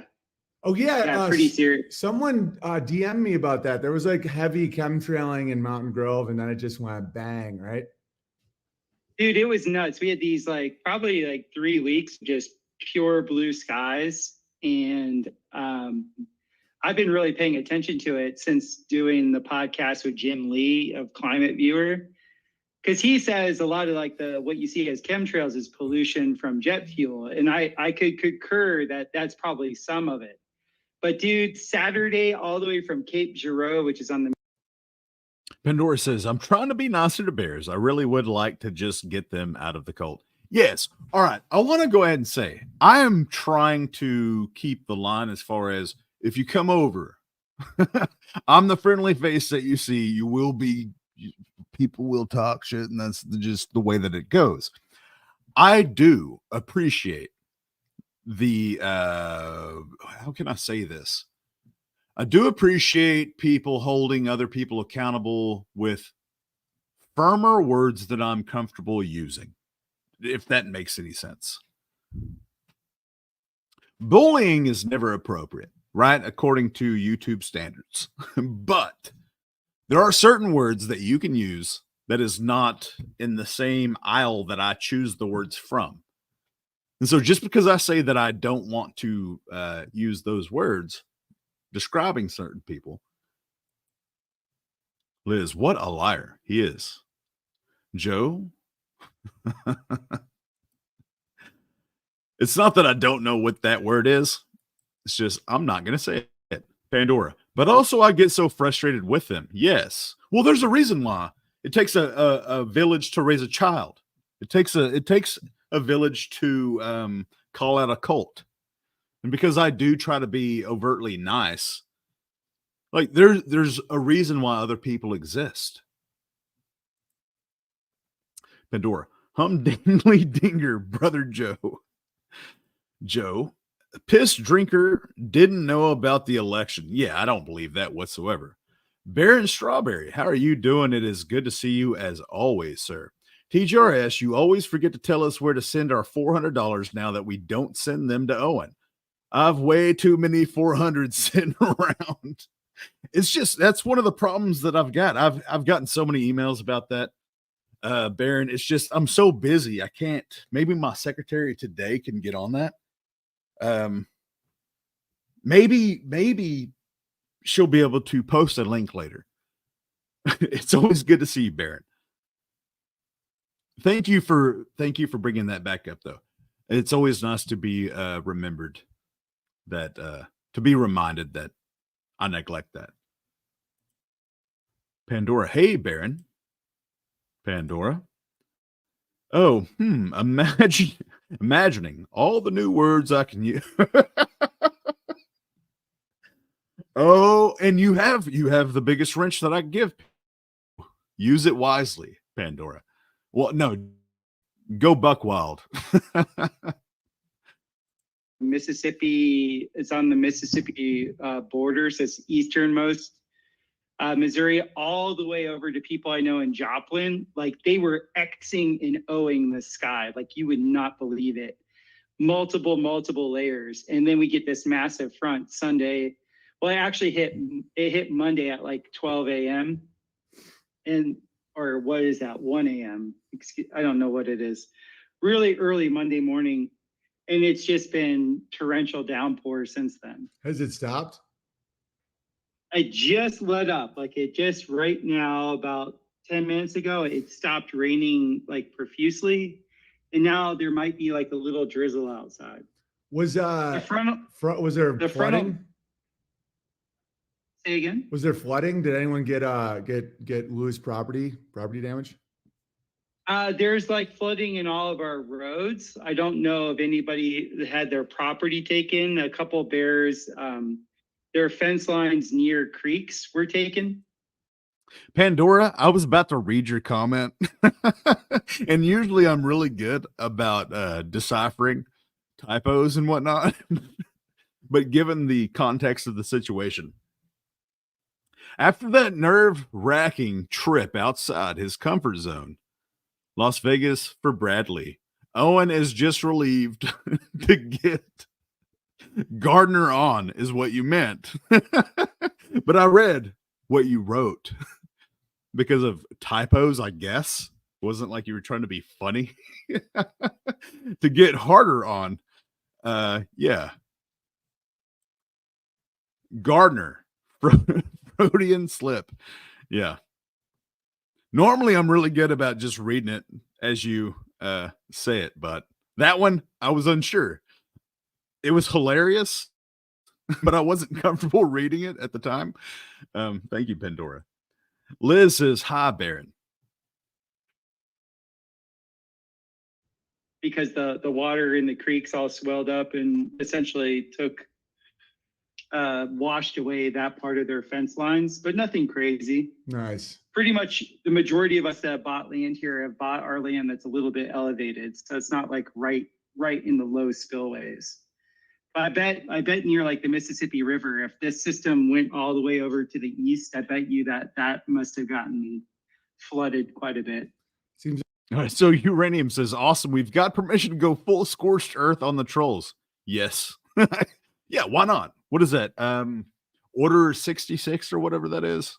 I'm not a big sci-fi fan, so I mean, I probably misused that. But yes, sir. Whoever has the authority to give you the permission, it's been given. It's like a satanic shit test. Did you see my episode on lawns about how much I did? Yeah, about how much they got. Did you see flooded quite a bit? Seems like a satanic shit test. Did you see my episode on lawns about how much I did? Yeah, about how much they can't absorb water, like when they have really shallow roots. That's fascinating. Like normal deep rooted plants can do 7 to 8 inches an hour, and those boomer lawns can do like a 1/4 inch an hour. Yeah. Yeah, that's so fun that you did that, because I just interviewed Hamilton Northern Outpost, and they're the people that are selling the seeds to bring back the savanna. Dude, grasses. All right, so there's so many jokes that could be made between both of them talking.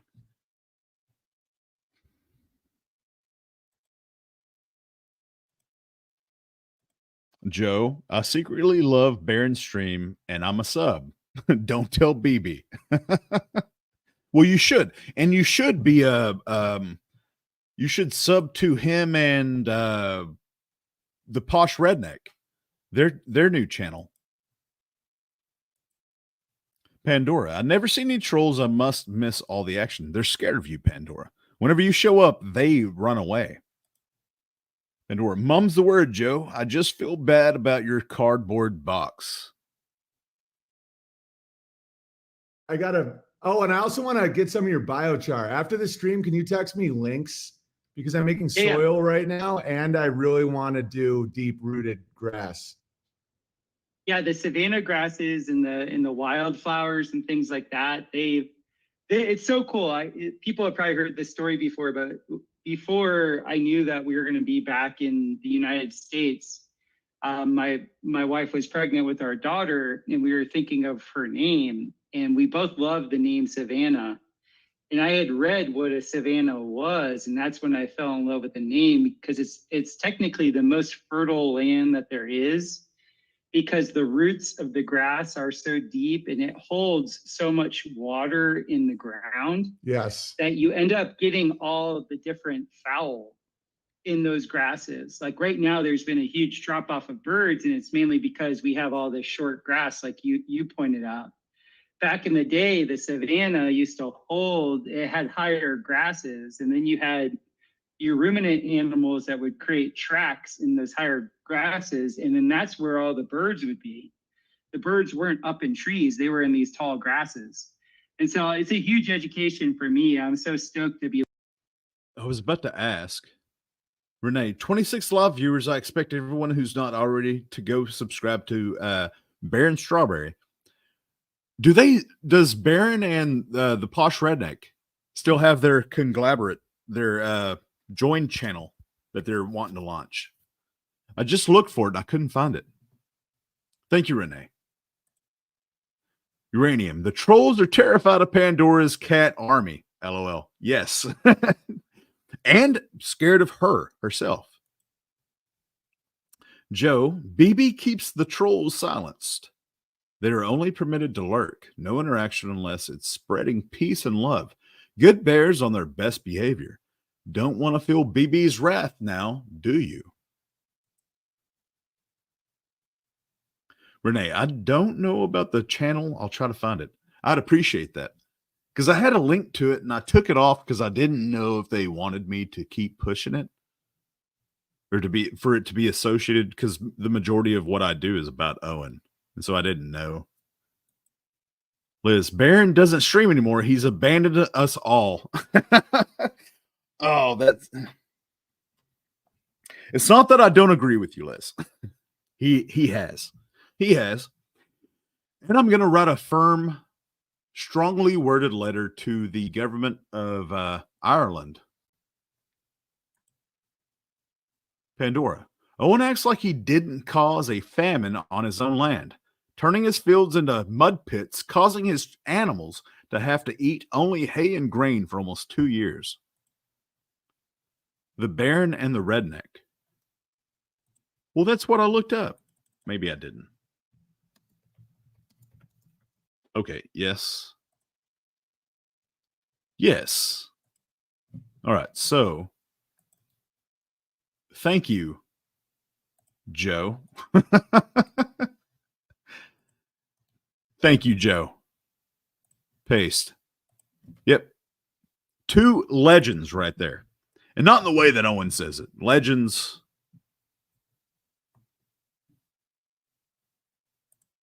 Pandora, no telling what he had to pay to get someone to come in and fix that. Well, you're assuming that it's fixed. Pandora, now he rails on people who have lawns for their children to play on. Yeah. Yep. He is, what do they call it? An ID 10 form. I don't know. He's an idiot is what I'm trying to say. But these 2 links is, I guess there's, 2. Is there another one? I would check those out. I would subscribe to those channels if you have not. You're learning from different people. One of the producers of your special, Red Panda, he worked for the Hamiltons for a long time, and he turned me on to their work.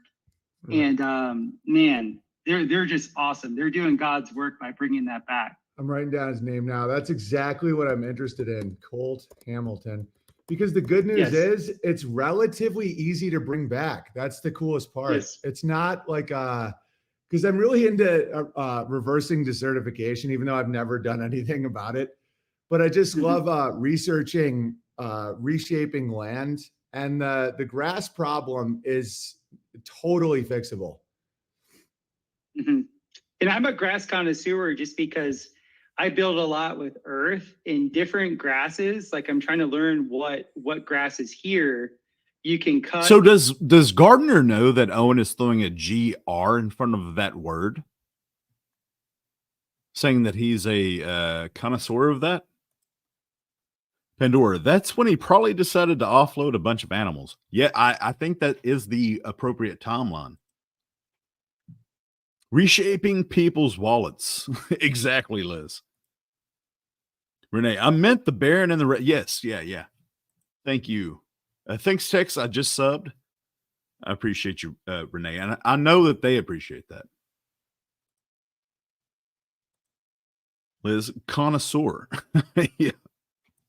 In dry and use in earthen construction, because I like to always put earthen walls inside my homes, that at least the homes that I live in, because the earthen wall will act as an air filter. It's like the world's best air filter. And usually you have to find like a very hardy grass that's pliable enough when it's dry where it doesn't break apart, but at the same time, it doesn't like deteriorate into soil. Yeah. And so I'm learning here, and there's so many like indigenous grasses here that are like perfect for earthen construction. So I'm pretty stoked to learn which ones to use. I got a little video if you want to watch it. It's me and Charlie making soil, and then I want advice, and then I want to know how to get some of your biochar, because I feel like an alchemist. I'm just putting stuff in and like I'm trying to give worm food, and I want to get that magnetic quality of the biochar So it's like 2 minutes. You wanna watch it?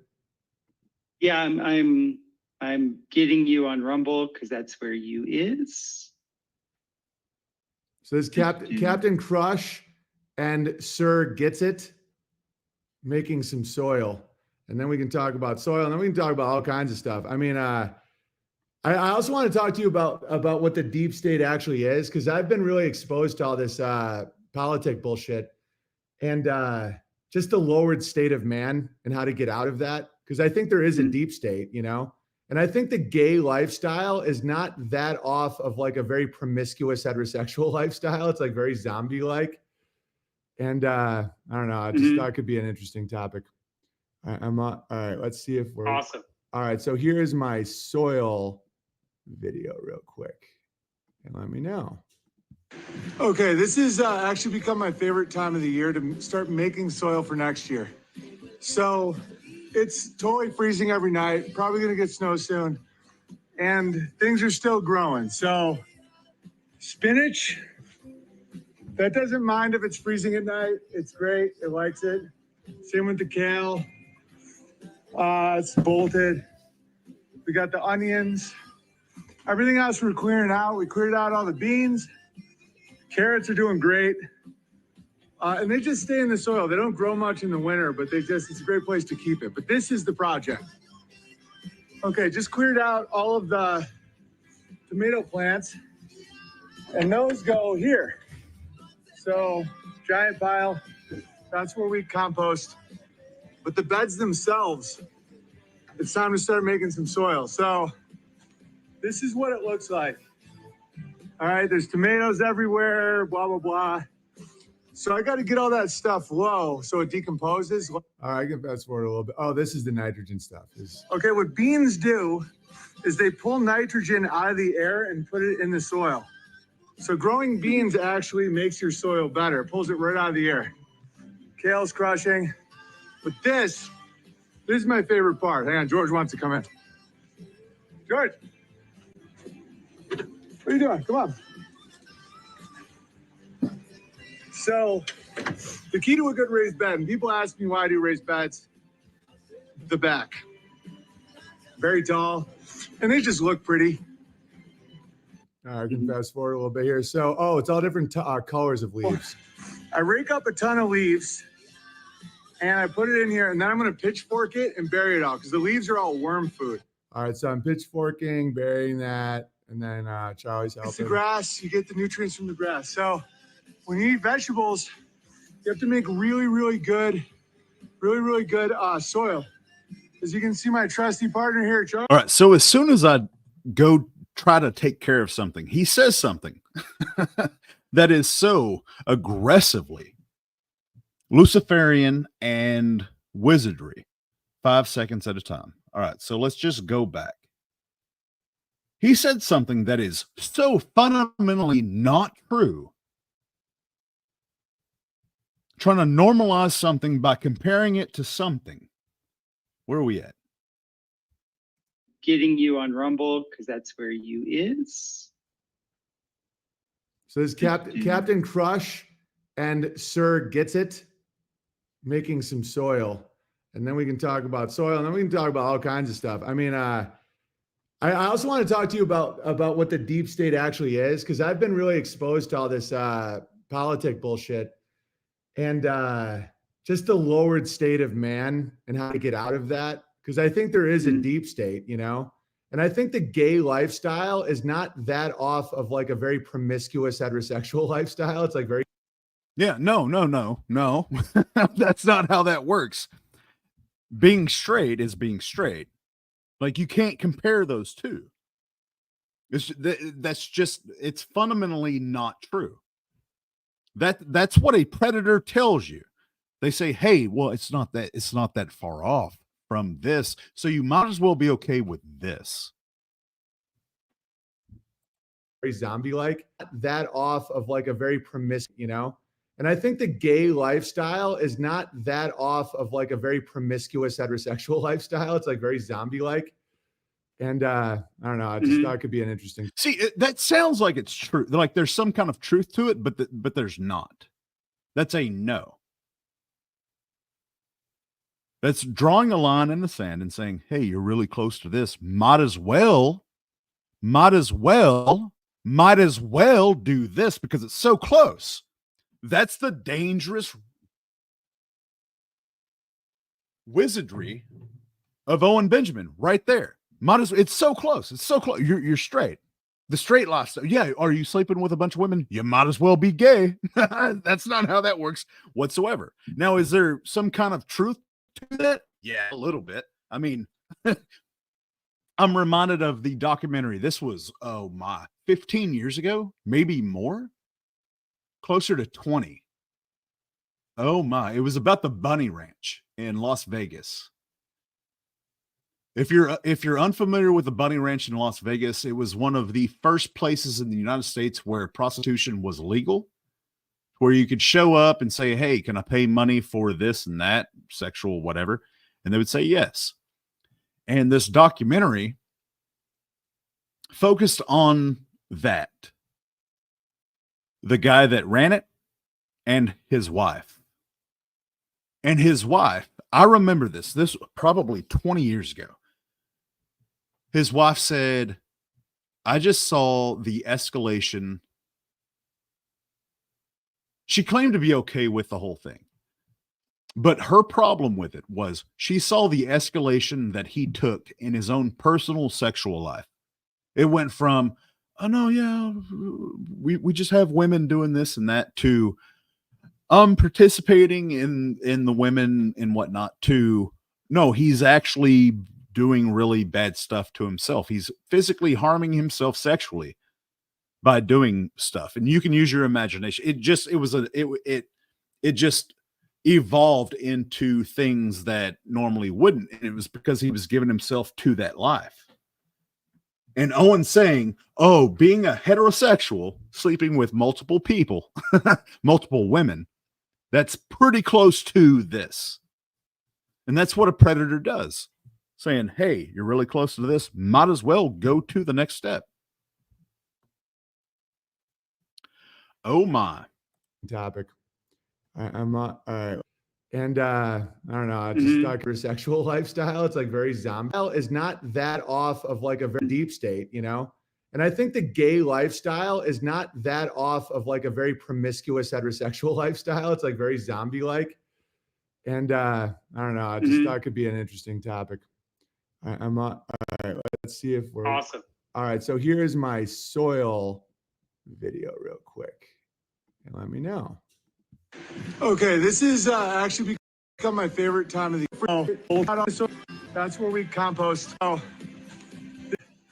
So I got to get all that stuff low so it decomposes. All right, I can fast forward a little bit. Oh, this is the nitrogen stuff. Okay, what beans do is they pull nitrogen out of the air and put it in the soil. So growing beans actually makes your soil better. Pulls it right out of the air. Key to a good raised bed. And people ask me why I do raised beds. Bury it all because the grass really good. All right, so you got soil, I think, is very important. And I don't know, it's all instinct for me. I don't even know what I'm doing, but the different colors of leaves, I'm like, I want different colors, right, and then get them in there and then get some alpaca. And I'm just swirling up and I'm like, I want some biochar in there to get some energy. And this is the first year I might try putting copper coils in there and just really, because we got like over 1,000 pounds of tomatoes from 9 tomato plants. Our output is unreal. It's insane, dude. What? What did you just say, dude? 1,000 pounds of tomatoes from what? That's not how that works whatsoever. What did you just say? There's no way that you just said that. Tomato plant. And this is the first year I might try putting copper coils in there and just really, because we got like over 1,000 pounds of tomatoes from 9 tomato plants. Our output is 1,000 pounds of tomatoes from 9 plants. And there's bears out there that comment. I'm sorry, I'm leaning into the microphone. I don't mean to yell. There are bears out there that claim they've never caught Owen Benjamin lying. And this fucking dude just said 1,000 pounds of tomatoes from 9 plants. unreal. It's insane, dude. Yeah, it's your soul. Pandora. Something about sticking your gun barrel in the dirt, according to Brad Lee. Well, yeah. Oh my. In context, I did not appreciate that vivid imagery coming from Brad Lee. I'm being honest. Oh my. Something about sticking your gun barrel in the dirt. 1,000 pounds of tomatoes. What kind of golden god recipe does he have for his soil? 1,000 pounds of tomatoes from 9 plants is what he just said. 1,000 pounds of tomatoes. And there's bears out there that say, no, yeah, BB doesn't lie. Big Bear don't lie. I've never caught him in a lie. 1,000 pounds of tomatoes. Oh, is he on a stage? Is he telling jokes? Was that hyperbole? What was that? No, he's literally talking to somebody, another homesteader or whatever you want to call it. Jeez Louise. Oil is doing pretty good already. Yeah, but I just want to keep escalating. So I want to get some of Definitely. that char, bro. And I know people do want to talk. I mean, people do want to talk politics. How do you feel about that? Like, what's your ethic on giving the people what they want versus what's good for them? I don't know, like giving them a good discussion of our view of politics, because they like that shit. Even Liz says, yeah, he threw most of them on the compost pile. Is that reasonable? I've grown tomatoes. I've had a plant or two, but 1,000 pounds, is that reasonable?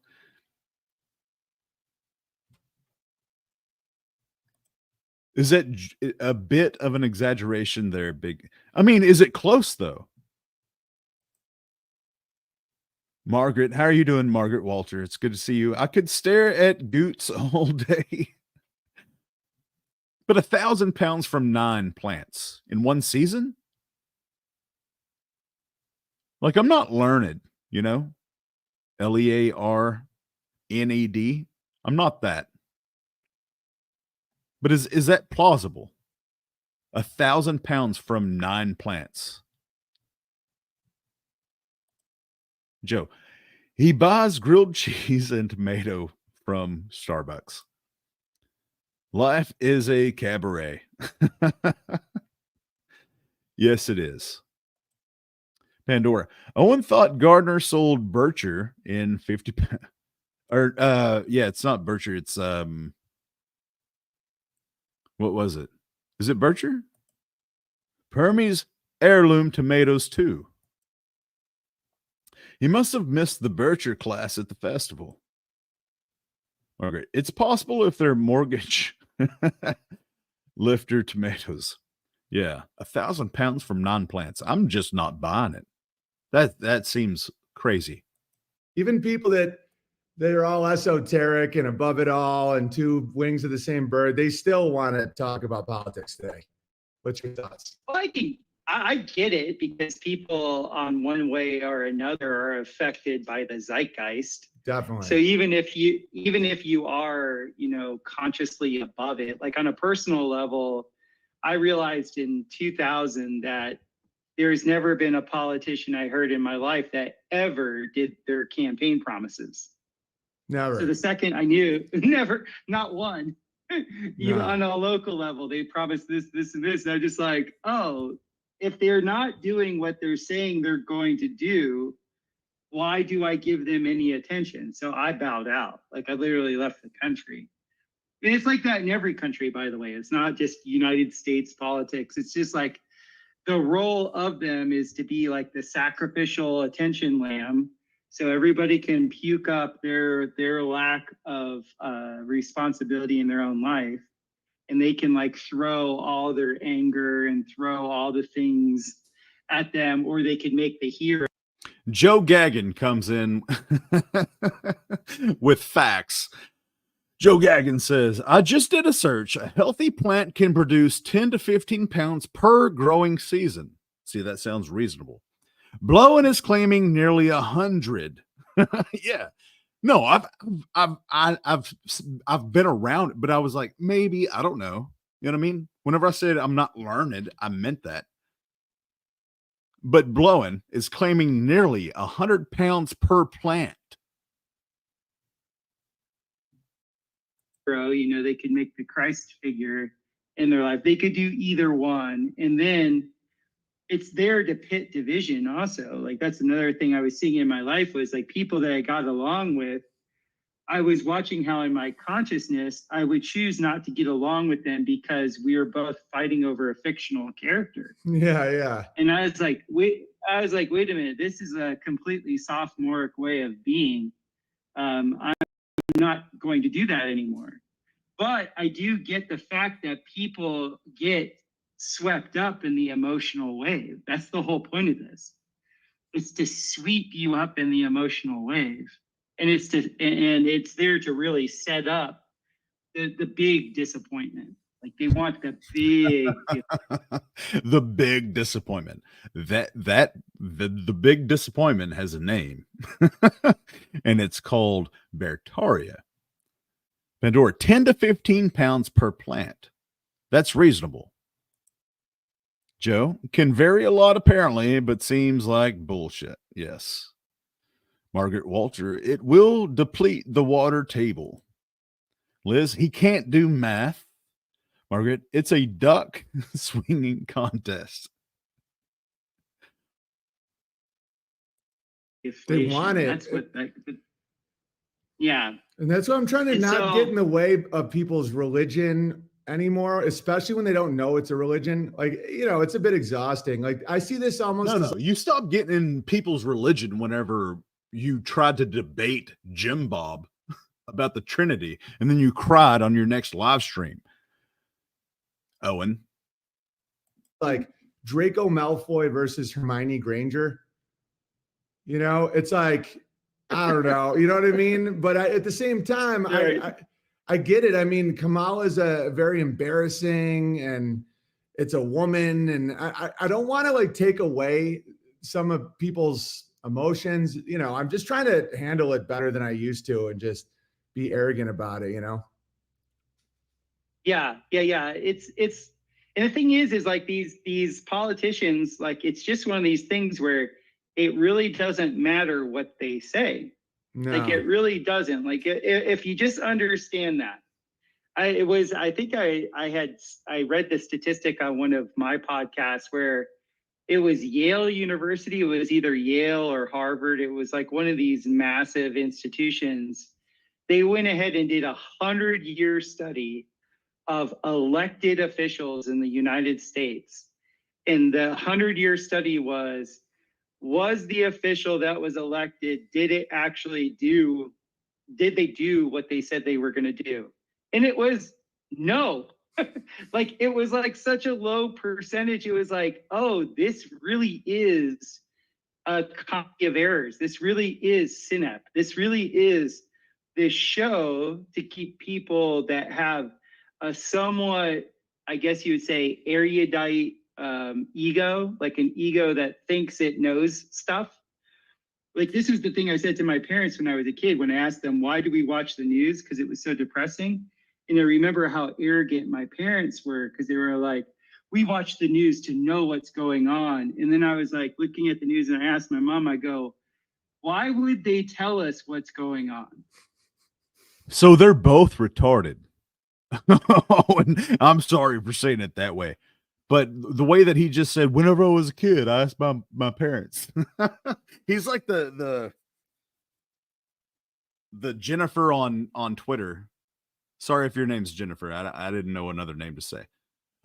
My 3-year-old just said something astounding, and everybody says, your 3-year-old never said that. Both of them are retarded. They're both talking about their history, and I can see the similarities, is what I'm saying. Joe says Topher rubbing his eye like Owen. Margaret, the moon has a Virginia. Okay. Liz, I love you, Liz. Joe, telling lies like a pig snake. Pandora, we saw 1,000 pounds of tomatoes dumped in your dirt, Owen. Down there with your gun barrel. Oh my. And if you don't know what that means, go look up the interview with Brad Lee. Liz, Joe, I know who you are. LOL. Oh my. Pandora, Joe has been timed out tonight, Liz. Keep an eye on him. Like, it's such a simple question. Like, what makes you so special that you think you deserve to know what's really happening? Like, that's where my mind was. Like, what we're presented is literally like, you just did the wag the dog thing yesterday, is like one of my favorite movies. Yeah, it's a great movie. Because it was so, like, I saw it in 1997 when it came out. Like, I saw it like with Clinton in office, and it was like, oh my God, they're doing the whole Clinton thing. Like, this was like, they literally like mirrored like Clinton, like what was happening with him in office, you know? So I was a senior in college, and it was just like, oh my God, what a great movie. I even had stickers, wag the dog, on my old fridges in Costa Rica. But like, yeah, it's one of these things where just be the person where you actually deserve to get information. Like, do the things that you want to do and accomplish so that you're actually deserving of information. Because if you're deserving of information, if you build your capacitance, God gives you the relevant information that you need to know. Exactly. If it's being fed to you through like 10 different filtrates of media, it's not what you think it is. And here's really something isn't. about the And that's dudes what- like me and you have to remember is some of these guys that we want to tell this to, they're supposed to be in that filter system because they can't handle what we're going to tell them. Right. Like, that's been my biggest Exactly. thing. Yeah. Like, it is all fair. Like, you're not. Yeah. I didn't mean to cut you off. Sometimes in Zoom, I'm always like, there's like a slight, I can't read body language. So if I interrupt, I swear to God, it's like I have facial autism when it comes to when someone is talking. Like, you know what I'm saying? Like, in person. No, that makes no. I have facial autism whenever it comes to somebody talking. He's referring to him cutting people off. That makes no sense. I have facial autism. No, you're just an ass, Owen. You don't know how to have a conversation with someone. Unless, of course, you're sitting across from a grown man, and then you do. Check out the Brad Lee interview.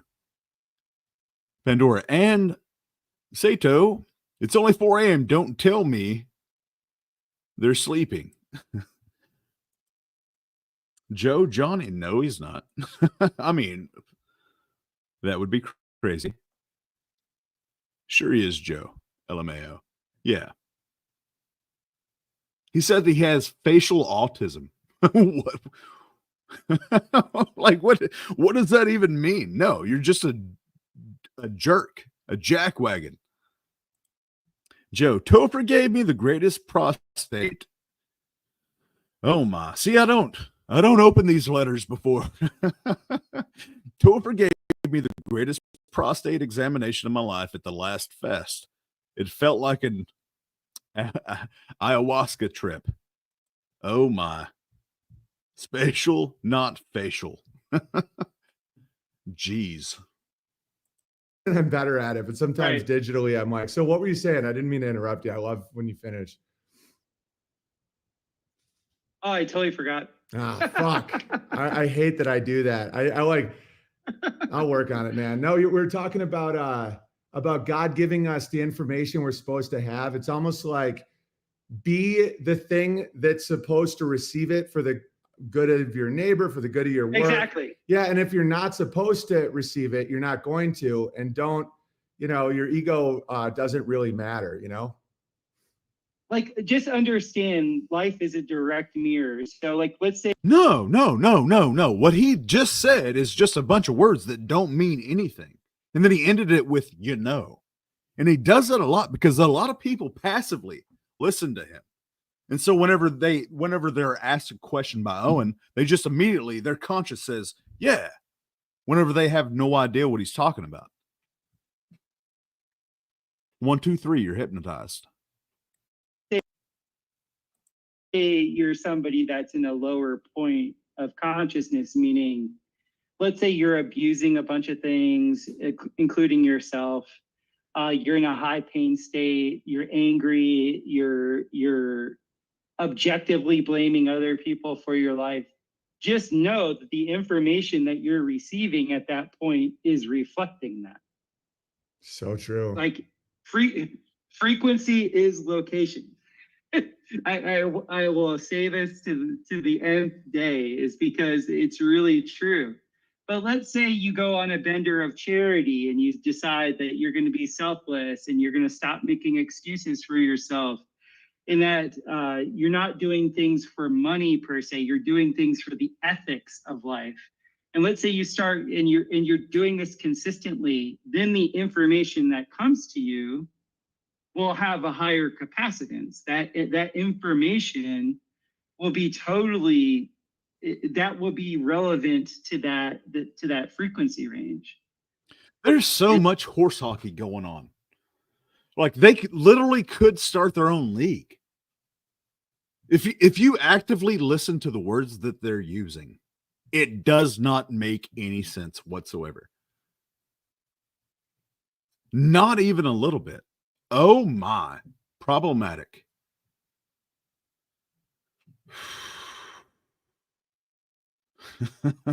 Sometimes you just got to breathe.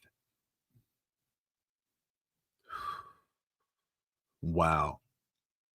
And they take themselves seriously. That's crazy. Pandora, Gardner is just there to convince people to send more money. I agree with that. CGC, how are you doing? 4 hours ago, is Texas in Australia?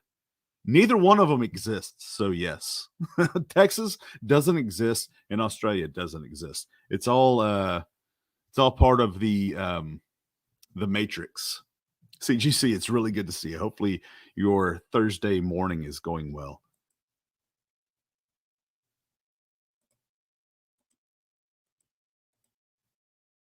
Bullshit, Liz. Bullshit. I wish I could do an Australian accent. Pandora, every word out of his mouth is to that end. Margaret, like bobbleheads. Level up. CGC, everything out of Gardner's mouth is new age bullshit spellcraft. It is. And watching both of them together, I'm glad it took me a minute to start watching Owen with other people, because I needed to know that Owen was what he is. Because I didn't want to say things about Owen and it just spill off onto somebody else. But I'm perfectly comfortable saying that Gardner is a horrendous human being. Joe Gaggan, 100% Margaret. It's like a game of who can say the most outrageous bullshit whilst keeping a straight face. Pandora, somehow by magic, it is spring in Australia. I'm going to winter down there with Liz. Oh, I'm jealous of that. CGC, good morning, you all. Get some sleep. I agree with you. Yeah, we should. We should. I've been going longer than I planned, but it was a glorious day. And I've got the time. Pandora, we're going to start our own goal. No, you had, I gave you the biggest wrench possible and I see the power. I'm going to do a documentary on Pandora. Pandora, no kidding. CGC, I didn't sleep last night either. We're fools. Yes. Now go back to this. We're going to start our own cult. LOL. This is the next Dark Triad. This is the chapter 3 to Dark Triad. This is how this starts. Pandora. Ha ha ha. But the money is so good. We're all doomed. I gave her too much power, but I can't take it back. It's just that simple. Like, it's like, we should do an experiment. He- We should do an experiment where our thoughts, we just start believing it's the Quakers doing everything. And let's see if we start getting legitimate conspiratorial documents about how the Illuminati is all like the Quaker Oats guy, basically. Oh, dude, you're treading into Jan Irvin's work. It's really kind of funny. At least his work 10 years ago. That's hilarious. Yeah, it wasn't the Quakers in the Northeast. What was the other group that was supposedly burning the witches? What were they called? The Puritans. You know, they were actually into Pudim. They were actually from Jan Irvin's work. He was showing how they were a real militant sect of the Jews. It's very interesting. All right, so I want to show you this quick joke, and this is a funny thing because Bradley, I'm telling you, this interview is super funny. This dude is. I get along really well with fighters and business guys now, apparently, because comedians are all so gay, and so this guy's known for being like a business coach and a very successful, very wealthy guy, and he has a show. And watching our dynamic, where he's more mainstream when it comes to politics, and my like retarded responses is very, very funny. And I think this is when two frequencies match well. So take a look at this. This is we're just talking about Kamala Harris. It's only like a minute. I could fast forward a little bit here. People in the positions are all gay. Oh no, that's the gay one. Give me 1 second. That's another funny one. I have a theory about why the gays crush so hard when it comes to networking. Candidates right now. Well, there's one in particular, that is nowhere near the best we can do. And we're acting like that's the best we can do. Like that's the best we got right there. That's the one right there. But she is the best at what she does, which I think is really bad though. Well, dude, I just did a little bit of research. Now, again, granted, I could be being fed lies from the machine. Talking about Willie Brown? Just all the shit you know about her. Dude, like Brown you're Willie? telling me that is the best possible candidate to run the United States of America. Are you out of your fucking mind? Now, someone could say, well, do you think Trump is? I do not think Trump is the best candidate, but I think he's the best of the two. Why? Well, because, dude, he's a businessman that's made billions of dollars. What has she done? Owen watching himself. Look at these eyes. Does he ever look at his wife that way or his kids that way? He's literally lustfully watching himself, talking to a grown man. And the way that he introduced this, evidently, I get along with fighters and strong men now. Who would have thought? Comedians are just Pandora. Liz's cult is gonna have an ocean. None of this landlocked Missouri bullshit. You sold me. You sold me, Pandora. I will be a kangaroo. I will. Joe Gagnon, gamma troll bots don't need sleep. Pandora must be true, Joe. Joe, Margaret, I'm a still plated gummy action figure. Pandora, yeah, that really is low rent Grant Cardone. Is this the one, TG? Yeah, Grant Cardone. This is who I kept wanting to call Grant Cardone. Yeah, Brant Lee. Low rent, unwilling to commit to Scientology the way Grant was. Pandora, finger in the nose is yeah. Yep. Liz, that's his favorite thing to do. He literally is watching himself lustfully. Which it might have something to do with this gentleman up top. Oh no. Margaret, digging for gold. 400 from my ocean. For my ocean. Pandora, take my money. Absolutely. I can see it. TGRS, totally. Yes, Grant Cardone. That's 100% who that is. But it's not. Margaret, pick a wiener, any wiener. Oh my. Joe, we will baptize the gammas in the oceans of Bondi Beach. I'll be a kangaroo or whatever Liz decides to make us adopt our names. I was just gonna go along with the whole bear thing, the animal thing. But $400 for your ocean, Liz, I'm down. For an entire ocean? $400 for your ocean? I mean, there's a whole lot of context I need clarification for on that one. we need I'm going to leave that one alone. Willie Brown. Yeah. And if you thought about this though, this is why sometimes I think that there's like a comedian.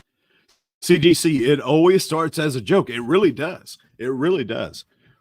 Whenever I first started looking into Owen, there were multiple people that were wanting to make jokes like that, and I shut it down immediately. Either by saying, yeah, that's just too close to home, or I just flat out ignored it. But that's 100%. It always does start out as jokes. Hashtag not a cult. And I'll say a really good example of that is Jared Leto. His cult. Pandora, sounds wonderful. Liz, is your ocean cold like the Pacific or warm like the Atlantic? I feel like I'm reading a romance novel. Pandora, I hear the surfing is great. Pacific. So it's cold.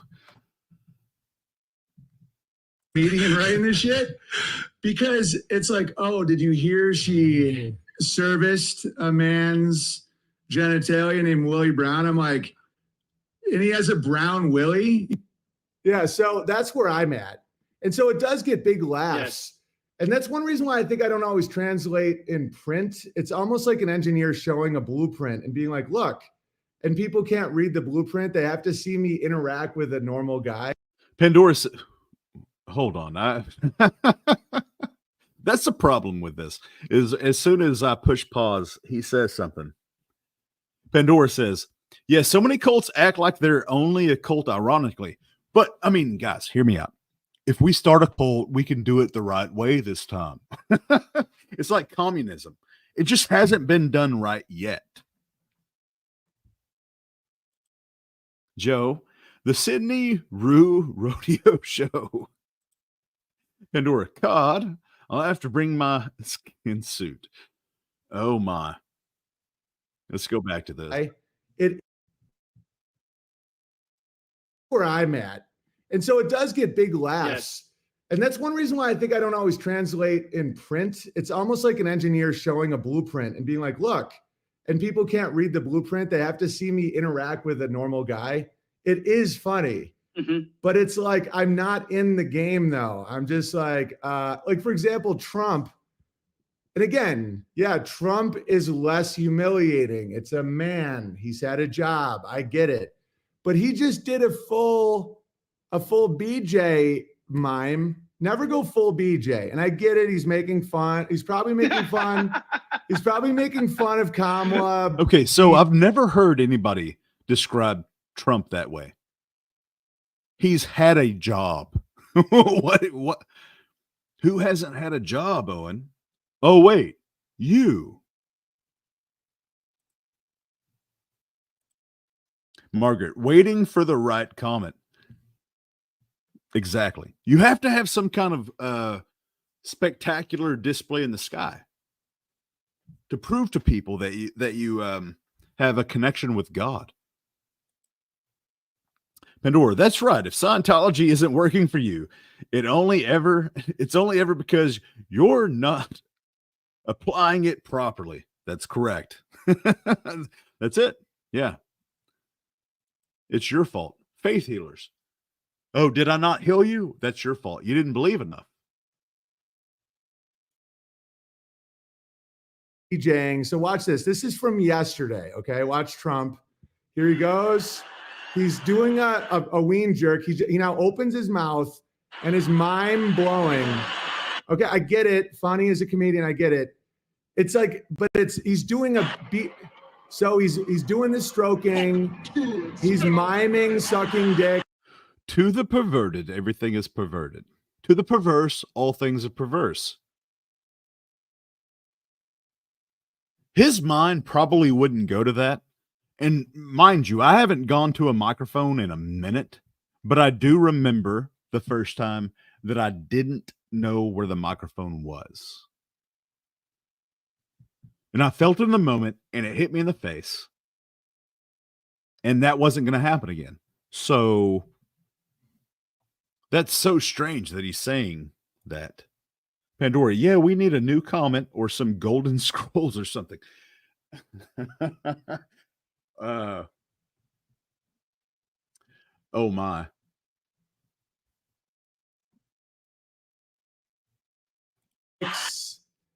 All right, just come on. And my theory is people watch so much porno, they don't know how shocking this is. Like, you can make fun of someone for BJing, but to actually open your mouth and people watch so much porno that they don't know how shocking this is. Whenever I watch that, I don't think anything perverted about it. It's some dude that walked up to a microphone and is adjusting the microphone because that's what you do. And he's saying people watch so much porn, they don't see how perverted this is. That's not normal. That's not how a normal conversation goes. do like a jerk and then doing a bob with your neck. Like, that's crazy, you know? And it's not like I'm, oh, how dare you? Don't judge. I really think that it has to do with how much porn people watch, because if you don't watch porn, you're like, what the fuck? But if you don't watch porn, you don't think about porn. It's not a thing that you think about. On a day-to-day basis, if you don't do that, you don't think about that. From the abundance of the heart, the mouth speaks.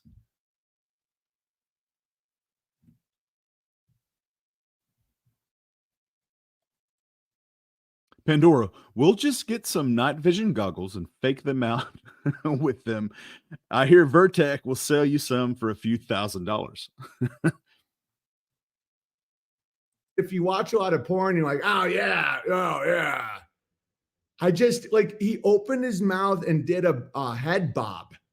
So that's why I don't care. And I'm not going to be pressured to care. And then people are like, yeah, but the migrants are going to rape. I'm like, dude, I don't want to tell this to people. I don't want to get in the way of people's religion. You could see the double-headed eagle of the United States. I could see it on a teeter-totter where they're both like giving, like, you know, they're like, whether it's Trump or Kamala, and they're both like, you know, doing the obscene gesture. And that just flashed in my head because it is the same eagle. Like, it's the eagle with two heads. That's, you know, they're both giving BJs. That's what's happening. Dude, it's the pets and the BJs is all the whole thing. And because it triggers such emotion in people where they're like, oh yeah, well, if it's your daughter getting raped by a Mexican in the borders, I'm like, you have no idea what they're going to do. They don't matter. Like, they'll say they'll do something. I remember when he said he'd build a wall. It's like, what are you talking about? It doesn't, like, Obama bombed more people. Like, he was more quote unquote right wing for the neocons than anybody. Joe, how long until the Bears drink the tainted gravy and go to eternal Beartoria? Next year's fest?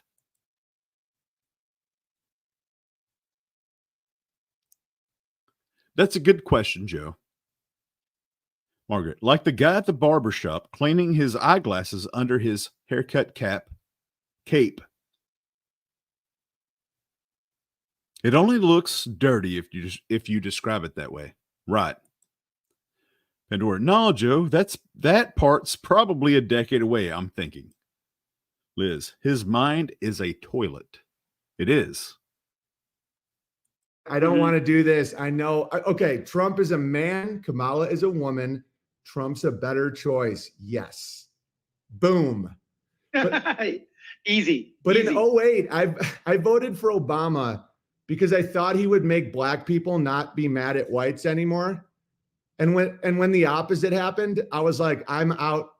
Now I'm out. And that's why I don't follow sports, is because I'm like, I was so into Brett Favre being on the Packers, beating the Vikings. And then when he went to the Vikings, I'm like, I'm out. Like, this is not war. This is just watching people like work out. Like I'm at fucking Gold's Gym or something. You know, I couldn't get into the emotions once they started.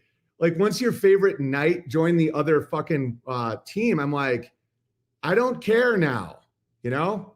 Right. Well, it's the world of the corporeal. They're corporations. Like, I believe that DNC is the corporation, the Democratic National Convention.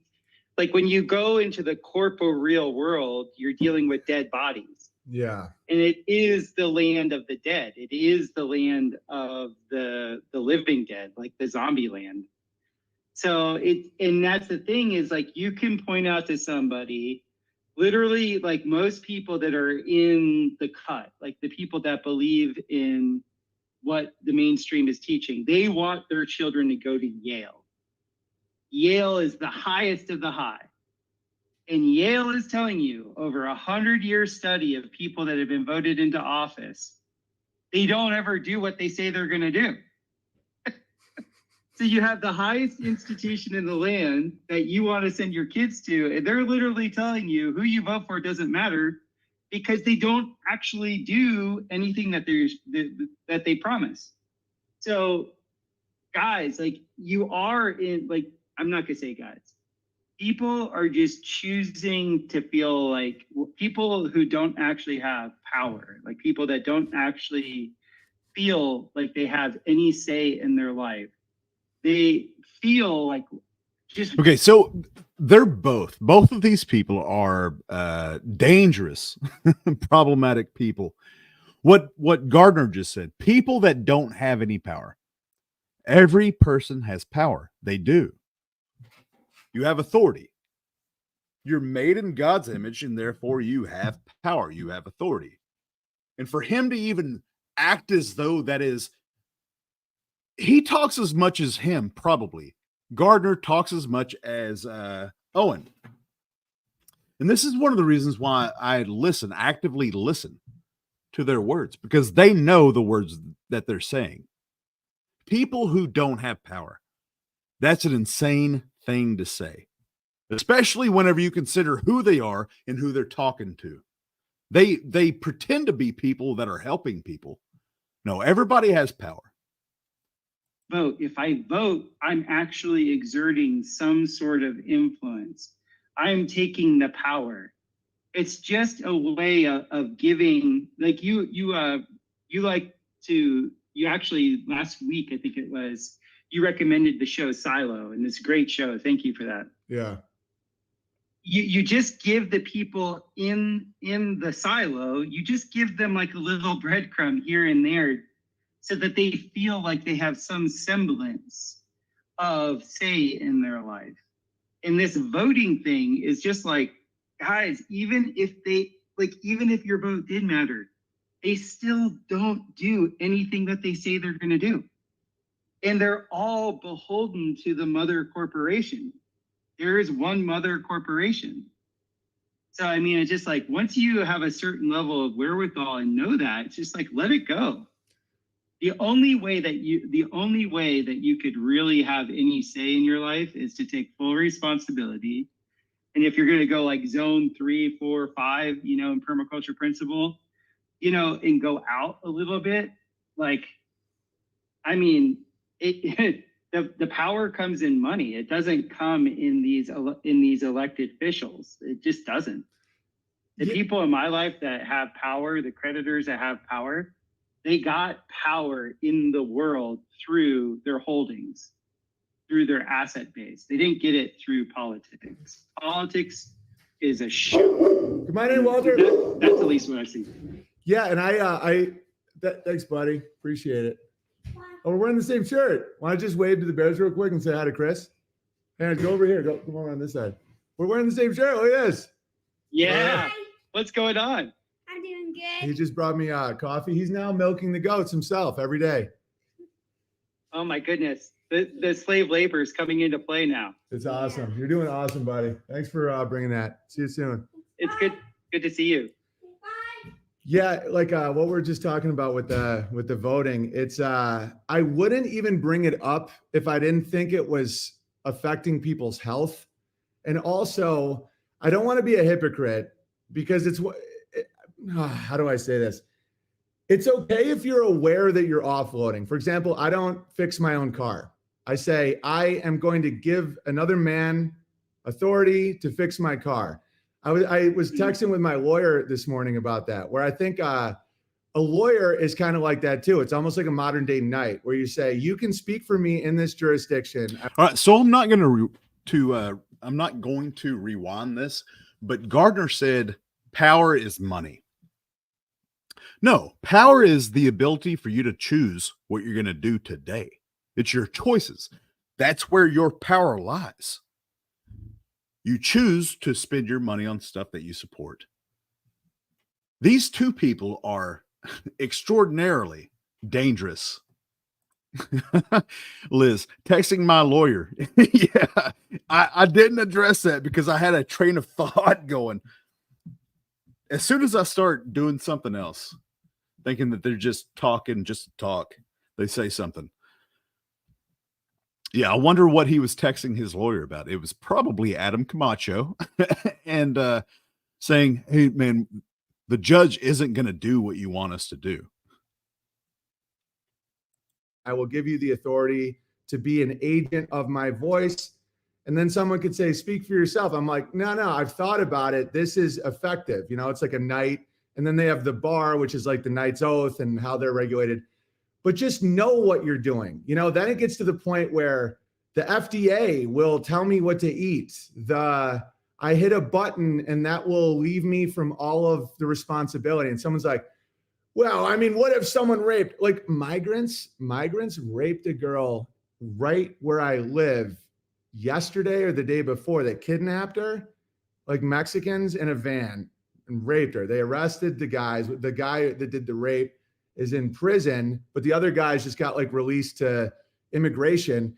And it's the most Republican area ever. Why are they here? Agriculture. They're here to pick the grain at the Budweiser thing, at the Budweiser fields up in Bonners Ferry. And I see people's behavior. I'm like, you won't hire a local for $3 more than a migrant. That's your vote. And that's why they're here. And if you won't, and then people talk big and I'm like, so you're going to kill them?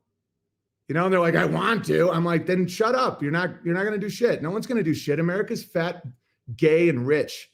It's like, people are like, oh, they're coming for the guns. I'm like, I don't want to talk about. If America is fat, gay, and rich, what is their target, Owen? CGC says, I wish you had represented yourself against Adam. Are they building your pool, Owen? If you actively listen to Owen, and yes, Gardner, pee drinking bear, they do not make any sense to the point to where they are dangerous. Hops, yes. Joe, you don't even pay your contractors, you bitch. Joe Gaggin. What side of the fence are you on, man? Rub that eye. Yeah. Oh, my. Owen, one of your top elite lieutenants is turning on you, man. You need to reel it in and try to do something. You're losing one of your top lieutenants, Owen. Joe Gaggin. He's been a follower of yours for years. About this on the internet because I'm not promoting any violence at all, but I'm just like, isn't that the point of guns? So what, are you just like a little kid that gets to have a squirt gun? Like, isn't the whole point that you're armed to protect your right to be armed? If they can just take your gun, then just give it to them. Like, you've already lost.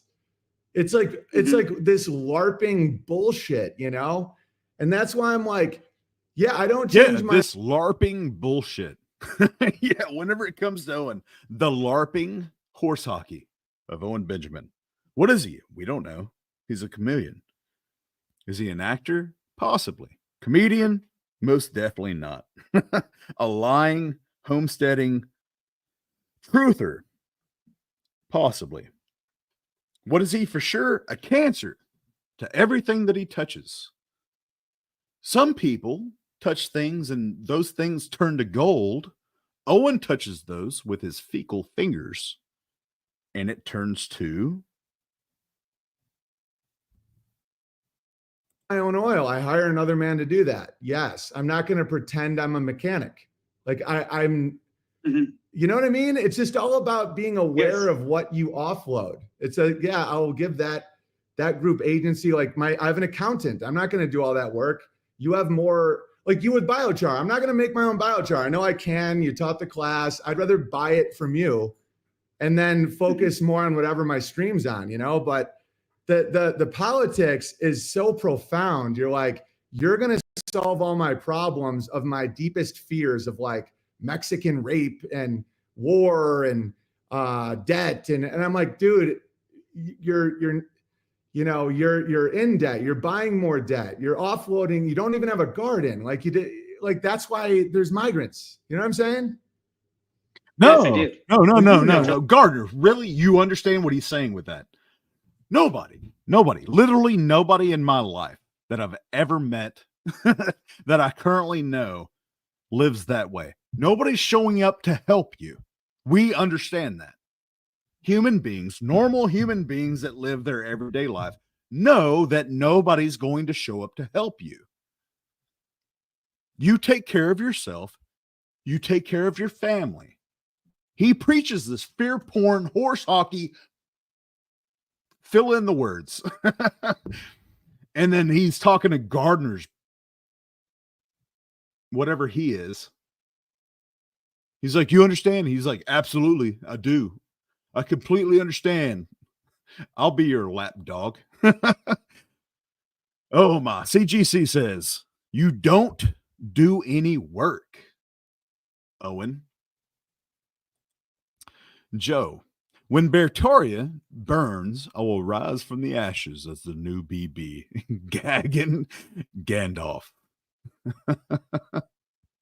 I mean, I'm speaking. I mean, you fucking know all this shit. They're coming for you, Owen. Your own is turning against you, Owen. I've been watching because of Liz. Thank God for Liz. She's been showing some of the hanging with the bears and the way that they're talking 2-3 years ago. The Owen from 2 or 3 years ago wouldn't tolerate that kind of insubordinates coming from the bears, talking about, yeah, no, if Owen, like, yeah, it would continue. Wouldn't it be funny if we got letters and opened them up the way Owen does? Owen from 2 or 3 years ago would not tolerate that, but he does now because he has to, because that's all that is left. You introduced me to the idea of the creditor. Yeah, it's one of those things. People just have to really kind of look at themselves and have an internal audit, like a spiritual audit. See how mad do they want to be? Like exactly how maladjusted do you want to be? First, you have to understand that you are maladjusted. And then you have to Hold say, up for a half a second. Let's just go back. Let's look at this. Listen to his words and watch his face. If you're not driving, watch Gardner's face while he says this. How maladjusted do you want to be? First, you have to understand that you are maladjusted. How maladjusted do you want to be? Because that's what you're going to get. If you take what Gardner has, you're going to be maladjusted. How much of that do you want? Maladjusted. And then you have to say, how much of this do I want to own? Like, how much of this is appropriate? And then work from there. Because all this stuff, like, it's beautiful. And my friend, Slick Dissident on YouTube, he is very good. Okay, so they use words. He just said it's beautiful. I haven't heard one thing that they've described at all. Not even a little bit. That's beautiful. And yet, you hear Gardner say, it's beautiful. What is beautiful? Is he going to describe something that is beautiful? Like the really deep archetypal programming in media and on all levels is just like so crazy. They're literally in all these theaters, they're putting out this information and data that doesn't look like it's related, but it really is related. And it's to push the emotional zeitgeist in a certain area. And if you want to offload, as you say, and you don't want to take responsibility, you'll get caught up in the tragedy or the comedy. Like you're the comedy side. You're the one that makes fun of everything. The news is the tragedy.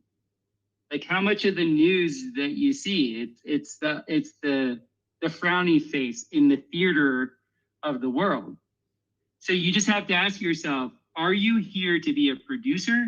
Like, are you one that's here to actually produce things and make things better? Or are you here to be entertained? That's why I love the movie Gladiator, the first one. Me too. It's one of the best movies ever made. Yeah. He is literally not saying anything of any kind of substance whatsoever. Comedy and tragedy, sure. Life is that. What? I mean, what?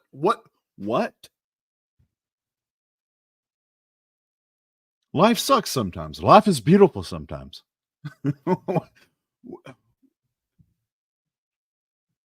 He's saying so many words that if you're passively listening, you could possibly be like, I mean, maybe, possibly, but no, the answer is no. Can we get some no's in the chat for Gardner and Owen? Yeah, because the protagonist in it, he's like, "Are you not entertained?" Like he knew this whole political rigmarole, the sports, the athletics, the Coliseum, all of it was because the people that are in the Coliseum are addicted to being entertained. And I was lucky enough as a young man to have a mentor that said to me that he showed me my addiction to entertainment. And if you're addicted to entertainment, you're also addicted to entrainment. You are entrained. If you're entrained, you're in the zeitgeist. Like you're gonna be swept up by the emotional, psychic undertow that there is. And the people that program existence, I would say on the more meta level, the people that program big waves of currency, big waves of diaspora, they know this. And they use it, and they don't educate the common folk in that, because if the common folk knew, it's just like a magic trick. You've brought this up in your podcast with the magic, with the prestige. Once you know the sleight of hand, once you know it's just a technology, then all of it goes away. It's just a technology. It's just a sleight of hand. That's all it is. So really just do an internal audit to see where you are as a being and say, okay, am I happy? Am I productive? Am I actually doing the things I want to do with my life? Because the thing is like a lot of people are not doing that. So the same people that I've seen in my life that are addicted to politics, they're in a job they hate. They're in tons of debt for doing something that they regret. Like there's all these like regrets and things pulling on them that drop their valence, drop their capacitance. So the information that they take in is that at that level.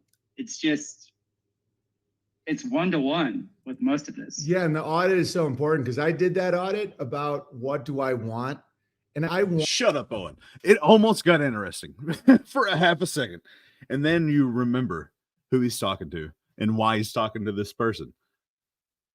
It all goes back to the nuggets of truth. All of these pieces of biochar, sure, they might be useful, but I mean, what did he really say that you can't get somewhere else? wanted to be more I know you'll understand this. I wanted to be more connected to the zeitgeist because I felt myself, and that's why I started doing movie reviews, because I literally thought about it. I'm like, I don't want to just keep drifting off where people just appear to be nonsense machines. I want to connect back with what people are relating to. Like, I don't want to watch the Kardashians. I don't want to spend all day freaking out about politics, but I want to watch shows again. And I made a conscious decision to do that. That's why I watched Silo or watch some of these other ones. And I think it was a good decision because I like story. I'm like, I like archetype. I like story. I like relating to people. I do like people. And I was feeling myself getting a little separated. I'm like, the most important thing you can do is literally donate to the land in the Ozarks, and we will just keep building amazing shit that the community. And I could just tell that people weren't seeing it. I'm like, we have 30 cows. We have a place we can have festival. I'm like, that's the thing. But they would just be like, but is it really weird? I was saying we have all of this stuff, but people they weren't really seeing it that way. Could it be possibly because it's not a we? You're buying Owen land is what that is. You bought him land in Idaho. He made dozens of promises, didn't keep any of them, including the big one, which was, if we don't hit the goal, I won't keep your money. I promise. And then he switched it to, thank you, CGC. He called me out. He said, he didn't call me out. It wasn't rude, but he said, hey, it's not as though it's in the past. It's still present. It's not, he ran a land scam. He is running a land scam. But it's yours though. And I'm like, I just want to relate again. So I pulled back a little bit on the trying to solve the world's problems. And I'm like, okay, let's talk about the never ending story. Let's talk about Princess Bride. And I'm glad I did that because it's not just bad to be in the zeitgeist. You just have to be conscious of what it is. You know, it's all about the nature of what it is and just be aware of it. And you don't need to fight against it because you're going to lose. I mean, trying to explain to somebody about like the moon landing, you know, like someone who is in a religion that they don't know they're in a religion. It's like, well, how many people would have to be on it? Someone said this to me who's like an atheist, diehard NASA. And I was like, well, the Catholic Church ruled the world for 1,500 years. How many people had to be in on it? Like, do you think all that stuff is true in the Catholic? And you think that they turn the wine to blood? And he's like, no, of course not. That's ridiculous. I'm like, well, I don't know. 500 million people would say it was real. I'm like, it's a religion, just like the moon land. And then they're, how dare you? And I'm like, I don't think a lot of people know how to. Just like Bertaria. All those victims with the bear goggles, they look at Owen as though it's a religion. And you can literally hop onto any comment section that he's been in here recently, the videos that he's been in, the interviews that he's been in on YouTube. Just go look. Read the comment section and see how many people are turning up, sock accounts, whatnot, whatever. Doesn't matter. Read the comments and see if it does not come across as though it's a cult. It absolutely does. It really does. And if you do it multiple times, if you go to multiple videos, it's almost copy and paste it. Build a religion. And so I'm like, okay, man, I want to improve my life. And I don't want to just constantly be the guy that brings everyone the bad news. Even though I'm like, dude, it's news. Like, God is real. You get what you want. There's a fairness here. You can grow anything. Like, there's no victims. I'm like, it's the best news you can. And they're like, just don't tell me. And I'm like, okay. And well, that's the whole thing. It's called externalizing authority. So I really think this whole trip that we're on is about whether you internalize authority or you externalize authority. And when you internalize authority, what you're saying is you do not want a medium between you and source. You know, so I'm not talking about like you hiring a mechanic. You know, that's not you externalizing an authority. That's just you knowing what your strong suit is and what their strong suit is. So in a way, you're maintaining authority because you're just playing to your strengths, right?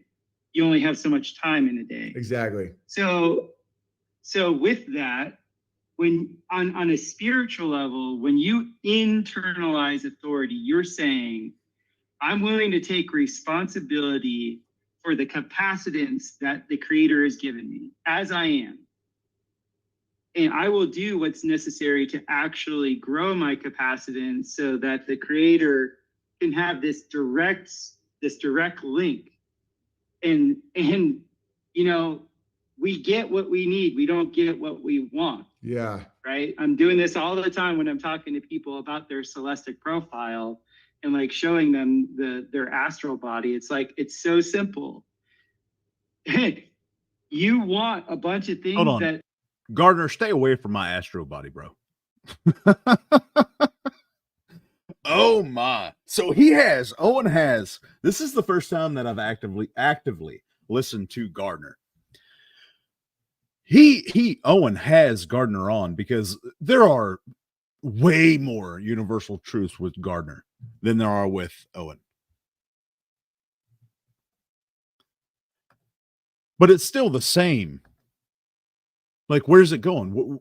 What's the end of your message? Because I'm sure it doesn't end in the prayer of, thank you, Heavenly Father, in the name of Jesus Christ of Nazareth. So where does this go?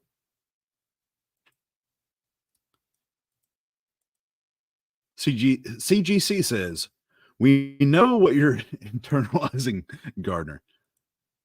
Margaret, dude with the Helen Keller hands is talking like he just ate Lotus. Oh my. Yeah, it's going back to their pocketbook is what it's going to.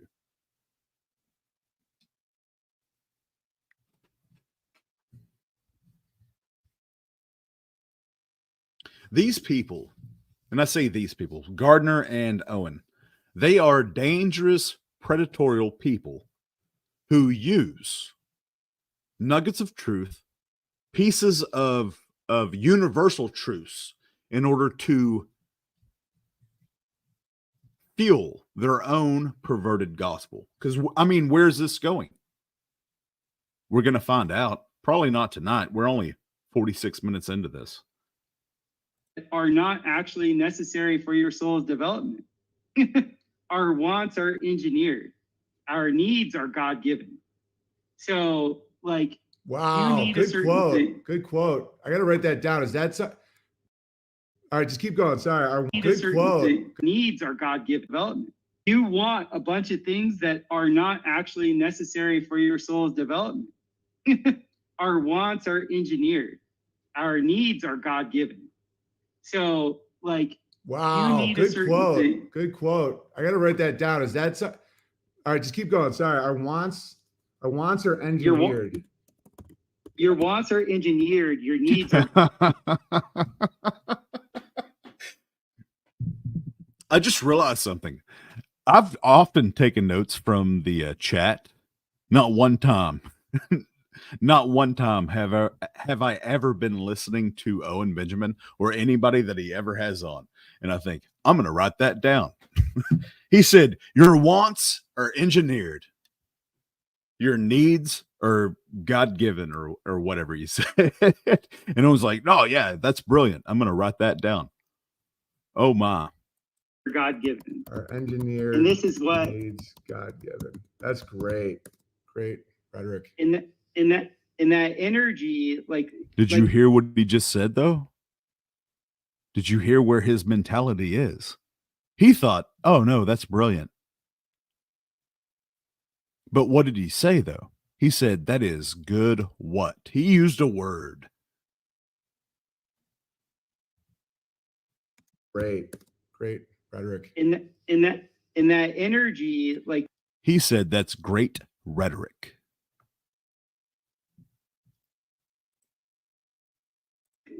you don't know what you need. Like you literally don't. And you don't know what's on the horizon. Like black swan events literally shape our life. Like all of us are. All right. So whenever I write something down, it's because I think that it can be useful for myself, in order to. It's something that I should remember. Now he said, for rhetoric. Hold on. And look at that face if you ain't driving. Like you don't know what you need. Like you literally don't. And you don't know what's on the horizon. Like black swan events don't. Like you don't know what Rhetoric. And this is what needs God given. That's great. Great rhetoric. Rhetoric, the art of effective and persuasive speaking or writing, especially the use of figures of speech and other compositional techniques. Manipulation, whenever it comes to Owen Benjamin. It's insane to me to hear somebody use the word rhetoric whenever it's taking notes. It's a tool. It's a tool for warfare whenever it comes to Owen. It is not as simple as, oh, I'm taking notes in order to better myself or to help somebody else. Rhetoric, the art of effective and persuasive speaking. What does he claim to be? A professional rhetorician. His dad was, so therefore he is. Everything that he claims his dad was, I guess. Oh my. That just blows my mind that he uses that word rhetoric as far as taking notes. In that energy, like you don't know what you need. Like you literally don't. And you don't know what's on the horizon. Like black swan events literally shape our life. Like all of us have a behavior with the world that's different now than it was 20 years ago because of different events, or 25 years ago because of different events that we had no control over. Mm-hmm. So that lets you like let go of the reins a little bit and you say, okay, God, I'm not a control freak. It's obvious I don't know what the F is going on here. I give you full and utter willpower. And I bow to that. When you bow to that, that internal authority with your creator now opens up. That's when the juice starts to happen. That's when the capacitance really starts to grow. And then that's when you start to be the being that's living integrity. And then that integrity grows and grows and grows the coherence of your field. The coherence of your field gets to such a point where now that field can handle more and more and more and more. And then, like you said in a bunch of your podcasts this last week, you're given authority by others. You're not trying to go out there and claim it like a gamma. People see how good you are at what you do, and they call you the leader. They say, oh, you're the one that can do this. And that's how this realm, as far as I see it, as far as my 48 years of existence has shown me how it works. When you displace authority and you say, oh, that guy, because he has lots of letters at the end of his name, knows more, like he's responsible for the outcomes in my life. Or that Obama or Kamala or, Bush, all these things, they're responsible for how my life ended up. Just tune in to the people that talk like that. Like all you have to do is have a modicum of sensitivity and listen to the people when they're talking like that. Read them, read their energetic body. How? I really don't understand how Gardner, because I'm actively listening to him. I hear the words that he's saying. How does he believe what he's saying and he's still so active with Owen Benjamin? That blows my mind. It's not that I agree with everything that he's saying, but it seems as though that he does have some form of understanding of something. More so than Owen, that's for sure. I just don't understand How he can believe what he's saying and still be in cahoots with Owen. They're in a lower form of hell. They're literally like they're in the corporeal. They're just acting out like a zombie, whatever the zeitgeist programming is. They're like, oh well, inflation these days and blah blah blah blah, and they love the victim narrative. They love it. Dude, it's like the God the Father is completely true. Like what you're describing is how a son should be to their father. And then when you do that, you're given more you're given more abilities. Like what me and Walter's relationship. Like what so many of these Christians are saying is way more true than they're acting like. And it's so crazy to me. It's like God the Father in heaven. It's like, okay, our creator is the Father, called no man father. Look at Gardner's face.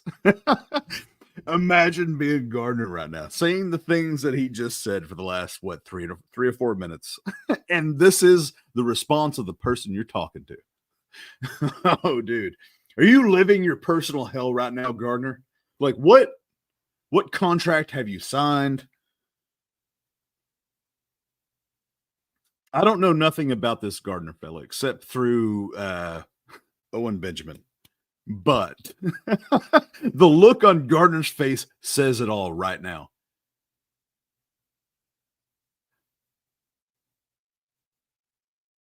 Listening to Gardner talk, there was at least a hint of sincerity. I'll say that. More so than you could say for Owen Benjamin.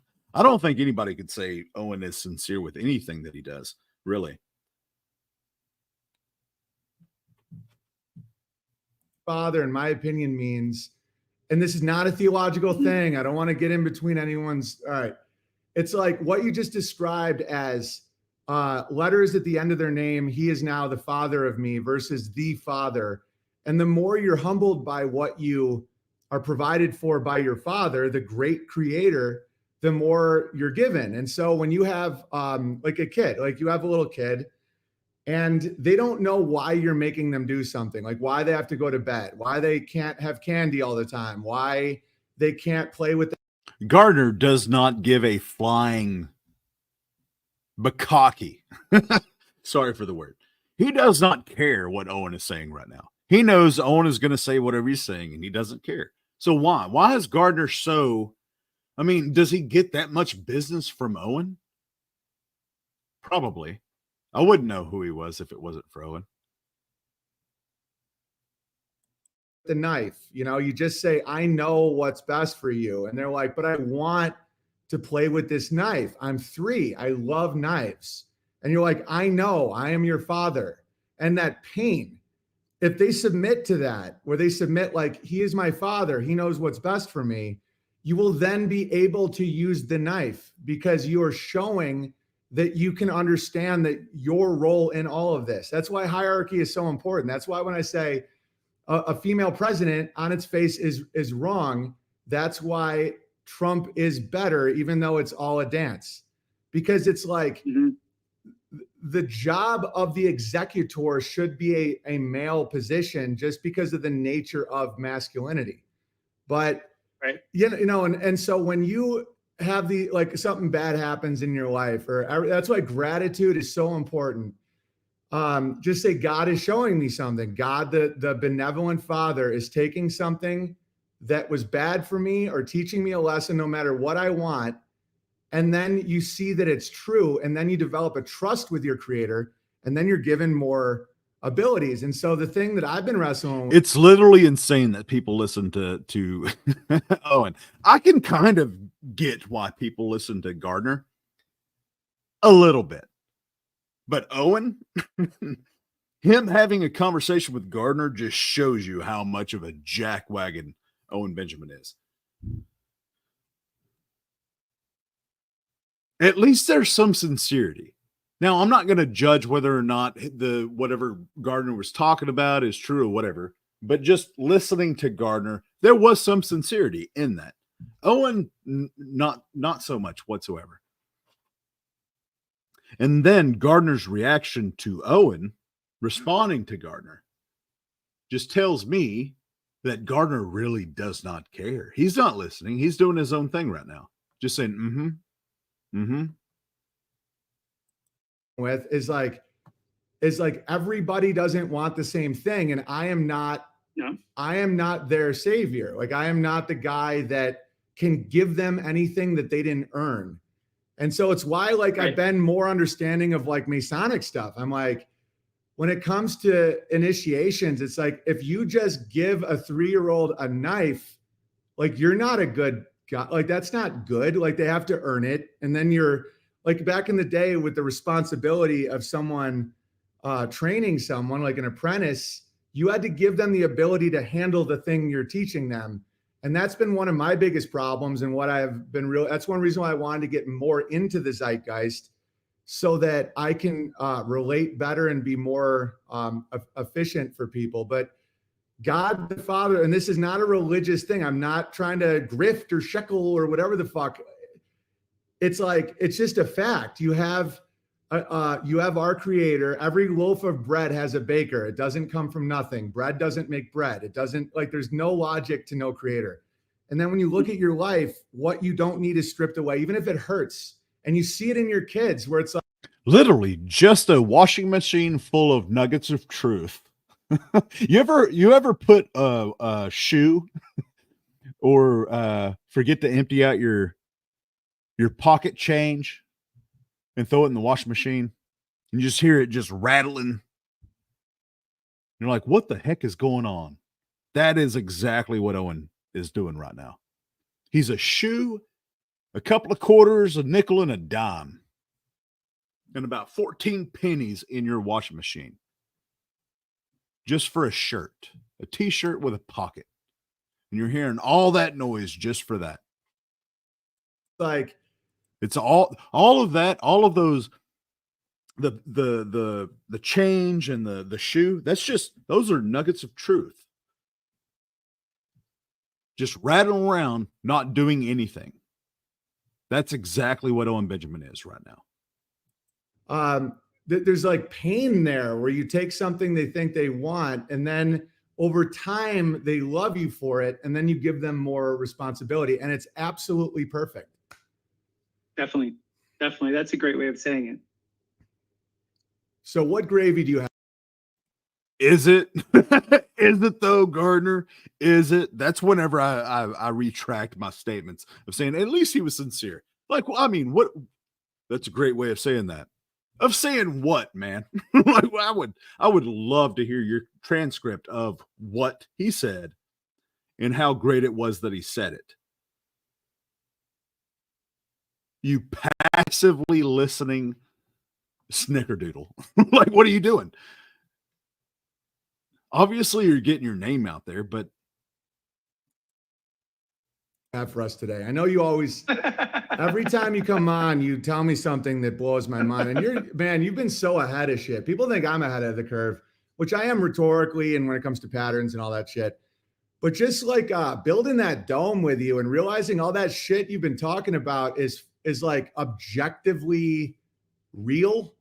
I almost felt like that movie Big Fish or something, where I'm like, holy shit, all that crazy shit Gardner's been talking about, he's actually doing it.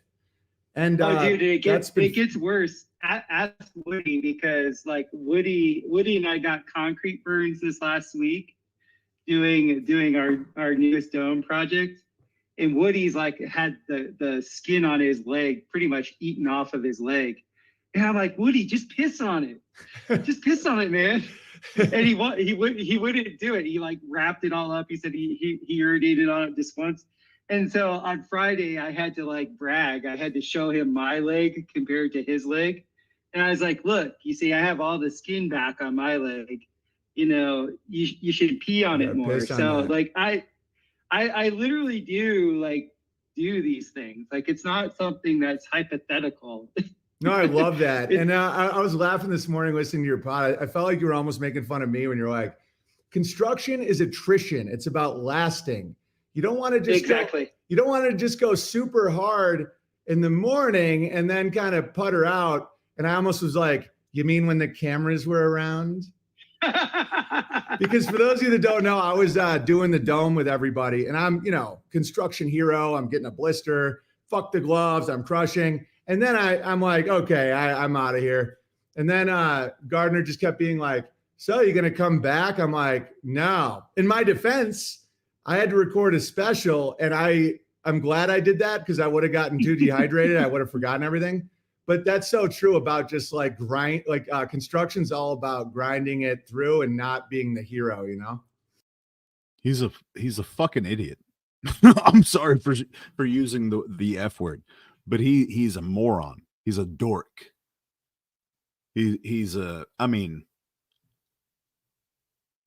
So you showed up and you ignored everybody telling you how to do literal work, and you were like, no, I don't need no gloves. Give me this. It needs to look good for camera because I'm a Hollywood comedian. You've been a homesteader for the last 7 years, you douchebag. You should know how to operate an analog shovel. What are you talking about? It's not becoming. It's not cute. Nobody thinks it's funny that you don't know how to dig a hole or operate any kind of anything. Like it's shit. And there's people that are like, no, yeah, BB is, that's the man.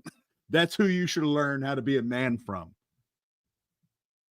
Seriously, go to all of the comment sections of any of the people that have given this mentally challenged cult leader a platform. Go to the comment sections and just read the positive and negative.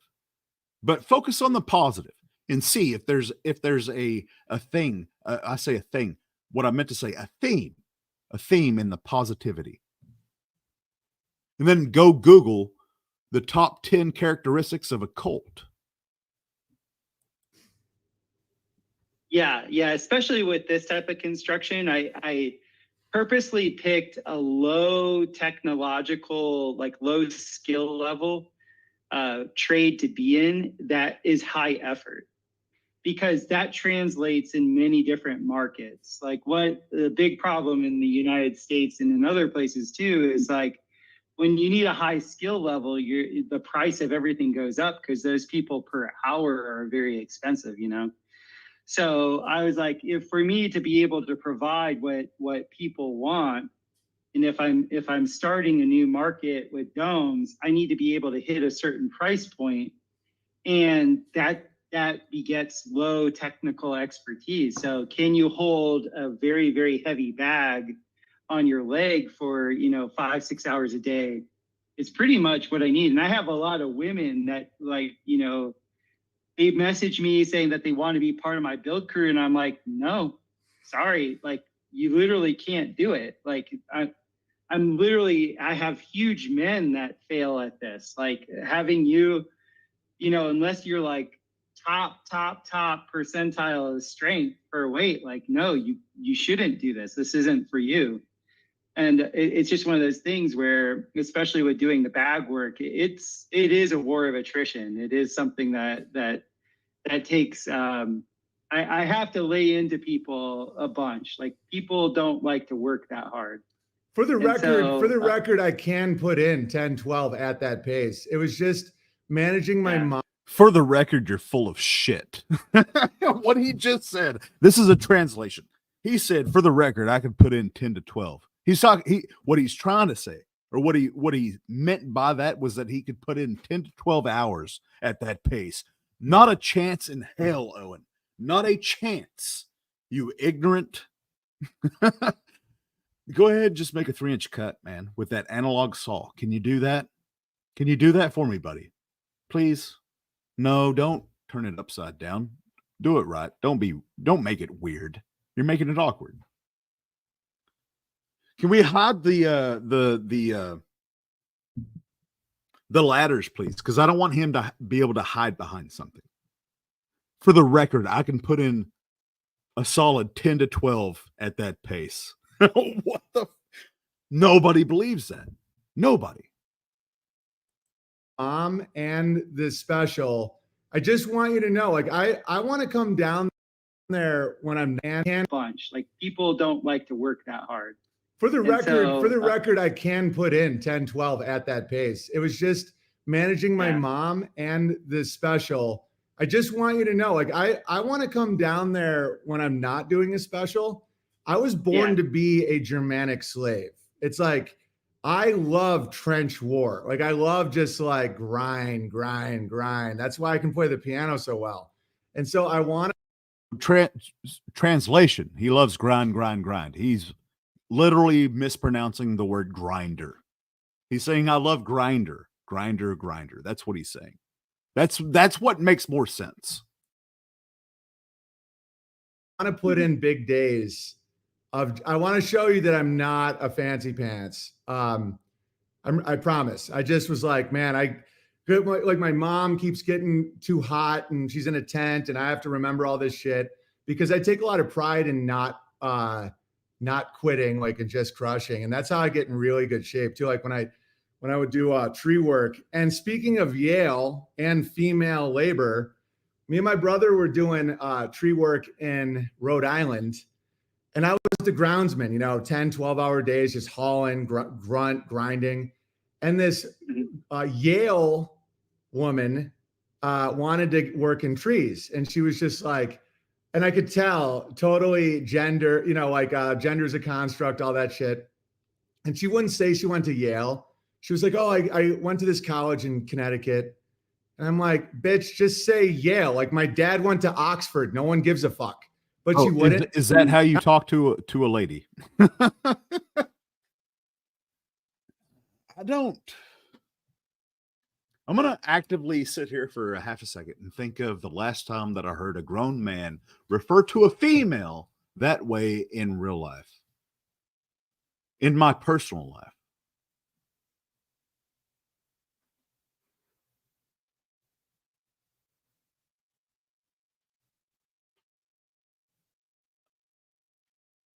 No. The answer is no. Day to day, week to week. The answer is no. And there's grown people out there that stick up for this filthy, disgusting cult leader who ran an investment scam during the pandemic. What were you doing, listener? There's 28 people out there listening right now. What were you doing in 2020, around March, April, May of 2020? What were you doing? Were you running an investment scam? Did you tell people, hey, give me money so I can buy this compound and you can get all of these fancy things, zip lines, whatever? I'm going to go ahead and say, no, you weren't. You were working. If you were able to. If not, you were worried. Even if you were working, you were probably worried. You didn't know what was going to happen because we've never lived as a collective. We never lived through that before. That was something new. That was a new experience upon all of us. Talking about a blanket statement, that was new for everyone. And what was this sick son of a dried biscuit?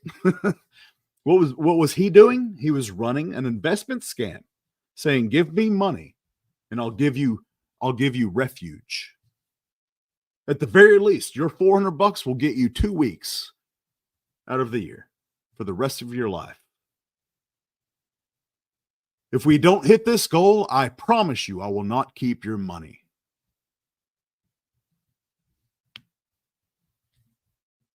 After like a half a day, full tears, quit crying tears. Yeah, and I'm like, and she probably didn't. Oh, so you dumbass! He literally just told a story where the Yale lady worked harder than he did. She put in a half a day. That's more than what he did. I don't know why Gardner's laughing. I mean, I know why, because he's the lapdog in this situation. He didn't put in a half a day. Owen didn't put in a half a day working for Gardner. He probably put in about 45 minutes, probably. I'd give him an hour and a half, but probably closer to 45 minutes. And he said no to everybody, saying, hey, man, here's gloves. Slow down. Calm down. No, I got to make it look good for camera. That's what we got to do. We got to get the footage and I'm out. I got to. I've got my mom and I've got my special boy activities. Like address it and now writes for Yahoo News or something. You know, it's like, I'm like, you can't last. Meanwhile, this Mexican named, what was his name? Chocho or some shit, just grinding, big welding glasses, 5 feet tall. You can fucking feed him Corona. Right. Yeah. Right. No, I get it. It's partly because of the retardation of the media. Like, I like that show Silo, but there are just some despicable moments in it where they have like this guild of like people that are like the protectorate, and the protectorate are all these fat, overweight little women. Ugh, and insane. they're running after dudes, and they're doing these like horrible tackles. You know, I'm just like, oh my, it's so. All right, that's a good place to stop. We are an hour into this. Thank you, Liz. Bay Ocean Bear. A day ago. Why didn't they laugh? November 5th, 2024. We're an hour in. That's going to be a good time for me to stop so I remember, because I'm definitely going to come back to this, but I am going to write this down. If my pen will work. There we go. I hope y'all are having a good Thursday morning. And if you're a bear, for the love of everything holy, take off those goggles and look at Owen for who and what he is.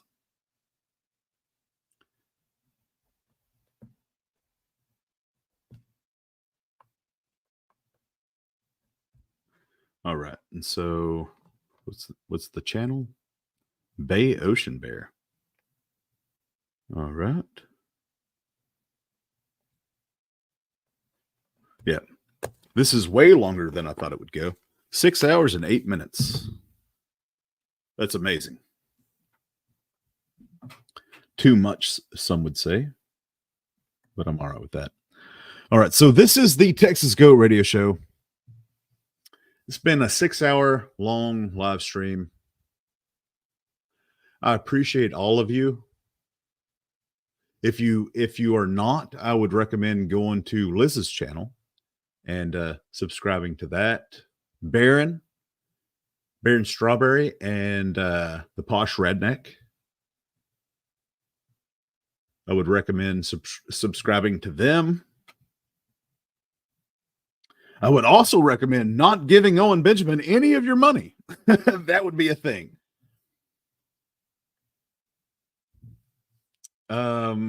Let's see. Adam Camacho, go to Gibson Go, stop Owen Benjamin. Help out with the direct line to the holding Owen Benjamin accountable. Stop Owen Benjamin at Gibson Go. Adam Camacho. Let's see. I hate saying the word but I guess it does help think a little bit. It doesn't. I just hate dead air. Let's see. Johnny Arcade, he's been putting out some really great content. He's back on the he's back doing it. Back on the grind. His channel. Beehive. And I'm literally just staring at a painting on my wall thinking about this. So it's not like I'm trying to look through notes or anything. Milker Nation. That's always good. On Rumble, the 10-hour documentary. Hoax Wars. Covert Radio. On YouTube. Patreon and a whole slew of other things, I do believe. Yeah, there's a reason why there's so many people that are aware of Owen Benjamin and try to hold him accountable, because he is worthy of being held accountable. He is a dangerous, predatorial cult leader. Blake, imagine being such a that you feel the need to prove you're not a fancy pants to the most obvious around. Blake, shout out to Blake. single-handedly had done one of the most important things that has been done in a long time. You're a legend, Blake. Joe, thanks, Tex, for your work. I appreciate you. I appreciate you, Joe Gaggett. I didn't think that I'd be saying that at the beginning of this live stream. So thank you. All right. So this is the Texas Goat Radio Show. As always, till next time, be kind to each other, even if they are wearing bear goggles, because maybe, just maybe, tomorrow they may be on this side of it.